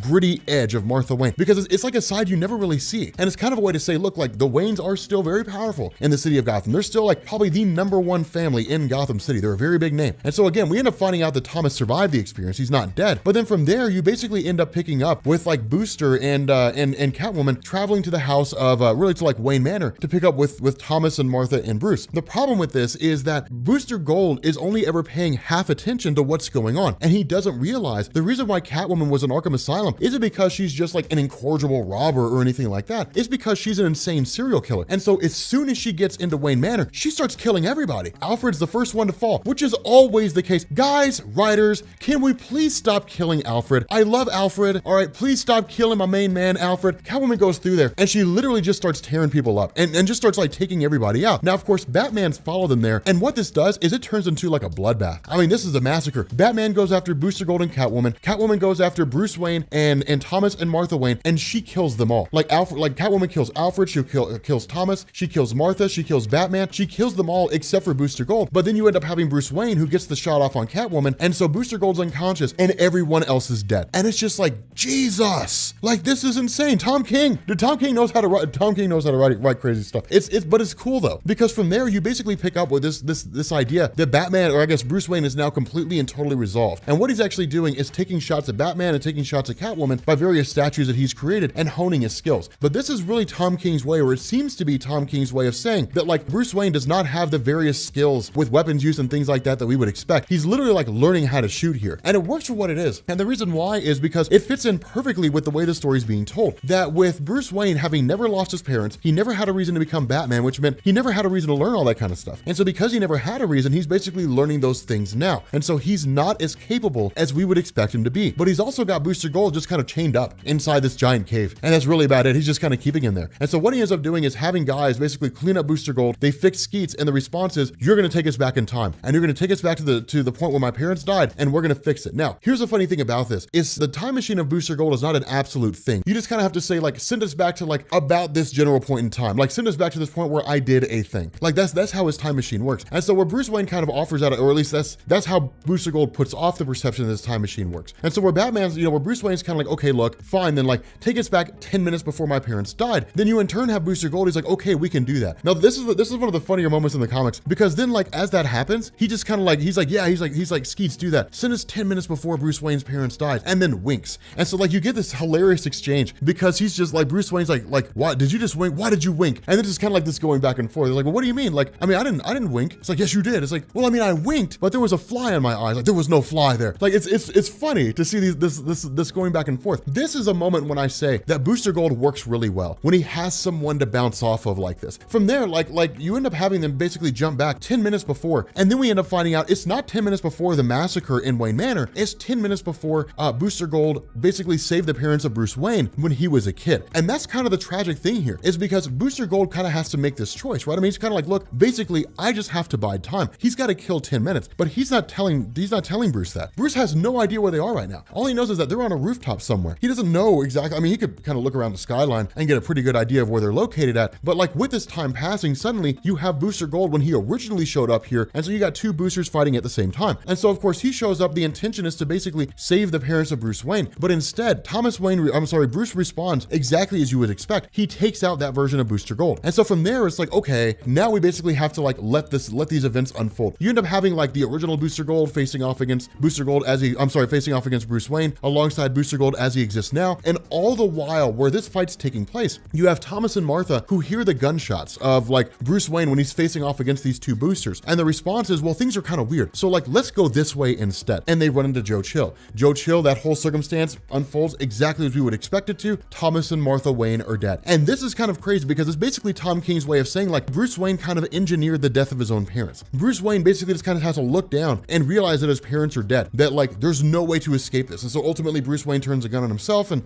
that's the end of that. And so in turn, like Booster Gold basically fixed things. And so of course Booster Gold jumps back, everything sets back to the way it was supposed to be. And then of course Booster Gold reveals everything to Bruce and says, hey, look, here's what I did and here's how I screwed up, and so on and so forth. But it's kind of cool here because this is designed to do two things, one you expect and one you don't expect. The one you expect is, it basically just kind of shows Booster Gold, despite his best intentions, usually ends up screwing things up. Booster Gold tries to do the right thing and ends up doing all the wrong things instead. But to me, and I don't know if this was Tom King's intention, but to me, this clarifies the events of Flashpoint and what Dr. Manhattan did. At the outset, people will look at this and they will say, okay, how can Booster Gold travel back in time and allow Bruce Wayne's parents to survive, and then travel back in time again and allow them to die, and things go right back to the way they were before? Like Flashpoint showed us, if you go into the past and you screw things up, like you'll change the future. But when you go into the past and you try to fix them, the future will still be different originally, like from the way it was supposed to go, because the very fact that you traveled into the past changed how the future is going to turn out. Like you've altered the course of the future, so you can never make it exactly the way it was supposed to be. You've altered the direction things are going to go. All right, here's why I think this works. If you look at Flashpoint for the way it was originally written, that logic is sound. The way that you think about that is 100% correct. It is absolutely accurate. But what DC Rebirth has said is that when Barry Allen went into the past and saved his mom's life and then initiated the Flashpoint universe and then went back in time after realizing that his mom has to die, things were supposed to go back to normal. Nothing was supposed to change, but Dr. Manhattan changed it. And so this fits in perfectly with that, because what it basically says is like, that can happen. Someone can go into the past, they can change things, realize that what they changed was wrong, go back to the past again, set them back to rights, and everything will be okay. Everything will be fine. It's the fact that Dr. Manhattan changed things due to Flashpoint, that's what really throws a wrench in the works. That's why everything seems so different now than the way it was originally supposed to be before New 52 happened, before the events of Flashpoint took place. So I wanted to throw that out there because to me it works. I think it works really, really well. I think it actually fits in perfectly.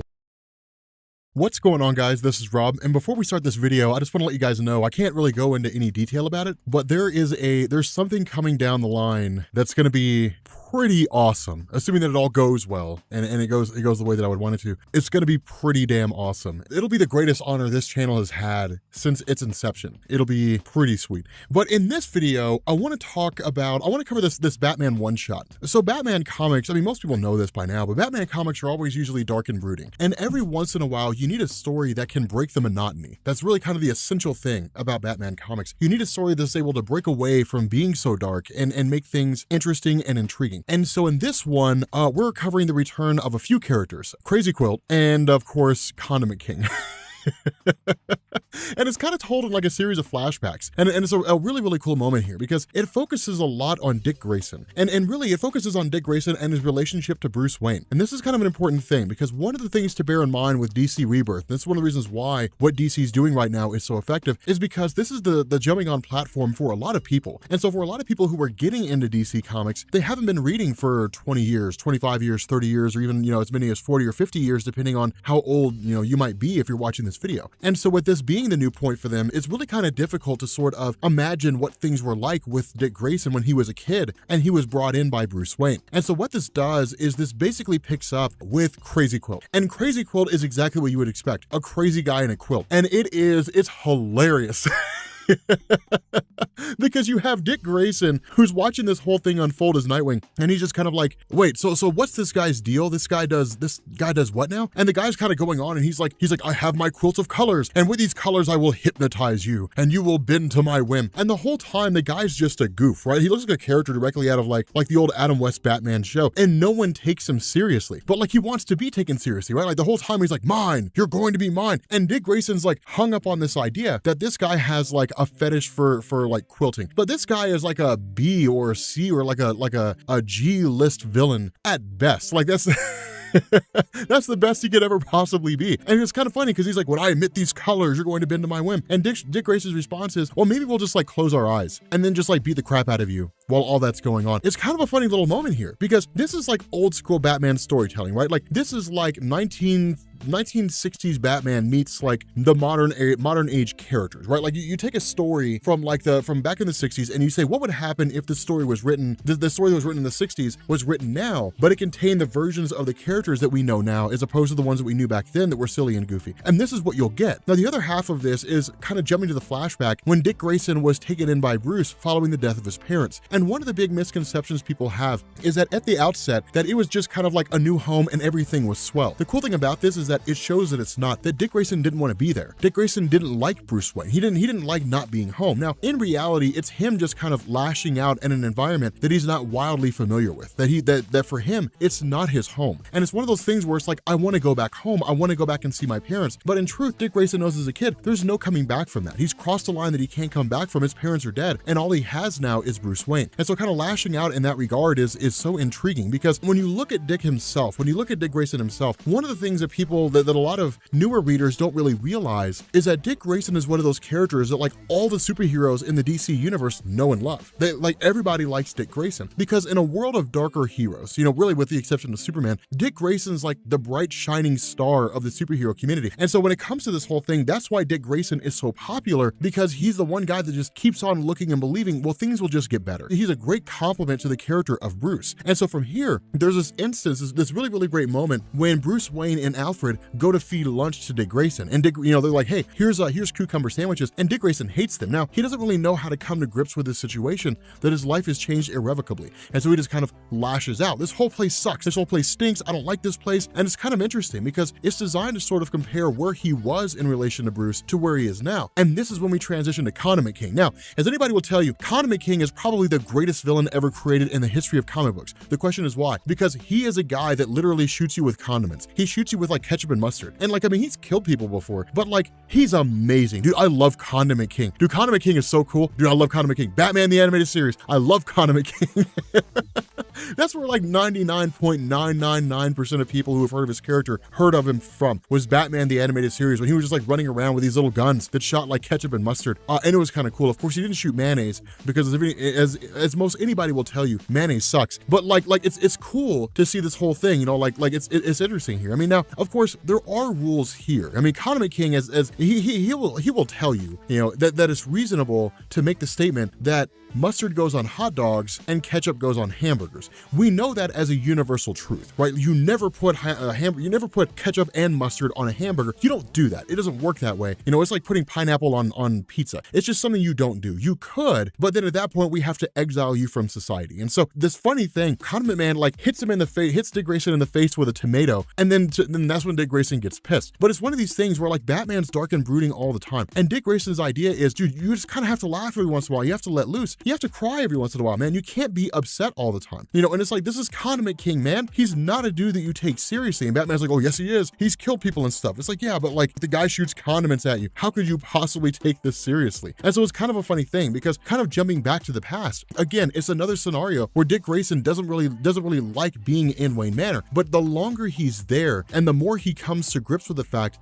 that he can't go back, the more he begins to accept it. And in this acceptance, he begins to find a middle ground with Bruce Wayne, where he goes through and tries to like swing, tries to treat a chandelier like a trapeze, and it comes crashing to the ground. His response is, well, I'm a flying Grayson. That's what flying Graysons do. And so with Bruce trying to talk to him and trying to reason with him, the idea of Bruce was to approach him more as like a guardian of sorts, as opposed to trying to relate. But when Bruce does start to relate, that's when he starts to open up. When he says, look, I lost my parents too, and maybe we can talk about this and come to terms together so we can understand where the other's coming from. That's the switch. That's the moment where everything begins to shift for Dick, and he begins to look at Bruce Wayne as a father figure. But it's interesting here because where the father of Bruce was, by all standards of measurement in terms of comic book storytelling, a great father, Bruce is very closed off. He's very shut off, and he doesn't really know how to open himself up to other people. And so for him, this is as much of a big of a step for Bruce as it is for the character of Dick Grayson. And that's why, if I'm being honest here, that's why Dick Grayson, I would argue, is probably the single most important character in the Batman mythos. While Alfred is Bruce Wayne's voice, his conscience, his voice of reason in the back of his head saying, you probably shouldn't do that, Dick Grayson is the one that makes him human. And that's what's so cool. That's what's so interesting. He's the one that kind of anchors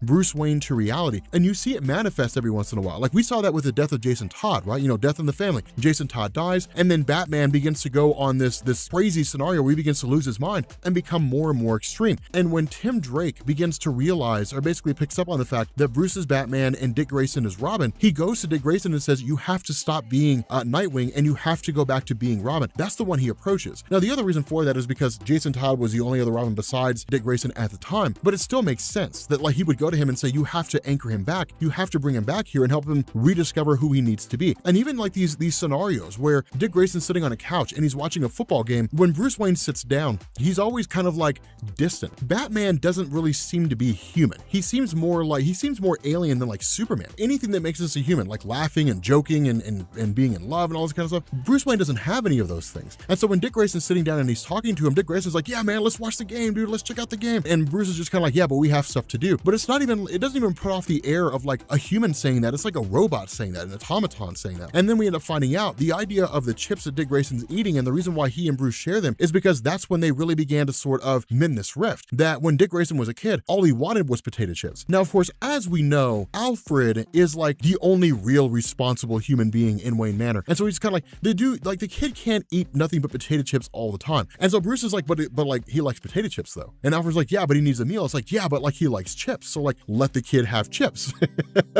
Let the kid eat some chips. And so it's a funny moment. It's a great touching moment, a great way to sort of show how these two characters came together. You know, how these two guys begin to relate. And Batman kind of lets his guard down for a second. When Dick Grayson's going through and he's like, hey, I'm going to bounce this thing off, 37 times or whatever it is. I'm going to make a bet. I'll bet you a penny that I can do it. Batman kind of goes along with it and it's like, I don't really bet, but okay, whatever. Dick Grayson pulls it off and Batman, kind of laughs for a second, and then he starts to cry. And it's like, and as soon as that happens, the mask immediately comes back on. And it's back to business as usual. It's back to Bruce Wayne being Bruce Wayne. But like, it's a beautiful thing. It's a beautiful touching moment because it tells us there's a human in there somewhere. And the way that Batman's always been written is this the pain of loss, because he's always only ever lost things. He constantly loses things all the time. And so if anything, I would argue here that in this instance, when you take this for what it is, Batman's more of a coward. It's easier to just close himself off from humanity than it is to accept the fact that sometimes you just lose things, that's just the way the world works, that as you get older, things get taken from you. It's just how it happens, and there's nothing you can really do about it. And so it's a great thing here. It's just great storytelling. It's incredibly good storytelling here, because following this experience with Bruce and Dick Grayson, with Bruce opening up to Dick and saying, look, like, I lost my parents, we should talk about this, Dick Grayson begins to open up to Bruce Wayne. And in doing so, Bruce Wayne begins to take him under his wing so that he will become Robin. It is so cool. It's just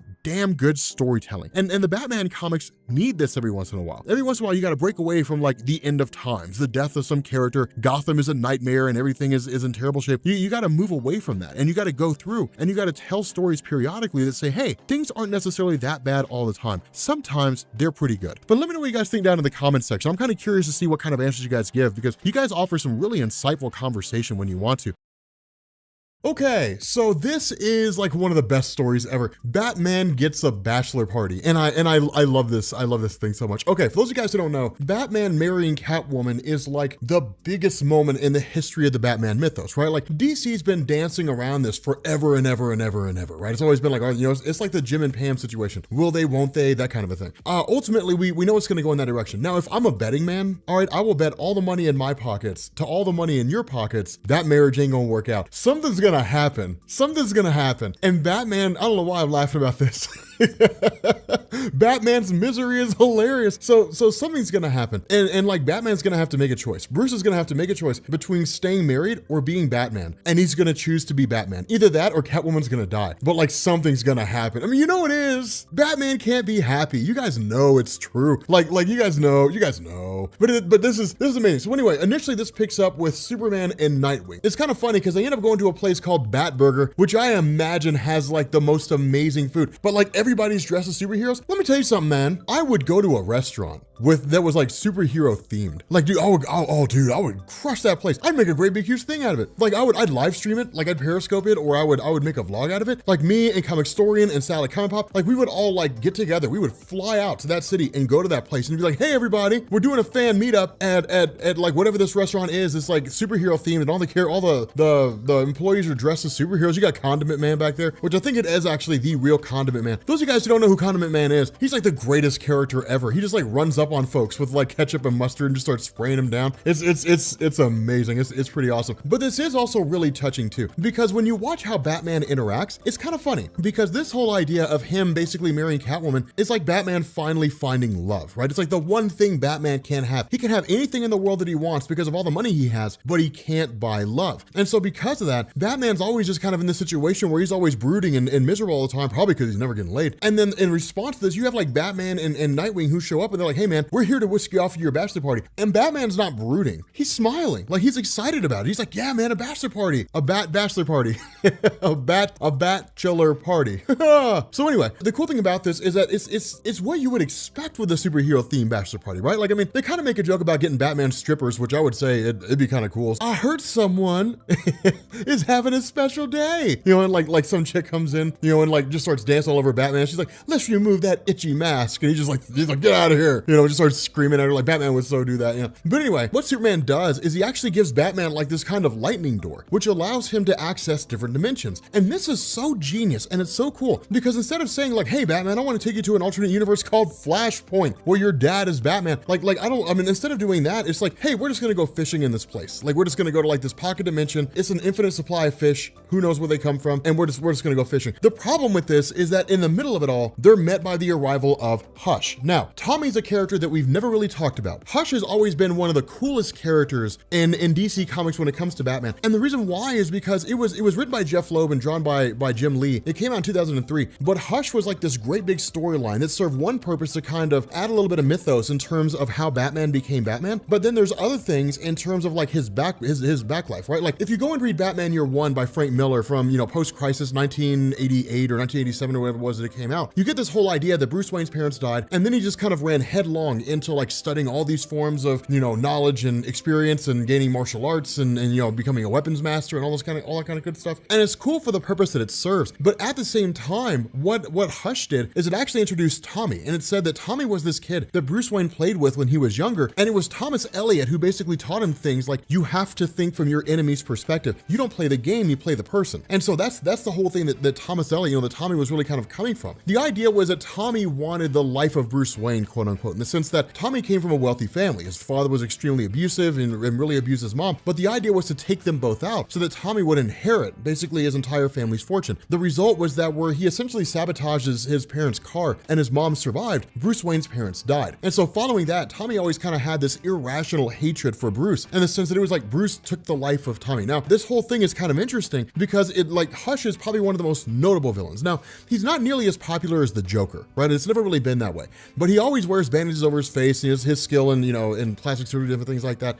But for certain circles, for people who are more experienced with Batman, there's a lot of people out there who will say Hush is the most interesting villain he has. But what you end up having is Nightwing, who immediately leaps into action. And the reason why is because Batman, of course, saves Nightwing's life, but it's a way to just kind of throw the story in that direction. And this is kind of cool because you don't really see Dick Grayson fighting against Hush. You don't really see that often. Hush is a Batman villain, but still, like, in response to all this, Nightwing and Tommy actually end up flying through the lightning portal, more or less, and the result is that they're kind of thrown into this other dimension. But they actually kind of end up in this place in the in-between, which is kind of between existence and non-existence, which is really kind of weird because they're met with a guy, and it's interesting because DC kind of plays on this idea that he could be a couple different people. Some will say he's like the Phantom Stranger, or some might say that he's like the Question, or something like that, where you never see his face. You're never really given an answer to the identity of this person. Now, it may be this is just designed to be that way. It's just a one-off and you never really know who they are. Or it could be that later on down the line, they play a bigger role. Honestly, I'd say it's probably the former, but we're basically told this is the place where the echoes of men go, more or less, when they've effectively given up on life. That some people are yanked there, that some people are pulled there against their own volition. But no matter what it is that goes on, the people who occupy this place are people who basically don't have an identity. It's people who don't really know who they are. They've lost all sense of self. And so anyone who stumbles into their path basically is taken by these individuals. What it requires is for Tommy and Nightwing to fight side by side. And this is done for a reason. One of the things that's very easy to lose track of when it comes to Tommy is that he's a very capable fighter. He's very much a thinking man's villain. And so when you have someone like Nightwing, it's really the Half-Life effect, right? Like, you can only ever create something that's half what you are. When it comes to Bruce Wayne, taking Dick Grayson under his wing and then teaching him to become Nightwing or become Robin and then eventually Nightwing, Dick Grayson will never be Bruce Wayne. He'll only ever be half of what Bruce Wayne is. He'll only ever be half the man because that's the way things play out. But with Dick Grayson and Tommy working alongside each other, it's actually pretty cool to see. And with them facing off against these guys, you're basically told by the Faceless Man, you can't defeat them in the conventional sense. These guys, this place is possessed by the spirits of,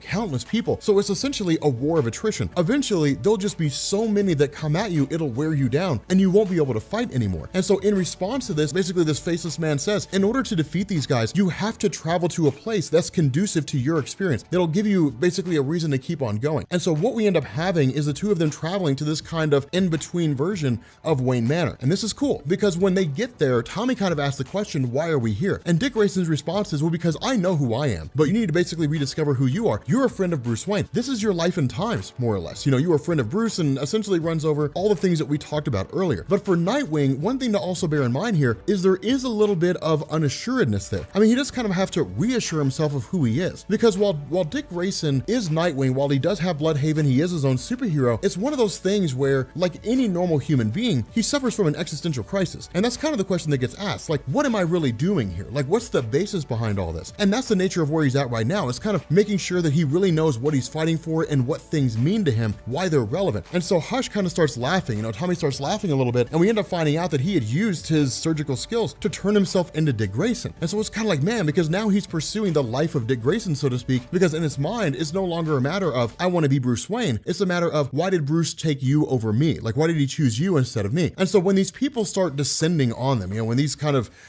ghostly folks start descending on them, basically the door opens up again, Batman saves Dick Grayson, Dick tries to save Tommy, and it doesn't work. So Tommy's basically left behind, presumably to become one of the mindless ones. Now, this can go a couple different directions. In reality, as cool as Tommy is, as cool as Hush is, he's very much a holdover from before New 52. DC tried to kind of bring him back in Batman Eternal, and it worked for what it was, but he's one of those sort of satellite characters where you don't see him nearly as much as you see Joker or Penguin or Riddler or anything like that, just because of the fact that the stories he pops up in are usually significant. I think that Tommy's a character that DC kind of seems to be getting rid of. That kind of seems to be the direction that they're going in, because really with this whole thing of Batman marrying Catwoman sort of segues into what's supposed to be this post-Doomsday Clock landscape where the entire DC roster is kind of reshuffled, shaken up, and it's kind of Rebirth 2.0, in the sense that Rebirth sort of stops becoming the branding initiative and we move into the next phase, quote unquote. And so with that in mind, it may just be there's really no room for Hush, or he'll show up somewhere along the line. He's very much like Bane in that capacity. But following this, where Superman basically takes his leave, it's really just Batman and Dick Grayson who are left there. And this is awesome the way this is done, because if you go and read Detective Comics, or you go and read the Batman comics or Nightwing comics, they never really cross over. And that was a big thing that happened in the beginning of Rebirth. It was one of the big criticisms people had, was that why doesn't Batman just call a person in? And if he doesn't, then what were they doing at the time? And so that's why if you go and you pick up the DC Rebirth line of comics, you can literally read them all in chronological order. So you see what Superman was doing between this story and that story, and it fits in perfect. The way that it's done, the way it all lines up. And so because of all that, Dick Grayson's been in Bloodhaven, dealing with everything that's been going on, dealing with his girlfriend and everything that goes on in his own city. And so it's kind of cool, because for a lot of fans who are, really a lot of people who are big fans of Batman, one of the things that they really seem to miss, at least at the various forum posts to be believed, is they miss the kind of father-son relationship between Dick Grayson and Batman. Now, this was the most logical direction of things, right? Like, Dick Grayson couldn't stay a kid forever. And so because he couldn't stay a kid forever, he'd eventually have to grow up and step out into his own. But it's like every father and son in the real world, despite the fact that son will go off, he'll find a girl, he'll eventually start a family of his own, he'll always return home. But you don't really see that with Dick Grayson and Batman. And so it's really Dick kind of sitting down, in terms of how the story's written, and saying, I recognize I haven't kept contact the way that I should. Unless you call us together for some great big huge crisis, I'm nowhere to be found. And that needs to change. I want to play more of a role in your life, and I want to be able to be there outside of just showing up for various superhero escapades or some massive crisis. I don't want to put distance between us. And so again, it's cool because it's kind of rekindling this father-son relationship between Bruce and Dick Grayson, and presumably we're going to see more involvement between the two as we go forward into the future of DC Comics.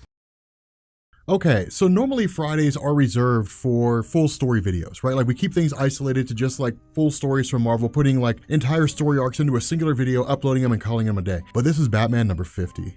This is Batman number 50, and this is a huge moment. If I'm being honest with you guys, I would say Batman number 50 is probably more significant than Action Comics 1000. And here's the reason why. Action Comics 1000 was inevitable, right? As long as the Action Comic publications went on, eventually it would happen. But the idea of Batman getting married, that was never an inevitable thing. It was never something that was destined to happen. It's something someone chose to do. In this instance, Tom King. I've heard different reviews. I've heard mixed reviews on Tom King's Batman run. Let me tell you guys something. I feel like Tom King's Batman run is just as good as Scott Snyder's run. It's one of the best Batman runs ever made. Like, it is like if I had to create a hierarchy, I'd probably put Dennis O'Neil, Neil Adams, and then probably Tom King / Scott Snyder. It's an amazing run. And then Grant Morrison at like third, because I thought his run was okay. But still, like it's an incredibly well done thing. And here's the funny thing. We're only halfway through. We're only part way through the entire Batman run of Tom King. So initially what this does is it kind of leads to like the fruition, right? Like this whole idea of Batman getting married. And this has been drawing on for quite some time. And in truth, this has been going on long before Tom King's run on Batman. And that's one of the cool things here. And it's one of the things that he points out. Initially, you just kind of have like Batman sort of giving the business to Kite Man, which I'm gonna be honest, guys. If I'm Batman and Kite Man's in Gotham City, I would just let him function. I would just be like, he's awesome. Like, I'm gonna let Kite Man just do his own thing. He's just like, Kite Man, hell yeah. Like, I'm just gonna let Kite Man go and do his own thing because it's cool.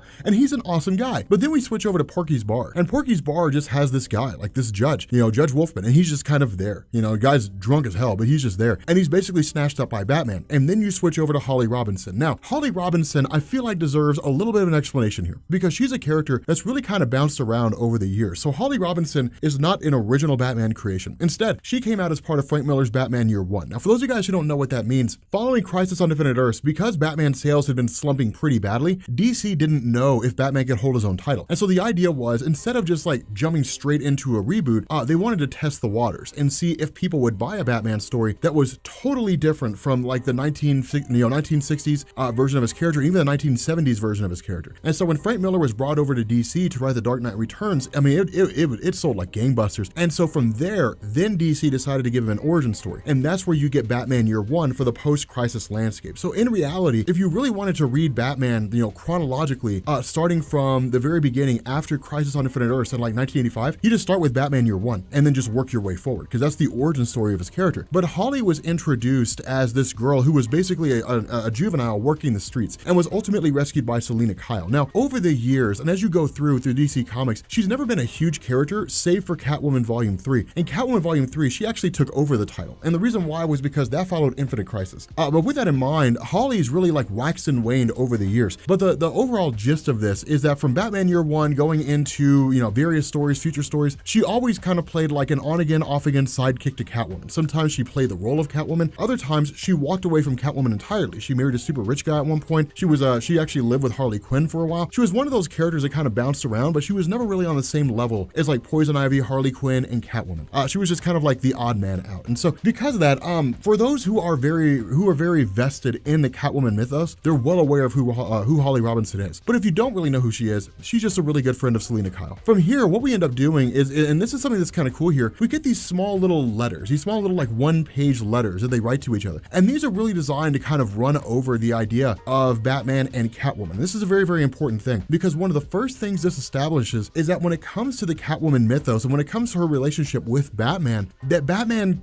you know, saw her as a villain. He kind of saw her as a villain only at the outset and only in the beginning. He basically stopped her from thwarting a robbery when she was dressed up as an old woman. But as time began to progress, Batman started to fall in love with her. And that's the reason why he always seemed to take it easier on her than he did on other criminals. At the same time, it's really cool because this hits at the idea that for him, you know, not to, you know, no pun intended, it was like a cat and mouse game. It was Batman chasing her getting away. And so it was really more of like Batman's way of courtship, if there really was such a thing. And so where you end up having the two of them going about and doing their own thing, this is really designed to hit home with the fact that while they're facing off against various villains and they're defeating various villains and so on and so forth, they are very much a team. They are very much sort of working together. And so what ends up happening here is we end up finding out that Selina Kyle had basically broken, or at least it seems like Selina Kyle had broken Holly Robinson out of jail. She was basically the one that got her out of there, and in turn brought her to Wayne Manor because she's going to be the witness on Catwoman's side for the marriage she's going to have with Bruce. Likewise, Bruce Wayne himself needs a witness, but this is probably one of the coolest parts of the story. Bruce Wayne could have witnesses in a myriad of different ways. He could grab Tim Drake, he could grab Dick Grayson, Duke Thomas, he could grab even Damian Wayne or like Jason Todd, but he doesn't. The person he gathers is Alfred. And the reason why is because Selina Kyle and Holly Robinson were like the 1-2 punch of like the Gotham thievery world for years and years and years. And so when it comes to Batman and Alfred, Batman sits down and says, you were the first one. Like you were the first person that I came to and said, I want to be Batman. You were there when we were building the suit. You were there when we were getting the gear, when we were buying everything we needed, when we were fashioning the Batcave. You've been there since the very beginning, and even before when you raised me as a kid. So you understand my mission better than anybody else, even if you don't necessarily agree with it wholeheartedly, because you understand what happened that led me here. And it makes the most sense that Alfred would be his witness, would be his best man, basically. Because in this situation, when you have Alfred, he's essentially the father figure of Bruce Wayne. It's really, he's really the only father Bruce has known ever since Thomas died. And so it makes perfect sense. And it's a beautiful moment because that's what we would expect. It would be like a son asking his father to be his best man at a wedding. It just works. And so from here, it's really kind of funny because when, Catwoman's getting dressed and when Bruce Wayne's getting dressed, they really kind of hate it. Batman's like, yes, I'm Bruce Wayne's like, I'm Batman. I run around and I do things. I do not go to socialite parties. I hate these things. But like with Selina Kyle, it's the same way. She's like, I don't really like putting on these kind of outfits. I do it when I'm committing a crime, but if left to my own devices, I would never wear this. And that's why like it's almost like they're so perfect for each other. And so what ends up happening is you actually have Holly who sits down and starts to talk to Selina Kyle. And this is kind of a cool moment here because when Holly's talking to Selina, she really kind of shines a light on Bruce in a way that Selina never really thought about before. And that's important because it changes the way people view other people, especially when it comes to marriage and when you're so caught up in the whole marriage ceremony and how crazy everything can be. And Holly kind of murmurs and says, it's amazing that you're marrying Bruce because it's what he needs. Like Bruce needs the happiness that you'll bring him because for him, it seems like the only way he can thrive as Batman is to be miserable and to be angry. And that's why things are so cool here is because it's a way for Bruce to kind of walk away from the Batman mantle. It's a way for him to leave the Batman mythos. And in reality, it seemed like it was only ever a matter of time. It seemed like it was only ever a matter of time before Bruce Wayne walked away and someone else took his place, that Bruce would eventually go on and do his own thing. And so following this, what they end up doing is actually, and this is kind of a funny thing, they're actually driving on O'Neill Avenue. Again, like Dennis O'Neill, Neil Adams, one of the most significant Batman runs of all time. Just a small little tribute to the contributions they've made to the Batman mythos. But as they're going through, the idea is that they're going to meet at the South Tower, which is like the first time or the place they were when they were first intimate, basically, when they first basically solidified their love for each other. And so it's a really interesting thing. And this is a really beautiful thing because what you end up having is this amazing conversation that goes on between Holly and Catwoman and Bruce and Alfred. And they basically say like, we wrote letters, you know, like I wrote a letter telling her everything, telling her everything, you know, everything I love about her, everything I care about her, all that kind of good stuff. So again, it's a really beautiful moment here because Bruce, it's kind of funny because Bruce never really seemed, the way he was written, never really seemed like the kind of character that would be able to convey his thoughts in a romantic sense, which is ironic because he's one of the smartest men in the world. And the way he's written is he's so articulate and intelligent, but somehow not able to voice those emotional feelings. And again, it works because when you're Bruce Wayne and you're Batman and your life is governed by vengeance and you've always kind of kept emotion at bay, what happens when you let emotion overtake you? It almost seems like you would allow yourself to lose control. And Bruce Wayne never lets himself lose control. The downside to all this is that Selina Kyle has been thinking about everything Holly's told her. And so Selina Kyle is not at South Tower. Selina Kyle is at Kane Plaza. And the reason why Selina Kyle's at Kane Plaza is because she leaves Bruce Wayne at the altar. And it's like, oh my God. Dude, it's the saddest thing. It's the saddest thing. Tom King. I'm actually pissed at Tom King. I'm so mad. It's so, I mean, but it's beautiful though, because it's like Batman can never find happiness. Like, I mean, it's tragic and it's sad,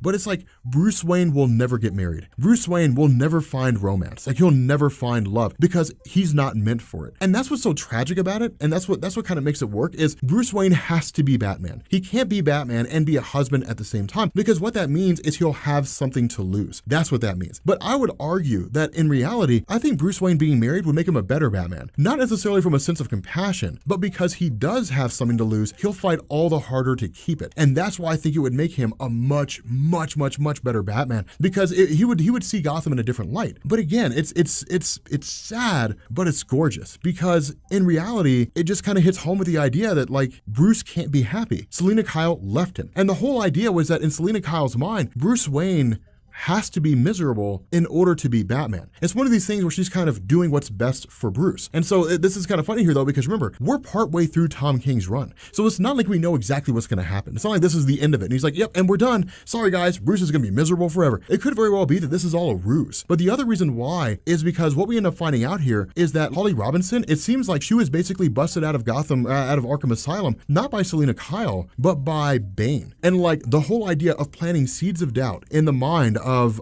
Selina Kyle was all done by Bane. It was orchestrated by him to basically say like, you're going to plant these seeds of doubt. You're going to essentially put in the mind of Selina Kyle, she cannot marry Batman. If she marries Bruce Wayne, he won't be able to be Batman again, and it'll essentially like destroy Gotham City. It'll come crumbling down because the one person keeping the forces of evil at bay has retired and walked away. And so it's like Bane, really from like behind the scenes, seems to have orchestrated this whole thing. Now I say seems because we don't know with an absolute certainty, but it is an amazing reveal, because if it's true that Bane orchestrated all of this, then hot damn, this really makes Bane one of the best villains ever. It is a genius move. Literally break Bruce Wayne emotionally, mentally, break him down in every conceivable way. All right, let me tell you guys something. Like every single human being born on the face of the planet, I was born knowing who Batman is, right? It wasn't until Comics Explained took off and I started getting into his character with Scott Snyder's Batman that I was like, okay, so Batman's really cool the way Snyder writes him. Like, I love Snyder's run. So I started going through and looking at old Batman stories. Not to sound arrogant, but I'd like to believe I know almost everything there is to know about Batman. Like, I've read the old Dennis O'Neil, Neil Adams run. I read The Dark Knight Returns. I've read Batman Year One. I've read Tales of the Dark Knight. I've read all kinds of Batman stories, the whole of Scott Snyder's New 52 run and Batman Eternal. Let me tell you something, man. Batman Cold Days by Tom King is some of the best Batman writing I've ever heard of.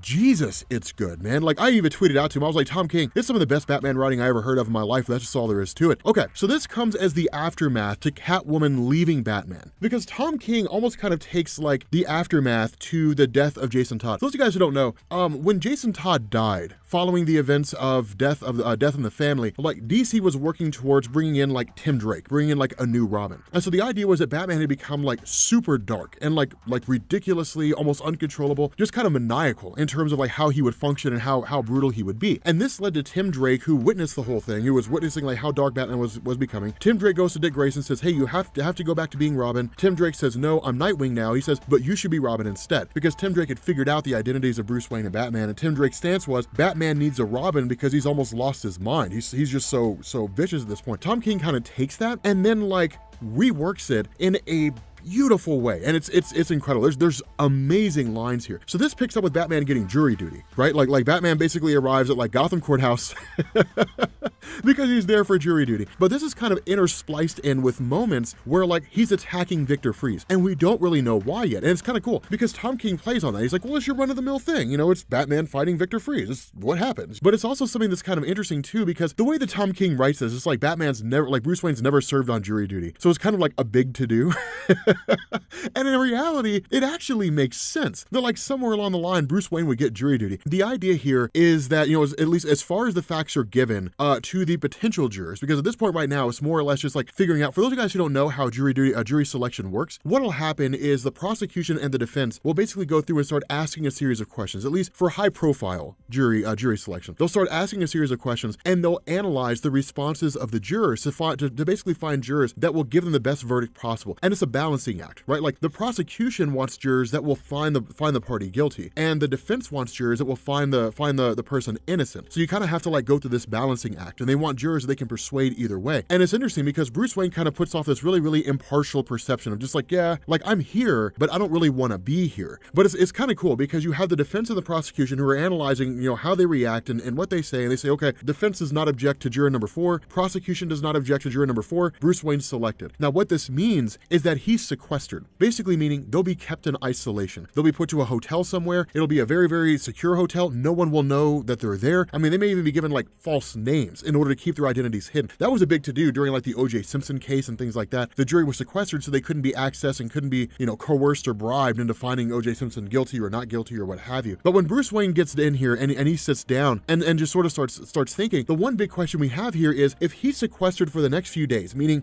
he cannot leave the hotel and he cannot be Batman, who's going to be Batman in his stead? And right off the bat, Tom King answers the question and says Dick Grayson. And it's beautiful because as soon as this happened, it means, okay, so like Batman's not going to be the forefront of the story. So the prosecution sits down, you know, everybody makes their case. Prosecution sits down and says, you've heard, you know, everything that's being, the defense sits down, you know, the prosecution presents their case and they say, hey, look, here's what happened, so on and so forth. And Tom King kind of skips over it, right? He treats it like an episode of like Law and Order, you know, where you don't see everything that goes on, you just get the highlights of the case. And so the defense sits down and says, here's where we stand right now. You've heard what the prosecution presented. 3 women were killed. And these 3 women were killed by means that were initially unknown to the Gotham City Police Department. That it was just kind of like, okay, they died of natural causes of blood clots, but then now Batman comes along and Batman starts poking around and does what Batman does and figures out that basically the cause of death was brought on by like cold. You know, that basically these blood clots were created by cold. And so in response, it seems as though somehow Batman figured out what the Gotham City Police Department couldn't figure out. Now, that's throwing in doubt. Initially, there was no evidence to show that Victor Fries had killed these women. And so now, like, then suddenly Batman comes along and there is evidence. So is it true or is it not true? And so then, of course, they put Commissioner Gordon on the stand. And Commissioner Gordon, you know, it kind of goes to like that hardcore examination where it's like yes or no answers. And for those of you guys who don't know, in the legal profession, it's a way to basically keep the jury from being confused and to only stick to the facts. Now, sometimes what'll happen is lawyers will ask a question in such a way to where they kind of lean towards one direction. And in this instance, it's basically the defense lawyer saying, well, give me like the rundown here. So initially, you guys found no evidence that Victor Fries had killed these girls, right? The evidence you found said that there were blood clots. Yes or no? The answer is yes. Okay, at this point, Batman comes in and Batman starts examining the body. Yes or no? Yes. Is Batman licensed to perform autopsies for the city of Gotham? And then that's what Commissioner Gordon starts to kind of say, hey, but look, man, it's not so black and white. And it isn't black and white. But the fact is the lawyer's looking for yes or no answers. That's the way the legal profession works. And so the answer is definitively no. Batman is not licensed to conduct autopsies for the city of Gotham. That throws the evidence that Batman brought into question. If a person shows up to you and tells you they're a cop, but they're not, does it mean they're a cop? And so like it's really a cool little scenario here. Now, of course, at this point, you have like the jurors who are really kind of having like their own individual discussion. They're having lunch. They're kind of talking about things, but they're not taking the case seriously. And right off the bat, Bruce Wayne just sort of begins to kind of snap. Of course, he excuses himself, goes to the bathroom, and then freaks out because what Bruce Wayne has realized in the blink of an eye, in the time they've been having lunch, is that Victor Fries will be found guilty. Because in this scenario, they see Batman as beyond reproach. And that's something that he really focuses on here. Now, of course, at that point, we go to Detective Bullock, right? Like Bullock, of course, Lieutenant Bullock is kind of like, hey, look, the defense lawyer asks, like, the body was dropped off at Gotham Police Station. Yes. Okay. Do you know who put it there? Well, there was no sign that there was no signature from Batman saying that he put it there, but the guy had a batarang in the side of his head. We knew who it was that did it. And so then we go into probably the most damning piece of evidence here when Victor Fries gets up on the stand and then basically talks about how he made a confession. But he says, I did this because I was so terrified for my life, because he just kept hitting me over and over and over again, and I didn't know what else to do. And so like, I just did what he wanted. And so then you go into the actual, you go into the jury section, where they're literally like, okay, we're basically trying to figure out if he's going to be guilty or not. And you have all these jurors who are just like, well, I mean, it's Batman. Batman saved Gotham City. He saved me. He fights the bad guys. He fights a good fight. He's Batman. So like, of course, Victor Fries was guilty. He's a bad guy. And so what ends up happening is when the question's asked, okay, does everybody find Victor Fries guilty? Everybody raises their hand except for Bruce Wayne. And Bruce Wayne says, I don't think he's guilty. And it's just like, damn. So like, that's when the plot thickens. And so from there, you start getting into like these super incredible like explanations, like these really, really amazing scenarios where like Batman starts talking with these various people. And like the jury, the various jurors are getting up and they're saying things like, hey, look, like he's Victor Fries. The guy's a well-known criminal. Batman's fought him on a multitude of occasions. The guy is, he does this thing over and over and over again. It's the thing he always does. Like he's just a bad guy. Of course he was guilty. Why would Batman be tracking him down? And the response of Bruce Wayne is, that's not reason enough. That's not enough evidence here. Just because Batman was chasing a guy does not mean that guy's guilty. There's a kind of pattern that's going on with this jury. And so Bruce Wayne sits down and says, look, all I ask is an hour or two. That's all I ask. When this hour or two is done, if I haven't persuaded you, I'll find him guilty. But listen to what I have to say. Listen to this explanation that I offer here. And so it's kind of cool because as he goes through and starts talking to them, one of the things he says like, let's sit down and let's start looking at this evidence, right? So Commissioner Gordon and the Gotham City Police Department, the coroner, which by his own admission, Commissioner Gordon said was one of the best coroners, sat down and found no evidence that there was any indication these girls had died by the actions of Mr. Freeze, which is to say, cold was not used to induce these blood clots. And so between the time the coroner initially did his autopsy and the time Batman showed up, it's possible someone went in there. There's no evidence here to show that no one was in there. And so if there's no evidence to show no one was in there, then that means you can believe someone was in there because there's no evidence to show either way. So each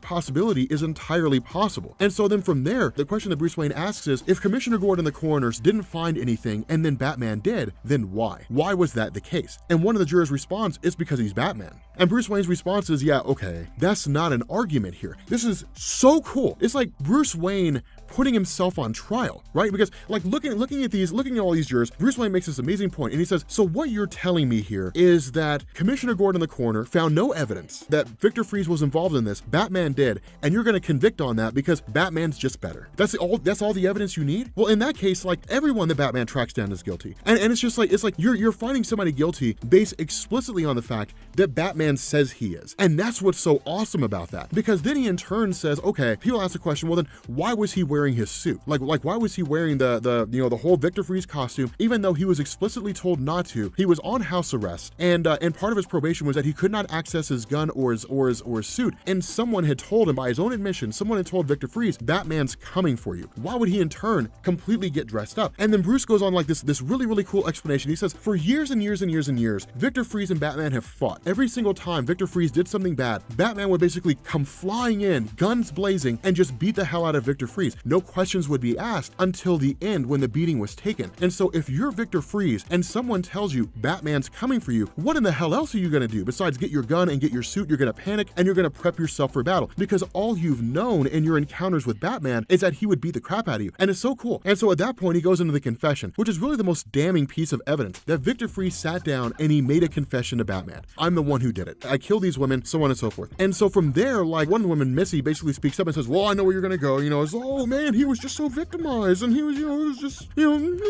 sad little tears and everything. And Batman kind of Bruce Wayne counters and says, no, it's not necessarily like that. And then he goes on a story about himself. And that's what's so cool here. He talks about his life as a child. And he says that when he was a kid, when his parents died, that all he knew at that moment in time was just fear. And he would have given anything to make that stop. Referring to Batman indirectly, of course, not saying like, I am Batman, guys. It's just kind of like, I've had times in my life when I've had the highest highs and I've had the lowest lows. But when I'm at my lowest, I'll do anything to make that go away. I'll do anything to bring myself back up to a happier place. If Victor Fries is anything like that, if he's anything like a human being, he's the exact same way. And so in that moment when Batman Batman is pummeling the hell out of him, he'll say whatever he needs to say in order to make it stop. Now, the fact that this is included in here is not an accident. Tom King, if you ever see this video, I apologize if I'm stepping on toes, but Tom King used to be a guy who worked in the CIA. And the idea is one of the big things, I don't know how many of you guys remember back, but like post 9/11, in the later years of the Bush administration, one of the things that people began to learn about was extraordinary rendition. Taking people who were suspected to be terrorists, flying them overseas to places where torture could be practiced, and then torturing them, and then getting information out of them. And on one side, you had people who said, no, that's perfectly okay. And then on the other side of the field, you had people who said, but torture doesn't work though. People will do whatever they'll say whatever they need to say to make the torture stop. The counter argument to that is, yeah, but if they're lying, we'll just torture them again, and we'll keep doing that until they tell the truth. There's this kind of back and forth, but that's why it's thrown in here. It's not an accident. And so in turn, you have Bruce Wayne who speaks to Missy directly and says, hey, I noticed you have a cross, and she says, yeah, I mean, I have a cross, I believe in God, I have faith, I have all these things. Do you believe in God? And Batman's response is, I used to. Bruce Wayne says, I used to believe in God. My father, Thomas Wayne, he believed in God. He believed in like the hallowed spirit and the immortal soul and God and the Trinity and the whole 9 yards. But then he says, after the death of my father, I stopped believing. I stopped believing that God was real, because where was God when my mother and father died? And that's so cool. That's so cool to give us like this introspection of Bruce Wayne, why he doesn't believe in God. Everyone who's ever been in like a terrible situation, who's lost someone close to them and their faith is questioned, it always comes down to that question. Well, where the hell was God when my parents died? Where was God when my children died? What has God done for like the last 2,000 years besides sit on high and judge people? It's all these really, really great questions that kind of come in, and Tom King throws them in there and says, Bruce Wayne has asked them all. And so in turn, he kind of tells this story about himself and says, in my lack of belief in God, I turned to something else. I knew there had to be something else out there to believe in, something that was tangible. And what he's doing here without telling them is telling them the journey on how he became Batman. And he kind of goes on and he says, like, we're all here because like we're citizens of this city. We're all here because we're citizens of Gotham. And if we're citizens of Gotham, we know what Gotham's about. We know that Gotham sucks. We know that Gotham can be a crappy place, that Gotham is home to just some of the worst scum in the world. But there he is, the man in the cape, saving us all, fighting the bad guys, defeating the villains. He's everything that we could hope him to be. What he does is he kind of paints this picture and he says, or at least the question is asked, do you believe Batman's God? At least the question is asked to Bruce Wayne. From Missy, she says, Batman makes mistakes,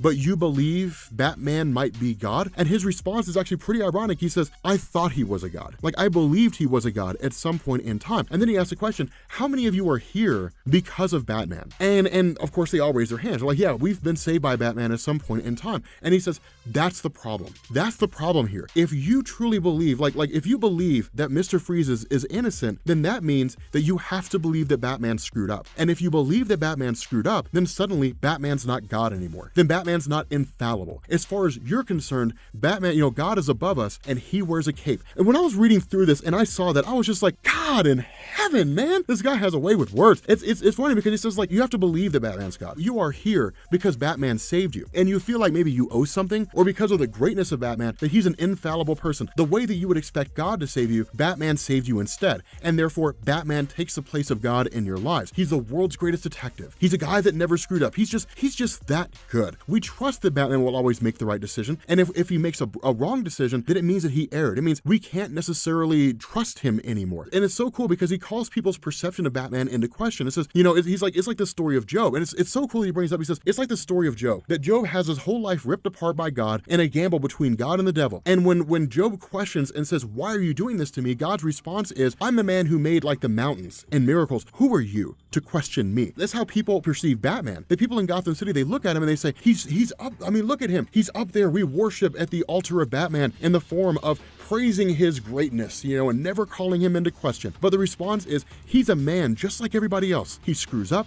and he makes mistakes and he does dumb things. He's not some infallible being. He's just a man. Nothing more than that. And so it's crazy here because then he sort of begins to kind of move in this direction of talking about the life that he had with Selina Kyle. What he tells us is that for the longest time in his life, all he's ever really known is misery and sadness, that he lost the greatest thing he ever had in the form of his parents, and that he turned to Batman in order to try to find happiness, but never found it. All he found was violence, and all he found was more violence, and that was it. Violence, sadness, and loss. And then when he'd almost given up, he found happiness. He found happiness in the form of Selina Kyle. The one thing he never thought he would ever be able to find. He found happiness and he found love. and then it was yanked away from him. She took off, and he was right back where he was before. It's Bruce Wayne saying, like, I am at the lowest point of my life right now. I am as low as my life has been since the death of my parents. It's almost Batman, like Bruce Wayne, pleading with himself, and then pleading with them to understand the nature of Batman, that he screws up, that he makes mistakes, that he's not an infallible being. And so if they believe that Batman is truly a man, if they believe that Batman is truly a guy, that he's not some god up there listening, that they have to accept that he screws up. And if they have to accept that he screws up, then they have to remove Batman from the equation of all the evidence here at the courtroom, and they have to say, look at the facts for what they are. Nothing here supports that Victor Fries killed these girls. And so you have to find him not guilty. And making this compelling argument and one of the greatest Batman stories ever told, in turn, the jury finds him not guilty. Now, it doesn't mean that Batman's walking away. It doesn't mean he's just letting him go. It's just like, we're gonna go on the trail of figuring out who's actually at large here. Not only that, King throws in a couple things.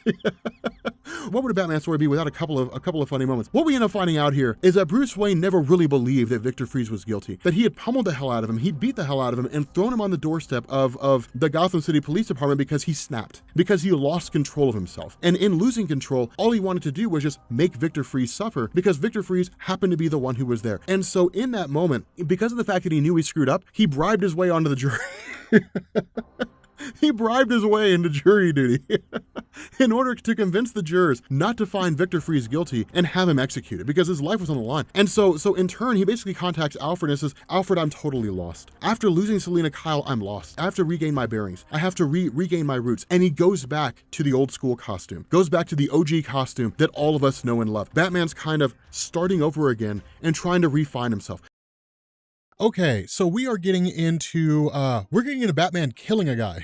I don't know why I'm laughing about that, but funny enough, Batman kills KG Beast again. So here is here's the whole idea, and we'll explain a little bit more about what that means here in a second. But initially what this does is this picks up with KG Beast basically arriving in the US. Now, this is a bit ambiguous, and the reason why is because KG Beast, he's been around for a while, and in reality, the last we saw was that he died, and kind of died, and we can talk about that here, we can talk about that right now. So when All-Star Batman kicked off in DC Rebirth, that was kind of Scott Snyder's way of just sort of telling the Batman stories he always wanted to tell outside of the existing continuity of DC Rebirth, and the stories would just kind of fit in wherever they fit in. That was really kind of the idea behind it. And of course, again, Scott Snyder could get away with that because, he and Greg Capullo kind of had this landmark run on Batman. I would say probably the best Batman run in something around 20 years. And so when you look at that, you look at the whole idea of KG Beast, and the way this played out was that it was really kind of like a comic book adaptation of The Most Dangerous Game. And for those of you guys who had never read that story, which I would highly suggest you do, it's one of the best stories ever. The Most Dangerous Game was a story about a guy who hunted people. Getting fed up with hunting animals, he literally started hunting people because people could hunt back. But nonetheless, the way that KG Beast ended with All-Star Batman, it was really just like Batman pushing him off a cliff, essentially, and then Batman being saved by Duke Thomas. And so we didn't really know the fate of KG Beast. But with the thing about his character, with him showing up, it's literally just like amassing arms and armament. It's going to a place, ordering guns, and then basically like setting things up and organizing things. And the reason why is because what's going on while KG Beast is doing all this is you've got Batman and you've got Dick Grayson. Now, the way this starts off, Tom King does this so well. The way this starts off, it's nothing special. It's just Batman and Dick Grayson fighting like zombie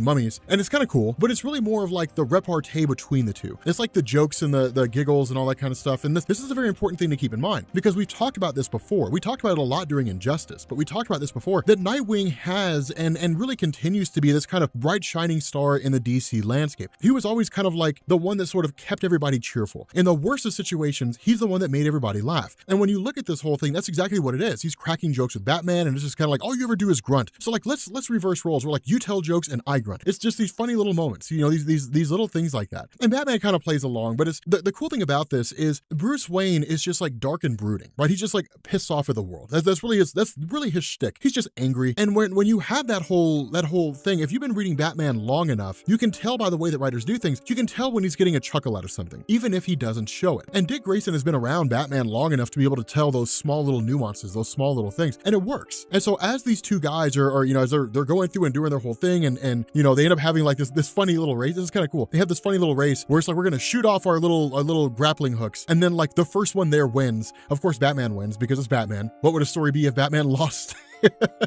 But nonetheless, when they're going through and they're kind of having their back and forth and they're enjoying each other's company, basically, like they're two friends hanging out. In the middle of all this, KG Beast loads up a sniper rifle and kills Dick Grayson. And this is, it's big. Dick Grayson has suffered through things like this before, but it's a pretty significant moment for Bruce. And here's the reason why. This is why this works so well with Tom King. If you look at the story in isolation, it's, oh man, another story where Dick Grayson is, where he might be dead and he might be gone, and it's kind of easy to scoff off. But if you look at Tom King's run, the totality of his run for what it is, and then you look at like James Tynion's Detective Comics and you kind of combine the two together, what you get is like the last straw. Since DC Rebirth started, there's been Dark Knight's Metal. Because of Batman's actions and meddling with time when he was sent to the past by Darkseid, that led to Barbados arising and like the dark multiverse coming into existence. Clayface was reformed and then he was killed. You've had all these things happen. Selena Kyle, Catwoman, was gonna marry Batman, and then she left him at the altar. The guy's life has just been getting progressively worse and worse and worse and worse. And then like Dick Grayson's dead now. It's like a crushing thing. But KG Beast loads his stuff up and leaves. That's the nature of KG Beast. That's what makes him so dangerous. When it comes to him as a character, he debuted back in 1988. He was made by Jim Starlin, and he appeared in like I think it was a 10-issue series, and it was called The Night of the Beast. Ultimately, when he first debuted in DC Comics, he was brought in by the fact that the Cold War was essentially winding down, and relations between the United States and Russia were beginning to cool off, and it was setting the stage for the US and for the USSR, or I guess what would become Russia, to basically begin mending the bridge. And this led to a rogue general basically activating KG Beast and sending him out for the purpose of killing like a handful of important officials, some political, some business, or what have you. This led to Batman intervening, but because of the fact that KG Beast was a Russian national, had he been arrested and turned over to the police, he would have been basically sent back to Russia, because at the time, it wouldn't look good for the United States to extend an olive branch. And so in response to this, Batman basically locked him in a cell underground and left him there. And so the idea was that Batman killed KG Beast. Now, ultimately he ended up escaping, and because of the fact that Batman doesn't kill, it was just kind of like an offhanded remark of, well, I told Jim Gordon that he was okay, and I told Jim Gordon about him, and then they took him, and that was the end of that. But the way it originally ended, basically KG Beast was left to die by Batman. That's literally the way it was designed to play out. Now, with regards to KG Beast proper, one of the things here is he's got like cybernetic enhancements, little things that sort of that make him more dangerous and more prodigious than your average assassin. He's skilled in a wide array of different martial arts. He's literally designed to be a one-man army. The other problem with this, though, is that we never really learned about KG Beast's backstory. All we knew is that he was a product of the KGB itself, and that's it. That's really all we had. And so going into this, basically it brings into the idea of his father, where like KG Beast starts banging on the door, and his father fires off a shot, and he opens the door, and then KG Beast is there. Then it's like, okay, so we're going to start learning more about his past. But the difference here, or I guess the big thing here, is that with Batman, he's pulling out all the stops, and that's what happens from time to time, and that's why this is done so well, because what Tom King is doing here is drawing on the aftermath of Death in the Family. Now, for those of you guys who don't know, Death in the Family was the story where Jason Todd basically died at the hands of the Joker, and in response to this, Batman lost it. Like, he got as close as he ever got to becoming the Punisher, basically. He was beating people half to death. He was taking the extra step more so than he needed, and that led, of course, to the introduction of Tim Drake. Tim Drake came along, and he deduced the identities of Dick Grayson and Bruce Wayne as being Robin and Batman, respectively. Tim Drake ultimately joined forces with Bruce Wayne, and he became the new Robin. But during that time period, that interim period, before Tim Drake became the new Robin, and before he was able to kind of reel Batman back in, he was brutal. And that's exactly what's happening here. It's not nearly as long of a stretch of time, but it is pretty brutal, because he shows up at Tommy Gunn's place and just throws him through a window. And that's not normal Batman fashion. I mean, throwing like a batarang around his neck and like reeling him back in, he's snapped. But it makes sense though. It's Dick Grayson. I mean, he's fought and bled alongside Batman for so long. And so where he just kind of like, I mean, literally like yanks him back in. That's when Batman gets information he needs. And we end up finding out he basically finds out it's KG Beast. KG Beast was the one who took out Dick Grayson. And that's an important thing to realize here, because Batman realizes he's not someone to trifle with. Now, it gets a little hairy here. What ends up happening is he basically ends up traveling to meet with Bronze Tiger. Now, this is one thing to bear in mind. Bronze Tiger is pretty dangerous, if I'm being honest with you. Like, he's pretty dangerous. Like, I'm pretty sure in Red Hood and the Outlaws number 20, back in 2013 when he appeared, he was basically established over the course of that and like his various run-ins with Batman as being equal to, if not better than Batman when it comes to martial arts. And he's actually defeated him a few times. Now, of course, Bronze Tiger is also a protector of Gotham, but he's also a person who has some pretty significant dealings with the criminal underworld. And because he's traveled around so much, because he's seen so much, Batman asked the question, who trained KGB? Now, when it it comes to this question being asked here, it's a little strange because, again, this kind of goes into the whole idea of DC sort of picking and choosing what they keep from the Batman mythos before the events of the New 52. And so where we would largely assume the Batman knows about KG Beast, he knows what he's about, he knows his history, so on and so forth, the question is, does he truly know that, or is he just kind of running around with it? And that really seems to be the case, that he basically doesn't really know anything about KG Beast. I mean, Bronze Tiger's literally explaining to him a bunch of old school guys trained KG Beast on his martial arts skills and assassination efforts and so on and so forth. It's Batman learning about him. And so again, we kind of have to assume Batman doesn't know anything about KG Beast. Take it for what it's worth. But the important thing about this is that Bronze Tiger warns Batman, and he says, look, what you're going into here, facing off against the Beast, against KG Beast, this is not a small thing. You're going to fight a man who can kill you, who's one of the most dangerous people in the world. So if you want to go do that, that's fine. Just be aware, you might be going to your own funeral in the process. And so that's why this is big, is because it's basically this kind of establishing fact that like KG Beast could kill Bruce Wayne. It's basically establishing the danger of facing off against someone like the Beast. Now, picking up with KG Beast, proper, and have him conversing with his father, when he shows up at his dad's house and essentially talking to him, the important thing here is that it really kind of establishes that like KG Beast never really had a chance in the first place, that his father was hardcore, his father was brutal. More so than that, KG Beast is equally as tough. His father really like beat the crap out of him all the time in an effort to kind of, toughen him up, but KG Beast himself had taken all those lessons and made himself a hardened person as well. And so what he'd done over the course of his career, over the course of KG Beast's career, anyone who knew who he was, anyone who spent any real measure of time with him, he killed them, including his own family. He turned himself into a veritable ghost. His father is really the only person left who knows who he is. His trainers, the whole 9 yards, they were all eliminated. And so where Bruce Wayne goes through and figures out that like the father of KG Beast is the only one who knows where he is, and basically that's most likely where Beast would go at the very least to try to take care of these last bits of who it is that knows his identity, we end up, kind of switching back, and the Beast takes out his dad. And that's the brutal thing, is and this is something to bear in mind here, the way this is done, the way it's written, the way it's drawn, it's emotionless. He doesn't shed a tear, he doesn't cry, he just fires off a shot, kills his dad, takes a shot of alcohol, and that's the end of it. Now, the other half of this is that with him being so prodigious in terms of his combat skills, his enhancements, and so on, he sniffs out pretty fast that Batman's on his way. And this is probably one of the best parts of any Batman story I've ever read. Tom King, I swear to God, man, this guy's got a golden pen when it comes to writing Batman, because this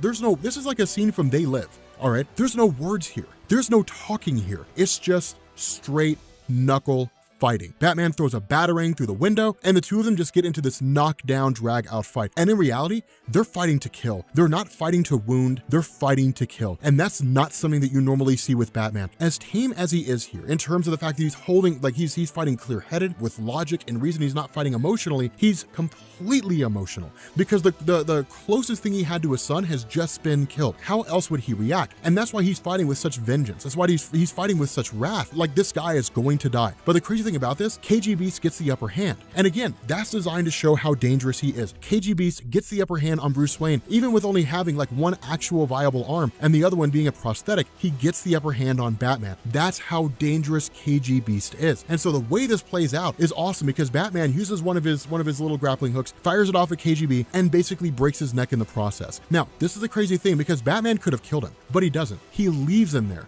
out in the cold. Just leaves him there. And that's what's so crazy about this, is like, it's kind of a replay of the original like Night of the Beast, but like it's out here in the middle of cold, in the middle of nowhere. Now, in reality, this is more or less Batman taking the stance of like, I don't kill. And in truth, he's not really killing KG Beast. He's letting nature do it for him, which is fudging the numbers, but it still works. It still it still works. But it's so cold and it's so methodical. Under normal circumstances, we look at Batman and it's just kind of like, yeah, he's cold and calculating and methodical. But with this, it's not really, I mean, it is that part of him, but it's also just emotionless. This man's going to freeze to death in the cold, and I don't care. He deserves whatever he gets. The closest hospital is 300 clicks that way. It's insane. Like it's way out there. Like, you're probably gonna die here. You're probably gonna freeze to death. Because when it comes to KG Beast, that's one of the important things to bear in mind. When it comes to KG Beast, despite the fact that he has these cybernetic enhancements, he's still largely human. He has to eat, he has to sleep, and he's still left, like, the rigors of cold can still impact him and can still kill him. And so that's the crazy thing. The big question Bruce asks here is, you are, I mean, at the end of the day, despite how dangerous you are, despite what you're capable of,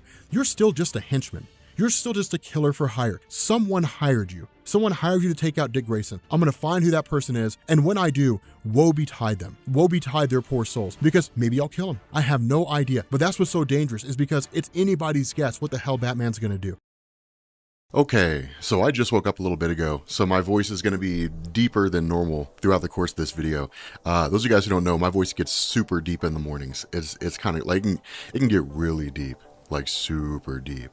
It's kind of crazy. But anyway, so we're continuing on with our story on Batman, right? And like in the last video where we ended this, of course, a fight broke out between Batman and Flashpoint Batman, right? Like Bruce Wayne and then his father from an alternate universe, Thomas Wayne, who was a far more extreme version of Batman, right? I mean, he had no qualms with killing or anything like that. And so when this fight concluded, all we saw was a hand just kind of reach up out of this giant pit. And we didn't know if it was Thomas Wayne or if it was Bruce Wayne. And so what this does is this basically kind of switches over to Gotham City, presumably with the defeat of Batman, with the defeat of Bruce Wayne, all indications that he hasn't been seen. We don't really know where he is, although we will find out. And then we just basically pick up with like the Joker and the Riddler. And it's kind of crazy here because they're driving in a police car and they are, for all intents and purposes, acting like police officers. And what they're doing is they're actually arriving at a murder scene regarding a character named Double X. Now, Double X is actually a guy named Simon X, or at least he's half of the equation. So back in 1958 with Detective Comics 261, the idea here for DC at the time was to create Batman stories that were rooted in science fiction, right? We've talked about that multiple times over the course of this channel, right? Like the 1940s comics were based on World War II, and with Barry Allen's introduction in 1956, DC sought to blend traditional superhero themes with science fiction themes because science fiction had become so popular after the end of World War II, and superheroes had dropped off in popularity after the end of World War II. And so creating a kind of winning recipe here with Barry Allen, the result was that going forward, science fiction was brought into the origin stories or to the ongoing stories of superheroes. And so with this kind of going down the way that it did, Simon X was introduced as a guy who believed that humans had what were called auras, kind of like an internal energy source. And the idea here was that he believed it could be harnessed and then be used for its own ends. The result was that everything went awry. And so the way this played out is you have X, which is essentially Simon X himself, and then you have Double X, which is basically his aura, his energy given physical form. It's basically got the same powers as Superman, minus like frost breath and things like that. But basically in this scenario, he's been killed off, and we don't really know why. And in reality, it's not really important that we know why. I mean, he's just a character that's been around for a long time. The real takeaway from this is that you've got Joker and Riddler who are functioning like cops, and they're saying cops things, right? They're talking to Commissioner, and then it turns out the Commissioner is actually Hugo Strange. And so the way things seem to be playing out here under the rule of Bane is that all these villains have taken over the role of cops. And it really doesn't make any sense, right? Because when the question is asked, like, are you going to set up the signal? Then the answer of Hugo Strange is yes, and they fire up the bat signal. So you look at that and it's kind of like, okay, this doesn't make any sense, because if Gotham City was taken over by the villain Bane, then you would believe that it would just kind of be allowed to descend into madness. What we saw with regards to the events of The Dark Knight Returns, that, you know, people wanted a communist state, so they got a communist state, and it wasn't what they thought it would be, right? Like it was mass pandemonium because human nature was thrown into the mix, where people kind of consider themselves to be above such base level things. But, you know, giving humans the ability to do what it is when they want, how they want, suddenly leads to absolute torment. Now, in reality, what you saw in The Dark Knight Returns was not a communist state. It was an anarchist state. That's basically what you saw. But the overall gist here is that Gotham has seemingly been taken over entirely by villains. And when the Batman shows up, of course, it's not Bruce Wayne, it's Thomas Wayne. And so the indication here is that Thomas survived and Bruce Wayne didn't, or Bruce Wayne's still laying down there at the bottom of the pit. We don't really know. Instead, what we get here are these small little pages where there's just a guy in this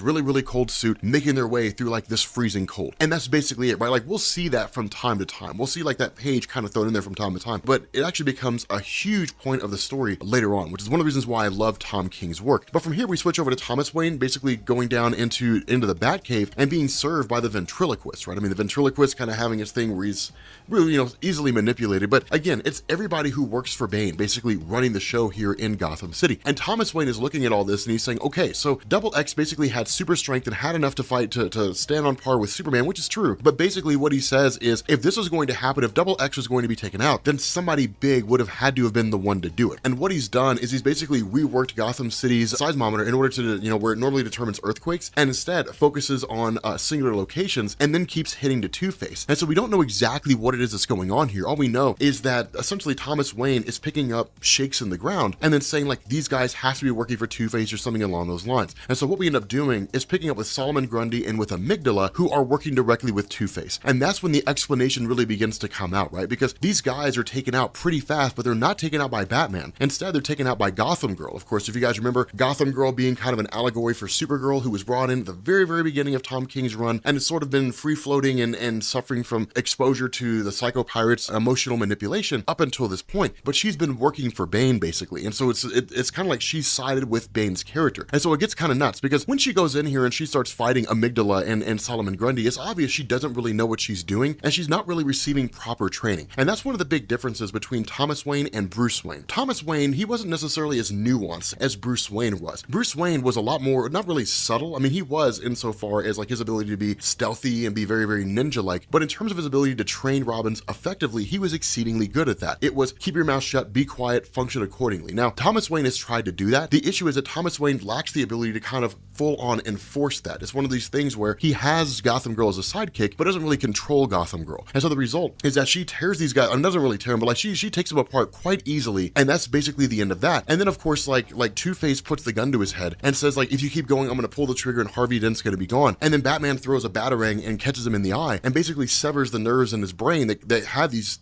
dual personalities, not necessarily curing Two-Face, but really kind of screwing him up. And that's when we end up learning that what's been going on here is that Two-Face is one of the last few villain holdouts. When Thomas Wayne showed back up in Gotham after his fight with Bruce Wayne, and basically was establishing like Bruce Wayne is gone now, like Bruce Wayne's not part of the picture, Bane made his move and Bane began taking over Gotham City. What he started doing after that was in order to basically turn villains to his cause, because the Joker loves chaos, because the Riddler loves riddles, because they wouldn't readily serve someone else, he basically started using Psycho Pirate. And so he would bring them all into Arkham Asylum. He would have Psycho Pirate throw on his mask, and then he would basically have Psycho Pirate use the Medusa mask's ability to manipulate emotions, forcing the villains to become essentially henchmen and to learn to love Bane. And so that's really how he's controlling things. Two-Face is one of the last villain holdouts who's like, no, this is my city. He's one of the last few villains who hasn't been captured yet, and using like Amygdala and using Solomon Grundy, they took out Double X, because Double X is a guy working for Bane that's been trying to basically capture and bring in Two-Face. And so it's kind of nuts when you get into that, because the way this plays out is Psycho Pirate comes in and basically puts on his mask and says, you love Bane, like you love him as a character. The other half of that is that Alfred is still alive, and Alfred's in Arkham Asylum, but all the various members of the Bat family are kept at bay, seemingly because Alfred's more or less being held hostage. I will kill you if you guys come in here, therefore they've all kind of been kept away. In this story right now, we don't know what they're doing. And so it's kind of a cool moment, because again, with Bruce Wayne making his way up into this monastery or this building out in the middle of nowhere,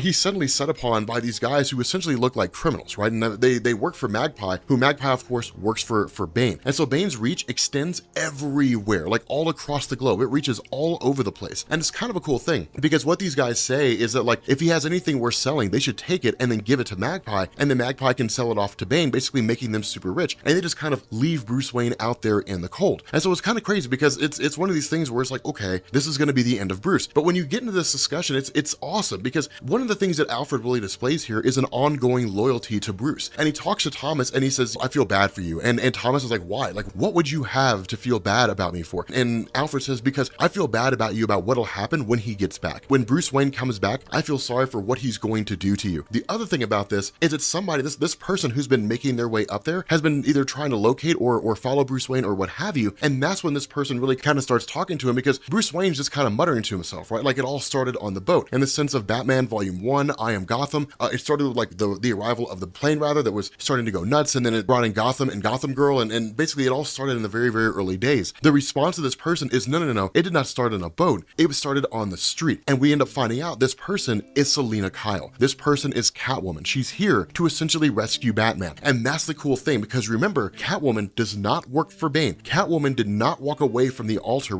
She did not walk away from marrying Bruce Wayne because Bane told her to. That was never the case. She was manipulated by her friend Holly, who works for Bane, into basically believing that Batman cannot be happy unless he's Batman. She's as much of a victim here as Bruce Wayne is. And so that's kind of the cool thing, because she's the holdout here. And I love this, because what it basically means is that like Gotham can be retaken by the combined efforts of Catwoman and Batman. It's pretty awesome to see. Like it's pretty sweet to see how this whole thing goes down. But again, Gotham at the moment right now is in a very dark place. Villains who are masquerading as cops who kill regularly. The average person won't really commit crimes because they're terrified in the face of like supervillains and those individuals who aren't like traditional cops, right? right? I mean, like if you look at it from like a psychological standpoint, it's true that like extreme punishment does not curb crime, but it's only because extreme punishment is carried out by like the average person, right? But like when you're talking about a supervillain, a person with the power to read minds, or a person to force you into believing that you're a rabbit and you walk around that way for the rest of your life with no control over yourself. I mean, when you're talking about things that are that terrifying, or they can just turn your body inside out, then fear will ultimately take over, and fear will be the guaranteed factor that will keep people in line, because the fear is so extreme as opposed to just normal circumstances. But again, it's an awesome story, and I'm really digging what it is that Tom King's doing.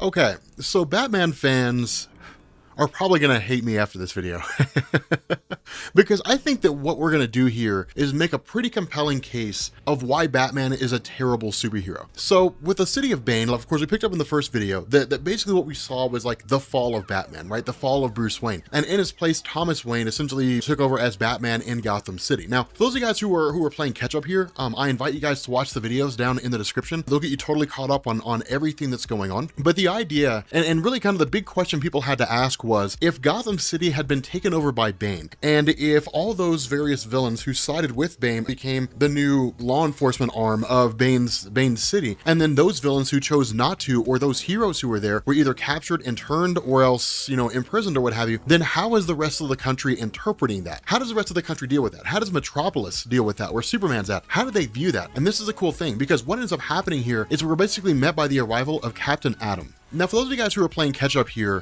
when it comes to Captain Atom, there have been a couple different iterations of his character. There's the original that appeared back in Space Adventures, I think it was, back in 1960s. It was created by Charlton Comics. For those of you guys who don't know, Charlton Comics was a comic book publisher alongside Marvel and DC at the time, or really even before Marvel. It was largely DC, and then Charlton and a couple other comic book publishers were releasing stories. Again, all this really kind of came out of Barry Allen, the idea that Barry Allen was the first attempt to blend science fiction with superhero themes and like create an origin story that was rooted in both. But because of the success of Barry Allen, because of the success of The Flash, he basically got a whole bunch of science-based heroes. And that was the nature of Alan Atom back in the day. Now, after the events of Crisis on Infinite Earths, going into like 1987, DC came back and introduced like a new version of his character named Nathaniel Atom. But the overall gist of this is that Captain Atom is a guy who can like manipulate pretty much an infinite amount of energy and then channel that energy in a variety of ways. But the overall point here is that when it comes to his character, Captain Atom's a heavy hitter. And for the most part, he's like a government guy. The idea behind this is that if Captain Atom shows up, then usually it seems to indicate that like things are going to pop off, or something's going to take place designed to sort of elevate a character, right? Because this is a guy that can go toe to toe with Superman, and depending on what stories you're reading, can actually overpower Superman. So it really sort of depends on there. But this basically picks up with Gotham Girl. Now, the cool thing about this is that with this event unfolding with Gotham Girl, it is kind of an interesting question. What would happen if Gotham Girl faced off against someone who is as immensely powerful as Captain Atom? And the answer to this is that she absolutely beats the tar out of him.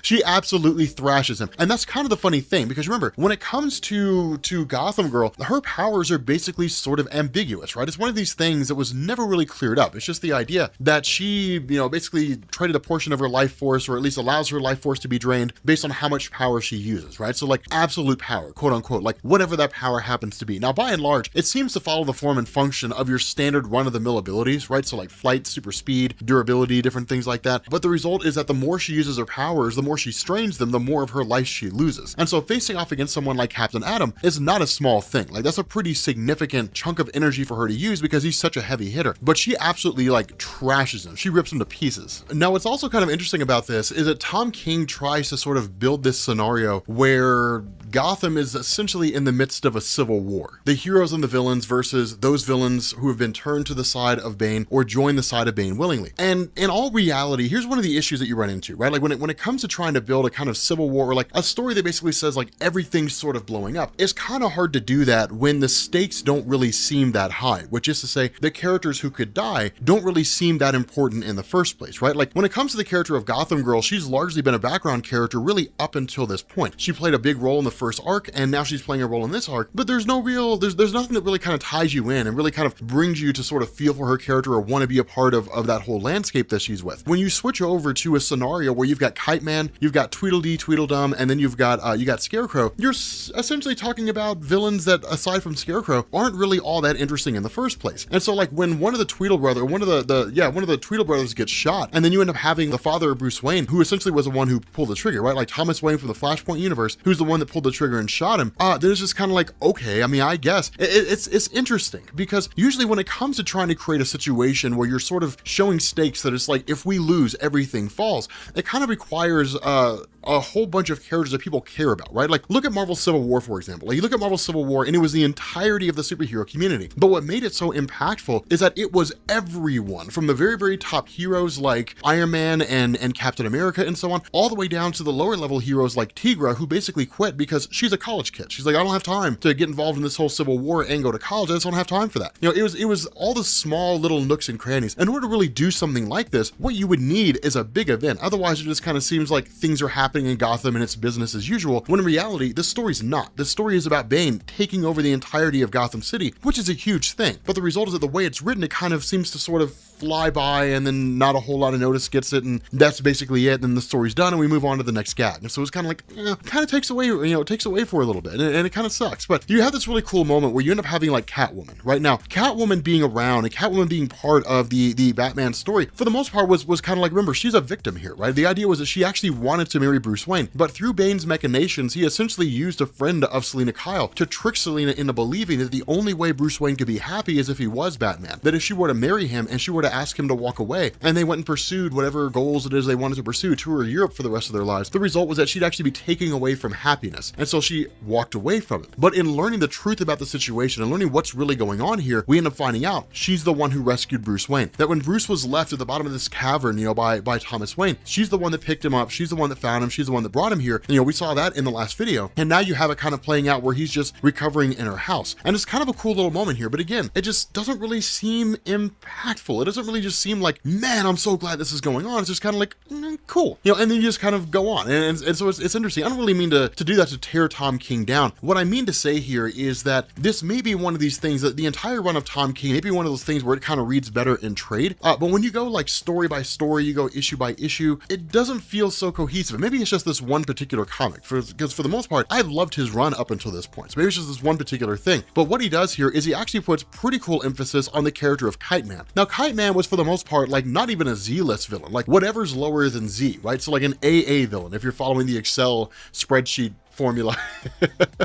He's like a below Z villain. This is a guy that's like almost totally and completely irrelevant and doesn't really have anything to do with anybody. But the cool thing about Kite Man is like he flies around, he's just like, Kite Man, hell yeah, like it's cool. Like it's one of the coolest little things. He originally appeared back in the War of Jokes and Riddles, I'm pretty sure. But basically like it's kind of a ragtag thing. Now, this I think does an exceedingly good job of showing us how dire things are, right? Like under normal circumstances, you would never see Scarecrow spending time and socializing with someone like Kite Man. I mean, that's just, it would, even for Scarecrow, he'd be like, I mean, you're cool, man, but like you don't really belong at the cool kids table. Like go sit with the other guys over there. Like the cool kids are hanging out and we're all going to skip class and we're all going to go to like make out point. I don't know. I don't know what kids do these days, but what it does is it sets things up really, really well, right? Because Gotham is really kind of walking a knife's edge. And when that happens, when that unfolds, what you're doing here is you're giving us a scenario where you're essentially saying like, everybody's really just kind of banding together as best they can. Like at this point, there is no differentiation when it comes to like classes of villains. It's basically those individuals who have been like taken over to Bane's side and those who don't want to, those who are trying to kind of keep Gotham a relatively safe place. And so it's interesting because then you switch over and you suddenly start getting these members of the Bat family who are having these conversations with each other, right? I mean, they're kind of having these talks. You have Damian Wayne who's talking to Tim Drake, and it's cool the way this happens because what you get here is a sort of explanation on whether or not things are right. And this is where I say, I think a lot of Batman fans may end up disagreeing with me here, because when I look at the city of Gotham, or you look at the Batman comics, and you look at the city of Gotham, and it's like Batman's a crappy hero. Because if Batman was a good hero, Gotham wouldn't be bad. There would be a measured change with Gotham improving, but that's never happened. In fact, because of Batman, now you've got like the Joker, who was really Batman's own creation. You've got Two-Face, you've got the Penguin, you've got like Scarecrow, you got Killer Croc. You have all these characters out, these supervillains who didn't exist before Batman. So what Batman had done, what Bruce had done, on is his parents got shot. His mommy and daddy got shot. He got upset. He went and traveled the world to make sure that nobody had to deal with that again. And he said the best way to do it is to come back to Gotham and make things worse. And that's basically what's happened. And it's kind of a cool situation here, because this whole debate that goes on between Damian Wayne and Tim Drake is this question of, are things really bad though? I mean, sure, like people are being stripped of their free will, all that kind of good stuff, and they're being made to serve on behalf of Bane, but the city's better. What's the alternative? Give them their free will back and watch the whole city fall apart again? I mean, that's kind of the cool thing. That's kind of this cool debate. That's why I love these debates so much, is because, people will kind of say, well, they should definitely have their free will. I mean, I guess if you just want to watch the city fall apart, but if the people of Gotham City had the ability to make their city a better place, they would have. Either they've chosen not to, or they've been incapable of doing it, but regardless of the circumstance, they failed on all levels. And so because of that, like, somebody else has to come in and force their hand and say, if you're not going to do it, then I'll do it myself. And that's what Bane did. That's essentially what Bane did. He came and took over the city. And like, it's kind of a cool thing, because like, there's no real crime anymore. The only people you have to worry about, the only people that are being tracked down by the forces of Bane, are the villains who haven't sided with them or haven't been caught and turned over to them yet, right? But you look at a scenario like this and people say, well, individuals, they deserve their free will. What they're really saying is the city deserves to rot. The city deserves to fall apart, because that's what's going to happen, because that's what always has happened. And that's because no one's taken any steps to keep that from happening. I mean, even Batman made it worse, right? Like, you kind of have a hero here, a vigilante or hero or anti-hero, whatever you want to call it, who says, look at these guys who are incorrigible, and there's really no reason for them to stop doing what they're doing. But gosh golly, I just believe that if I arrest them enough times, they'll stop. I can fix them. I can rehabilitate them. No, he can't. Batman's a failure as a superhero, because Batman's not willing to do what needs to be done in order to make sure that the villains are stopped. And that's why Bane works, because he is. The guy who wins the war is the guy who's willing to do what the other person isn't. Even if it means selling your humanity, even if it means giving up your humanity, either that or it's an endless war that will go on forever. And that's really kind of the way that Gotham is. It's an endless conflict that goes on forever and ever and ever, because Batman's inept and a failure as a superhero. And that's why I say, I think Batman fans will hate me because of that, but it doesn't mean I'm wrong. And that's kind of the funny thing about this, is because it's just sort of this kind of discussion, right? The Bat family cannot go into Gotham City. If they do that, Bane will kill Alfred. And so because of the fact that they're not willing to sacrifice the life of Alfred, then they're saying, well, then we'll just kind of let things keep going as they're going, right? I mean, at the end of the day, you got to choose a side. Everybody's got to draw straws. Somebody's going to get the short one. And in this instance, it's Alfred. I mean, the guy's old. He's almost done with all his living anyway, so why does it really matter? But if I'm a member of the Bat family, I'm saying, hey, look, Alfred's one man. There's a city with millions of people that need to be saved, or whatever it is that needs to happen, or something like that. Like, we need to act. Sorry about your luck, Alfred. It's been real and it's been good. You just got to cut him loose. And that's just the way it goes. It's harsh, but people with soft spots don't win wars. And so it's kind of cool, when it comes to this conflict here, because what you end up having is sort of Thomas Wayne talking to Gotham Girl and asking her, tell me what you hear. Like what do you hear in the city of Gotham? And she's like, I don't hear anybody calling the police. I don't hear anybody calling for help. I don't hear anybody getting mugged. I don't hear any of those things. I hear a quiet city. I hear a peaceful city. I hear a city that's better than it's ever been under the rule of Bruce Wayne. And that's why it's awesome. It's because at the end of the day, Bane succeeded. Bane did what he wanted to do. Bane made Gotham a better place. Okay, so getting back into City of Bane, Tom King's Batman, this one deals almost explicitly with Damian Wayne. You guys are going to have to excuse me here. I'm actually very, very tired at the moment.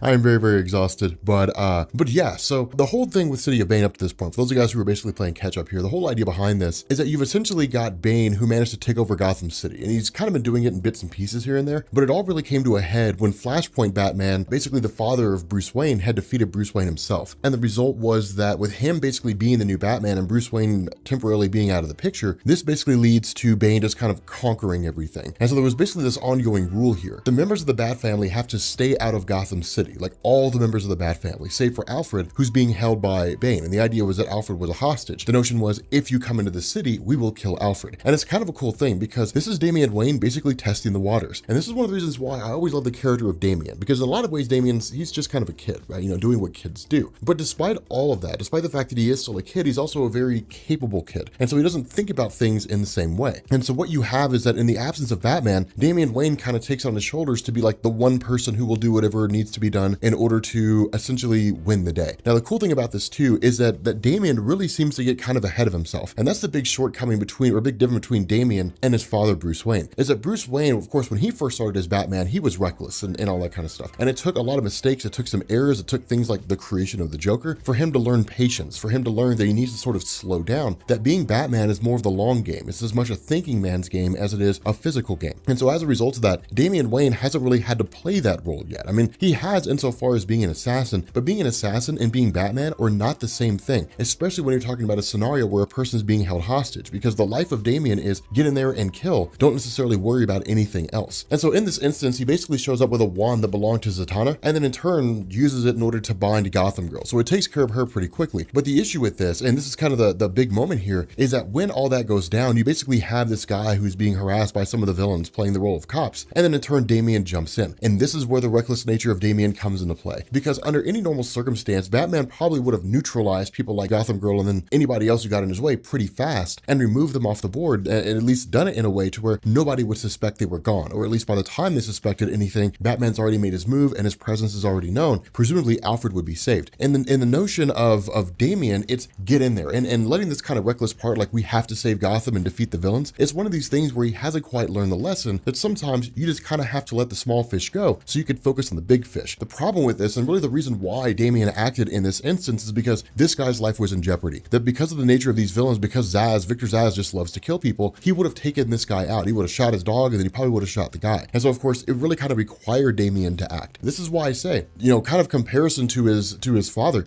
honestly, I don't think Batman would have been as upfront and straightforward about his appearance, right? And if he had, he'd have had a plan set up. Instead, Damian just kind of leaps in. So it's not really a question of, are these guys going to be defeated? They are. The question is, what do they do next, right? Like, what comes after this? Because with Damian Wayne's presence being known in the city of Gotham, now Flashpoint Batman appears. And it's kind of a cool little discussion that goes on here, because you have Damian who basically says, I know everything about you, right? Like, you're my grandfather from a different universe. We really don't know how you got here. Your entire universe collapsed because of a button. You're basically a failed superhero. Gotham is a travesty in the universe that you come from. It's kind of a cool little thing, because this is Damian, again, getting a little bit haughty and getting a little bit carried away with himself. Because when that plays out, of course, a fight breaks out between himself and Flashpoint Batman. And Damian initially seems to get the upper hand on it. And I wouldn't even really say is Flashpoint Batman toying with him. I mean, one of the things between this version of Batman and the actual Bruce himself is that Bruce is a lot more nuanced in his training. There's a lot more finesse going on there. If I'm being honest with you guys, I don't really think that Flashpoint Batman would be able to defeat Damian in hand-to-hand combat. But what Damian has in his prodigious fighting style, Flashpoint Batman, or at least we can just kind of call him Thomas, I guess, makes up for in like his durability and size, right? Because he's a grown man, he's withstood his own flurry of punches and issues and so on and so forth. And to me, it still doesn't quite work, right? Because I mean, of what use would Damian be if he couldn't like take out grown men as an assassin, right? I mean, at that point, you can't really claim that you're a great assassin because your weakness is basically like any adult anywhere ever. And so it's kind of interesting, but ultimately, you end up having Thomas who gets the upper hand on Damian and seems to take him out pretty quickly. And so it's kind of interesting here, because when that happens, Damian Wayne is basically knocked out. Now, what I want to do here is I want to sidetrack for a second, and kind of this little side bit of a story going on. That with Bruce Wayne having been defeated by his father previously, ultimately he was saved by Catwoman, right? So it was kind of like this little background thing going on where Catwoman was essentially nursing him back to health. Now, this is kind of an interesting concept here, because we've seen things like this before, and most notably, we saw it at the tail end of Scott Snyder's run on Batman, right? The fact that Batman was basically believed, or at least Bruce was believed to have been dead in his fight with the Joker following the events of Endgame, or I guess during the events of Endgame, and then you end up having like Commissioner Gordon who took over. It seems very similar to that, but insofar as a villain conquers Gotham City in Batman's absence, as opposed to somebody else taking up the role of Batman, right? I mean, you saw the same thing in Nightfall. You saw the same thing during the return of Bruce Wayne, right? I mean, we've kind of seen this happen before, where Bruce Wayne's incapacitated and something else changes. The difference, and the reason why I like this so much, is because it's a villain conquering Gotham in the absence of Bruce. Under any normal circumstance, we would expect it would be like Jean-Paul Valley, who was the first one to do it, or Dick Grayson, who was the second. I mean, you kind of expect that kind of situation to unfold, but you don't really see it here. Instead, it's Bane conquering Gotham City. And that's why I dig this. It's one of the reasons why it's cool. But basically, it's him working around and kind of traveling around with Catwoman. But what she says is, look, like you're in your recovery phase, right? Because I mean, the indication seems to be as soon as Bruce wakes up, let's go to Gotham. We got to take everything. Like we basically have to save the day. There doesn't really seem to be any indication that he knows exactly what's going on. Selena Kyle's basically giving him the rundown, has kind of explained to him what's going on. Insofar as what's happening, he doesn't really know the finer details because he's not there. He's not actually in Gotham City. And when Selena chimes in and she says, hey, look, like, just so you know, if you do this in your weakened state, if you do this,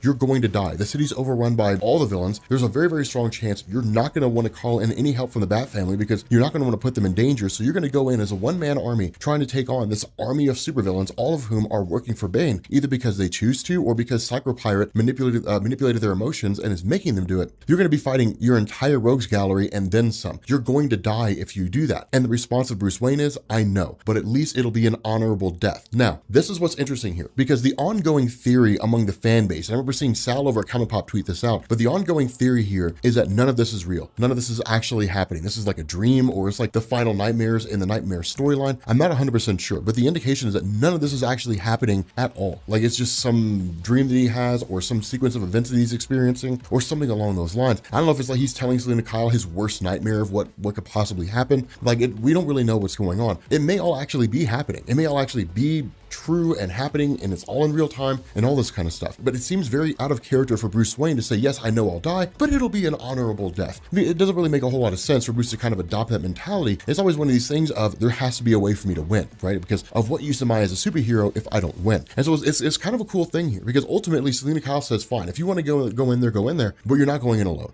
Like, I am going to go with you. And that's just the way it is. There's no way you're going to go by yourself. And so it's a cool little thing here, because from here, we switch back over to Damian. And this was really the big moment, right? The moment that like everybody's been talking about in the comic. It's kind of like the big thing that happens here, because what plays out is Damian basically wakes up in this room, right? And he's essentially kind of being told, here's what's going on. Like, you were warned, do not come here. You were told, do not enter this city. And you were told that if you did, that things were going to be bad, that Alfred was going to die. But instead, you chose not to listen. Like, I would love to do this in any other way. I would love to do whatever I needed to do in order to make sure that you understand what's going on, that there are consequences for the things that you do. That's one of the cool moments here, is because Damian Wayne, despite his good efforts, has failed to understand one of the most important things in this life that we live. There are consequences for the things that you say and do. Just because there's a thing that you want to achieve or the thing you want to do does not mean that nothing will come of it, right? That the only impact that'll come out of that is, whatever impacts you, that there are consequences, that there are bigger things that go on there. And so it's kind of crazy, because when this happens, Damian Wayne cries out, and Bane is standing there with his hands over Alfred's head and breaks the neck of Alfred Pennyworth. And it's like, wow, like literally Tom King just killed Alfred. I'm curious to see how people are going to take this, right? For people who are already on the fence about it, I don't know if they're going to like support it and be like, dude, this is awesome, or if they're going to be against it and be like, really? People who hate it, I don't know if they're going to hate it even more. I don't know if they're actually going to kind of turn and become bigger fans of it. I think it's a cool thing. I think it's kind of an interesting moment. But this is why I say none of this really seems to be real, right? Because DC doesn't really mess around too much with the nature of like death, right? Like, they kill a character off and they usually kind of stay dead. I mean, for the most, like, they come back occasionally, like sometimes, but DC is not nearly as, free flowing with the rules of death as Marvel Comics is, right? Like, Marvel Comics will kill a person and bring him back 5 issues later because it just suits the story. Like, DC doesn't really do it all that often, right? Like Hawk and Dove, there's a lot of concepts out there. Like, even with like the Guardians of the Universe and all those things being destroyed, it was one of those where like the essence of what we are exists in the Green Lantern, in the Green Lantern Central Power Battery. Recreate that and you'll bring us back, right? It's the essence of our life force that basically restores us. It's not like return from the dead or something along those lines. Now, assuming this is true, right? Like, assuming that this is actually what happened, this is actually what went down, and this is all taking place in real time, like it's not a dream or anything like that, then the only way to get out of this is to take Alfred Pennyworth to the Lazarus pits. I mean, that's the most logical outcome. But again, it's interesting. I'm not really sure what direction this is going in. It could go in any number of ways, but it's a huge moment in the Batman mythos anyway, right? And in more recent years, killing off Alfred Pennyworth. Okay, so Tom King's Batman run is officially over, right? It's officially done. And it's been done for a few weeks, actually. And Tom King's run, a lot of people have found it kind of divisive. I liked it, right? I mean, I thought it was actually a pretty enjoyable run. It was a slow burn. One of the issues that you ran into when it came to Batman and the whole idea with Catwoman and how the two interacted is you had this scenario where it was just kind of like, even for a comic book, they didn't really seem to speak the way people would really talk. One of the things that comic book fans are sticklers about is staying true to a character. Now, for me personally, I don't really care because characters change all the time, right? I mean, it's just the nature of comics. One writer writes a character one way, another writer writes a character another way, and it may be that a new way is a cool way, right? So I mean, just kind of adhering to the idea that things should never change, I think is kind of bad, right? I think it's an inherently bad thing. If that was the case, Batman would still have the same kind of comics he did back in the 50s, where it's nonsensical and jokey and everything's kind of silly. So it's cool when characters change and they shift, but there has to be some measure of tangibility there, right? You kind of have to be able to look at how characters talk to each other and then say, okay, so like this is how how people would talk, right? Because usually what we end up doing as comic book readers is we put ourselves in that role, right? So like they'll read a comic book, like I'll read a comic book and like Batman sounds like me when he talks.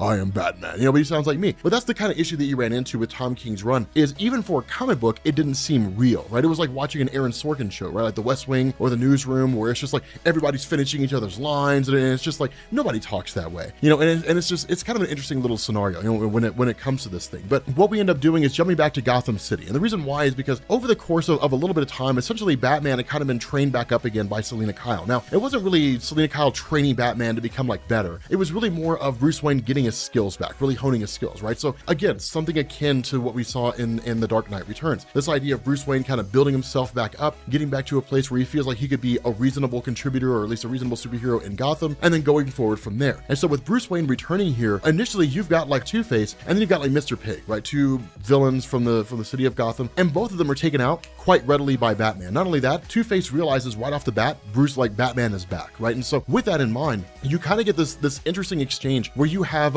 Hugo Strange and you've got Thomas Wayne talking to each other on a rooftop, right? And initially Hugo Strange is like, okay, so like Mr. Pig and Two-Face haven't checked in yet. Maybe it's just them doing their thing. They don't really abide by the rules all that often. They're kind of hard to control, and it's not uncommon for them to run late. And Thomas Wayne kind of looking out is just like, Bruce Wayne's back, like tell Bane, like Batman is basically back now. And that's literally how this goes. You've essentially got, Batman and Catwoman kind of running through the city of Gotham and taking out taking out like the Mad Hatter and taking out Kite Man. Taking out Kite Man is one of the funniest things, right? Like, cause Kite Man is just kind of like, oh dude, like what in the world? Like he sees Batman, he's like, you're back, and Batman's like, hell yeah. So I definitely dug that little bit right there. But it's a cool moment here, because then you actually have this standoff that goes on between Batman and Hush. But literally what's taking place is this kind of like this fast tracking Batman facing off against all of his villains. Now, if I'm a gambling man, because of the fact that Tom King's run was cut short, I think all this was supposed to be a lot longer, right? It was supposed to be almost kind of like a mini Hush sort of scenario, right? Where you have Batman facing off against all his villains, and each villain gets like a comic unto themselves, right? So Batman and Catwoman versus Scarecrow, and Batman and Catwoman versus the Mad Hatter, and Batman and Catwoman versus Hush, and so on and so forth. And it would have been kind of cool to see, but as it is, his run was cut down to issue number 85, and so it kind of feels like a lot of these things sort of had to be fast tracked and getting up to this moment. And so basically what goes on is Batman's talking to Hush, and he's like, well, I know exactly what Thomas Wayne is going to do. He's in the Batcave, he's going to grab a gun, he's going to go down, and he's going to shoot Damian, right? Because Damian's the hostage now, and the warning is, if I come into Gotham City, Damian's going to die, right? And so it gets kind of nuts here, because the initial thought was, holy cow, Damian's going to get killed. But it's kind of cool the way this goes down, because Damian kind of starts to taunt Flashpoint Batman. He starts to taunt Thomas Wayne, and basically saying like, you're not family, like you're not anybody to us. And understand, when it comes to Thomas, he's not some kind of villain who's out there, right? He's not a guy who's just like, I'm going to go start robbing banks and doing these, nonsensical things. I'm going to go steal candy from a baby and snatch women's purses and things like that. That's not really what he is, right? He wants to be the Batman in this universe, or at least at the time that we're getting this bit of a story, he is. And so with that being the case, like one of the most crushing things to hear is, you're a half measure. You're not Batman, right? You're what Batman could be, if he was like incapable, like if he was totally inept, but like you're not Batman. Like you're not Bruce Wayne by any standard of measurement. You're not as capable as a fighter. You're not as smart. You're not as strong. You're not as fast. Like you don't have any of the resources that he does. You are by no means equivalent to Bruce Wayne in any real form or fashion. And so you get this really, really cool segment here, right? You got Batman taking out all these various forces, and then you get into Thomas Wayne facing off against the Bat family. They get done in like that. It's the craziest thing, right? He takes them out like almost lickety split. I mean, they do kind of beat the crap out of him a little bit. And there's kind of this discussion that goes back and forth, right? This is interesting to me. There's this discussion that goes back and forth where they're talking about whether to grant mercy or whether to kill him. Alfred's dead. And really, like, it was Thomas Wayne and Bane that killed Alfred. Technically it was Bane, but Thomas Wayne just kind of let it happen, right? He was part and parcel to the death of Alfred. And so the kind of debate that was going on between the Bat family and Damian was, do we tell Bruce Wayne? Do we just off this guy? Like, what do we do here? And initially Damian Wayne wanted to just kill him, right? He's like, just kill Thomas Wayne and be done with it. But the rest of the Bat family is kind of like, well, let's put it to a vote, right? This is not how we normally do things. Let's put it to a vote. And ultimately it was Orphan who cast the winning vote. And so as a result of that, really it seemed like Thomas Wayne was, or at least it looked like he was going to get done in, right? I mean, that kind of seemed to be the case, and where he basically tells the Bat family, fine, you guys want mercy? You guys voted for mercy? Then mercy is what I will give you. And he incapacitates all of them. Like literally in the span of 2 pages, he takes out the entirety of the Bat family, which is a feat in and of itself, right? Because even though they really kind of have the half-life effect, right? They're trained by Bruce Wayne, but they can never be as good as Bruce Wayne in terms of like fighting skills. They're still quite prodigious, right? Like, the members of the Bat family are some of the best fighters in all of DC Comics, and to be taken out by Thomas Wayne in such a way, it's kind of intriguing because it almost seems to kind of contradict itself. Thomas Wayne is not on the same level as Bruce Wayne, yet somehow is able to take out the whole of the Bat family. I'm kind of curious to see how that was done, right? We don't really get a full-on kind of indication here, but the other part of this, of what we get with Batman, is he's having this conversation with Selina Kyle, right? And what he tells her is everything that's essentially gone on here has kind of all gone as part of their plan. And the reason why was because for Bruce Wayne, when he says it was all part of his plan, it's not really, not really Tom King using a MacGuffin, like Bruce Wayne always wins because he's always prepared for everything that could ever happen, especially the things that he doesn't know about. It's not, I mean, technically that's one of the big fallacies of Batman, but Tom King doesn't really use it in that way. The whole idea here, since the beginning of I Am Gotham and the introduction of Gotham and Gotham Girl, is one, how did they get their powers, right? It's a question that was never answered. We never knew how it was they got their powers. They just arrived one day and they had powers that made them super capable. They had seemingly almost all of Superman's powers, right? So flight, speed, durability, super strength, all that kind of good stuff. Your standard assortment of powers that go to individuals when new characters are being created. But there were a lot of unanswered questions, right? How did Thomas Wayne end up back in that universe? How did Bane manage to rise? What's really going on here? And one of the things that Bruce realizes, he doesn't have the whole picture. He doesn't have it all. Like, what he needed was to get out. He needed to kind of move away from this puzzle so we could look at the puzzle as a whole instead of looking at it piece by piece, right? So almost not being able to see the forest for the trees, if that makes any sense. And so as a result of that, the whole scenario with him facing off against Thomas Wayne, him being defeated by Thomas Wayne, all that kind of stuff, it was all going towards figuring out what the origin of Gotham and Gotham Girl's powers were, that it basically came from this super strong variant of the Venom formula that Bane uses in order to give himself his powers. The notion of like Damian going in and looking like not really looking like a buffoon, but going in headstrong and facing off against Thomas Wayne, getting himself captured, Alfred dying, all this stuff seemed to go according to plan. Now, one thing to understand is Alfred dying was not known by Batman, right? That was not known to be the case. The idea was that Alfred had basically removed the idea of a hostage, and then in turn, Damian more or less, quote unquote, took his place. Damian would basically be able to allow the Bat family in so they could in turn do their thing and essentially take back Gotham City. But that was the nature of it all. Is one of the cool things about this is that Thomas Wayne was in some degree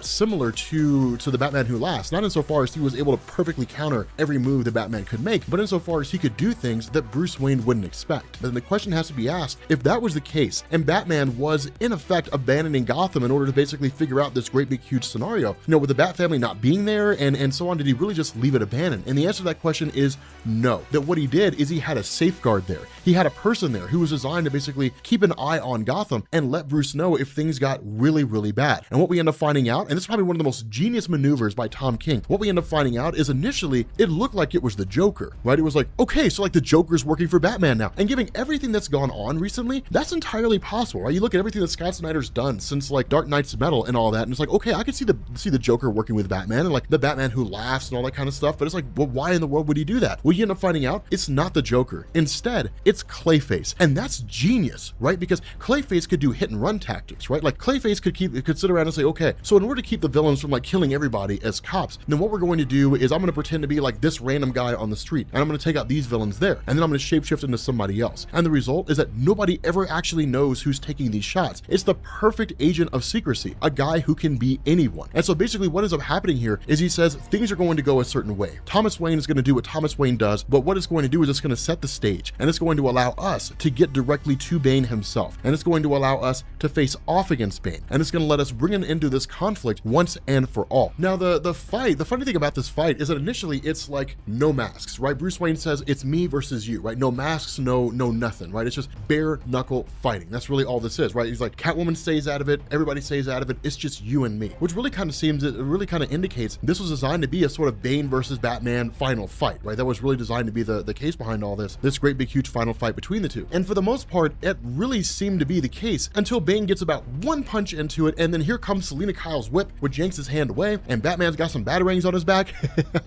And he's basically, and Bane's response was, I thought it was just you and me. And Batman's like, yeah, I lied. And that's, and here's the funny thing about this, right? On one hand, it's cool, but on the other hand, it's kind of like, but would Batman really do that though? That's why it kind of goes, it could kind of go either way, right? That's why I say, this is one of the reasons why Tom King's run was so divisive, right? For those individuals who were like the hardcore Batman needs to kind of always be the way he's been, then it's a hard sell. But for people who are just kind of like, I can go with whatever, as long as the story's interesting, if you're like me and you're like, as long as the story's interesting, I don't really care, then it's easy to kind of accept, because it's like, a smart person would do that.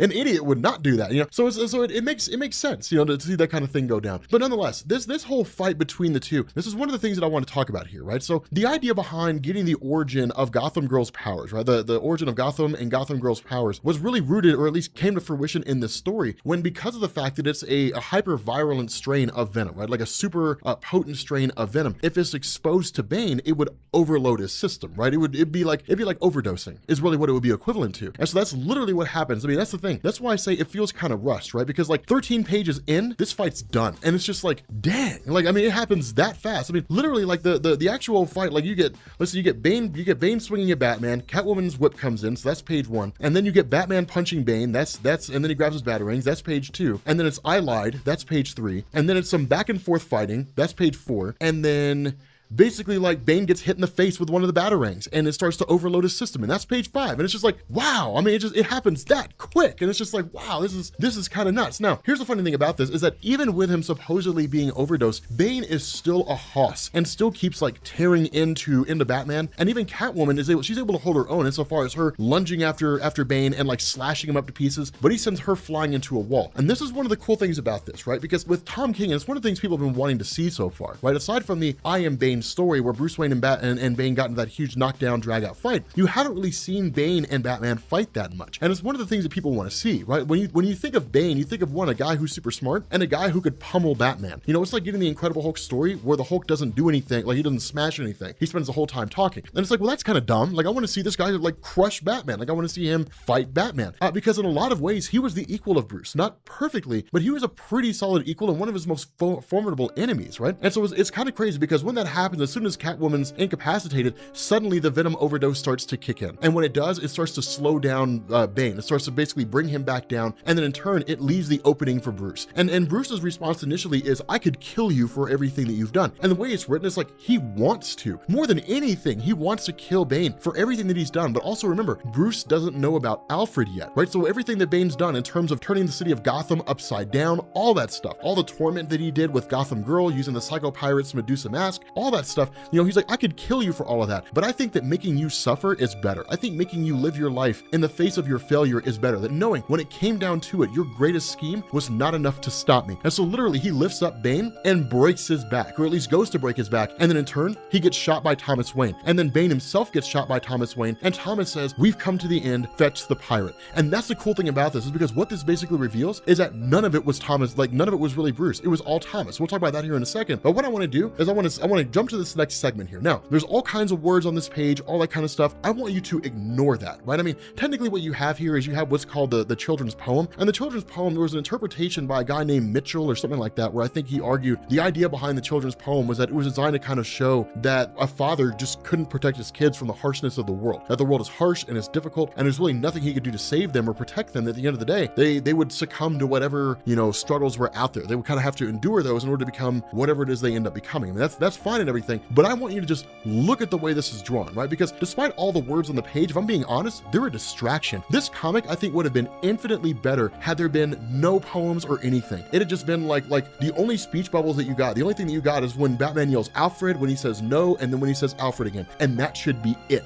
That's all it needed to be. And it would have spoken volumes. It would have been fantastic, because Bruce Wayne, after basically being shot by Thomas and then waking up, wakes up at the table across from where Alfred's dead body lays. And he looks over there and just sees that Alfred's dead. And he is crushed, because the first thing he does, he jumps the table, runs over to Alfred, cradles him, only to realize that Alfred is dead. He picks his body up, he takes it over to the couch, he covers it in his cowl, and then loses it, right? Like on the wall, it just says, you are not Batman. And he just freaks. Every ounce of anger, every ounce of pain, every ounce of rage just comes to bear when he's like punching a wall, when he's overturning furniture, when he's ripping things up. It's Batman at his most visceral. It's Batman at his most real. That's what made this so impactful, is because you look through a lot of Batman comics, right? You look through like Scott Snyder's run, for example, and it's like Batman being tormented by the Joker or like the Court of Owls or something like that. And it's a combination of, you know, some detective work and some action and Batman's ingenuity and so on and so forth. But this right here is raw. And that's what makes it so good, is because you see the human side of Bruce, right? Bruce Wayne essentially lost the closest thing he had to a father after the passing of his own dad, right? When his dad was shot in an alley. To kind of sidetrack from this for a second, if any of you guys have ever experienced a loss like that, right? Like the loss of a parent or the loss of somebody who was exceedingly close to you, you know what this feels like. There's nothing you can can do. And that helplessness turns into rage, and it turns into anger, and you would burn the world if you could, right? If you could just set the world on fire and destroy everything, you would, because you're feeling that level of anger and that level of rage and that level of hurt. And that's where Batman is, right? Like he's experiencing this pain that he hasn't experienced since his parents died. And he's told by Selina, he's waiting on you. And when he gets in there,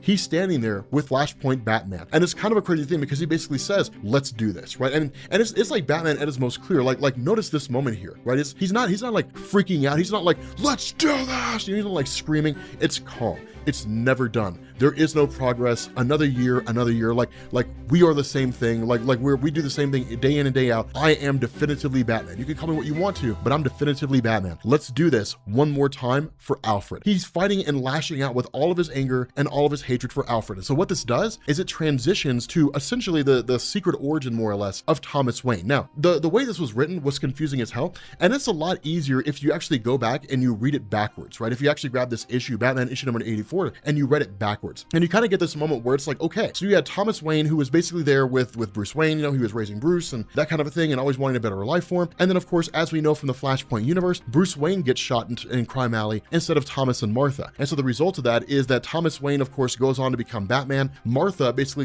she goes insane and becomes the Joker. And so in that moment, Thomas basically tracks down Joe Chill and beats him to death with a rock. And then after that, Martha Wayne, as the Joker, kills Alfred because she's basically insane. From that point going forward, Thomas Wayne goes on a crusade to kill villains, right? So they basically eliminate all the villains in Gotham City. And then he comes across Selina Kyle in the Flashpoint universe. And Selina Kyle in this universe basically says, if you kill me, that's fine. I don't care. I don't have any family left. No one's gonna know that I died. Just do your thing. And at that point, he brings her in as basically becoming Robin. And so from that point forward, Selina Kyle serves as his Robin. Catwoman is the Robin of the Flashpoint universe, which I don't think we really knew about before. And the two of them are a dynamic duo, right? I mean, facing off against people like Killer Croc, taking out all these folks. It's amazing watching them like go through and just crush seemingly everybody. But then the scenario plays out something akin to the Killing Joke when Catwoman goes to open a door. Basically, Martha's standing there, the Joker's standing there, she pulls a gun and kills Catwoman, right? Shoots her through the stomach and kills her. And at that point, that's when Thomas Wayne really seems to lose all measure of hope and says, like, it's basically pointless, right?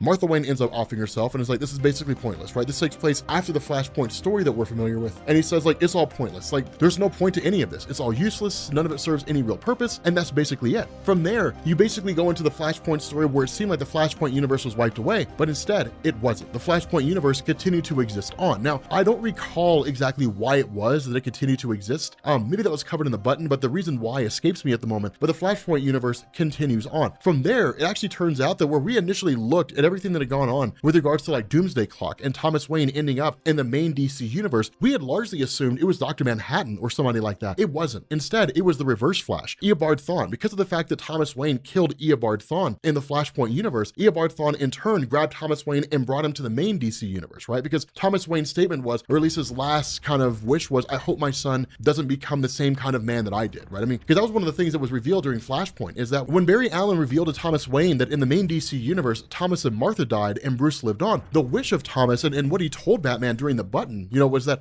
I hope you go on to become and live a better life than what I did. I hope you don't live your life to some cause of ridding crime or some nonsense like that, send yourself down this terrible spiral. Like, settle down, have kids, live a life that brings you happiness. Like, go do that. And because of the fact that Bruce Wayne never did that, as a moment of torment of sorts, Reverse Flash, Eobard Thawne grabbed Thomas Wayne and brought him over to the main DC universe and then left him there. Now, a lot of people would ask the question, isn't Reverse Flash dead? One of the things he says here is, I've got a button that I'm basically, I'm going to find a button. I'm about to catch up with it. So of course, this takes place just before the button, or at least that seems to be the case. But over the course of all this time, since the events, like the one shot of Batman, Superman, and Wonder Woman, Lois Lane and Catwoman, when they were all like hanging out together and they were all like at a fair, that kind of thing, like Thomas Wayne was watching. When Bruce Wayne went to propose to Selina Kyle on the rooftop, Thomas Wayne was watching. He's been watching all this time. Eventually he went to Bane and said, I want to help you with this cause to basically dismantle Batman. It's all been the case. That's all been what's going on. And the reason for that is revealed when basically this fight really kind of kicks off between the two of them. And what Thomas says here is, my goal here was to basically make your life miserable. My goal here was to make you so miserable as Batman that you would quit. right? That you just wouldn't want to do it anymore, right? So like working alongside Bane, engineering all this stuff with Bane, basically going to Bane and saying, hey, look, I know a way where you can destroy the Bat, you know, and all this stuff, everything that's happened since the beginning of Tom King's run up until now was all orchestrated by Flashpoint Batman. It was all orchestrated by Thomas Wayne. And the idea was to basically destroy his son's desire to become Batman so that he would quit and then ultimately settle down and basically go live a normal life. Now, here's the thing about this, right? Because this fight that goes down between the two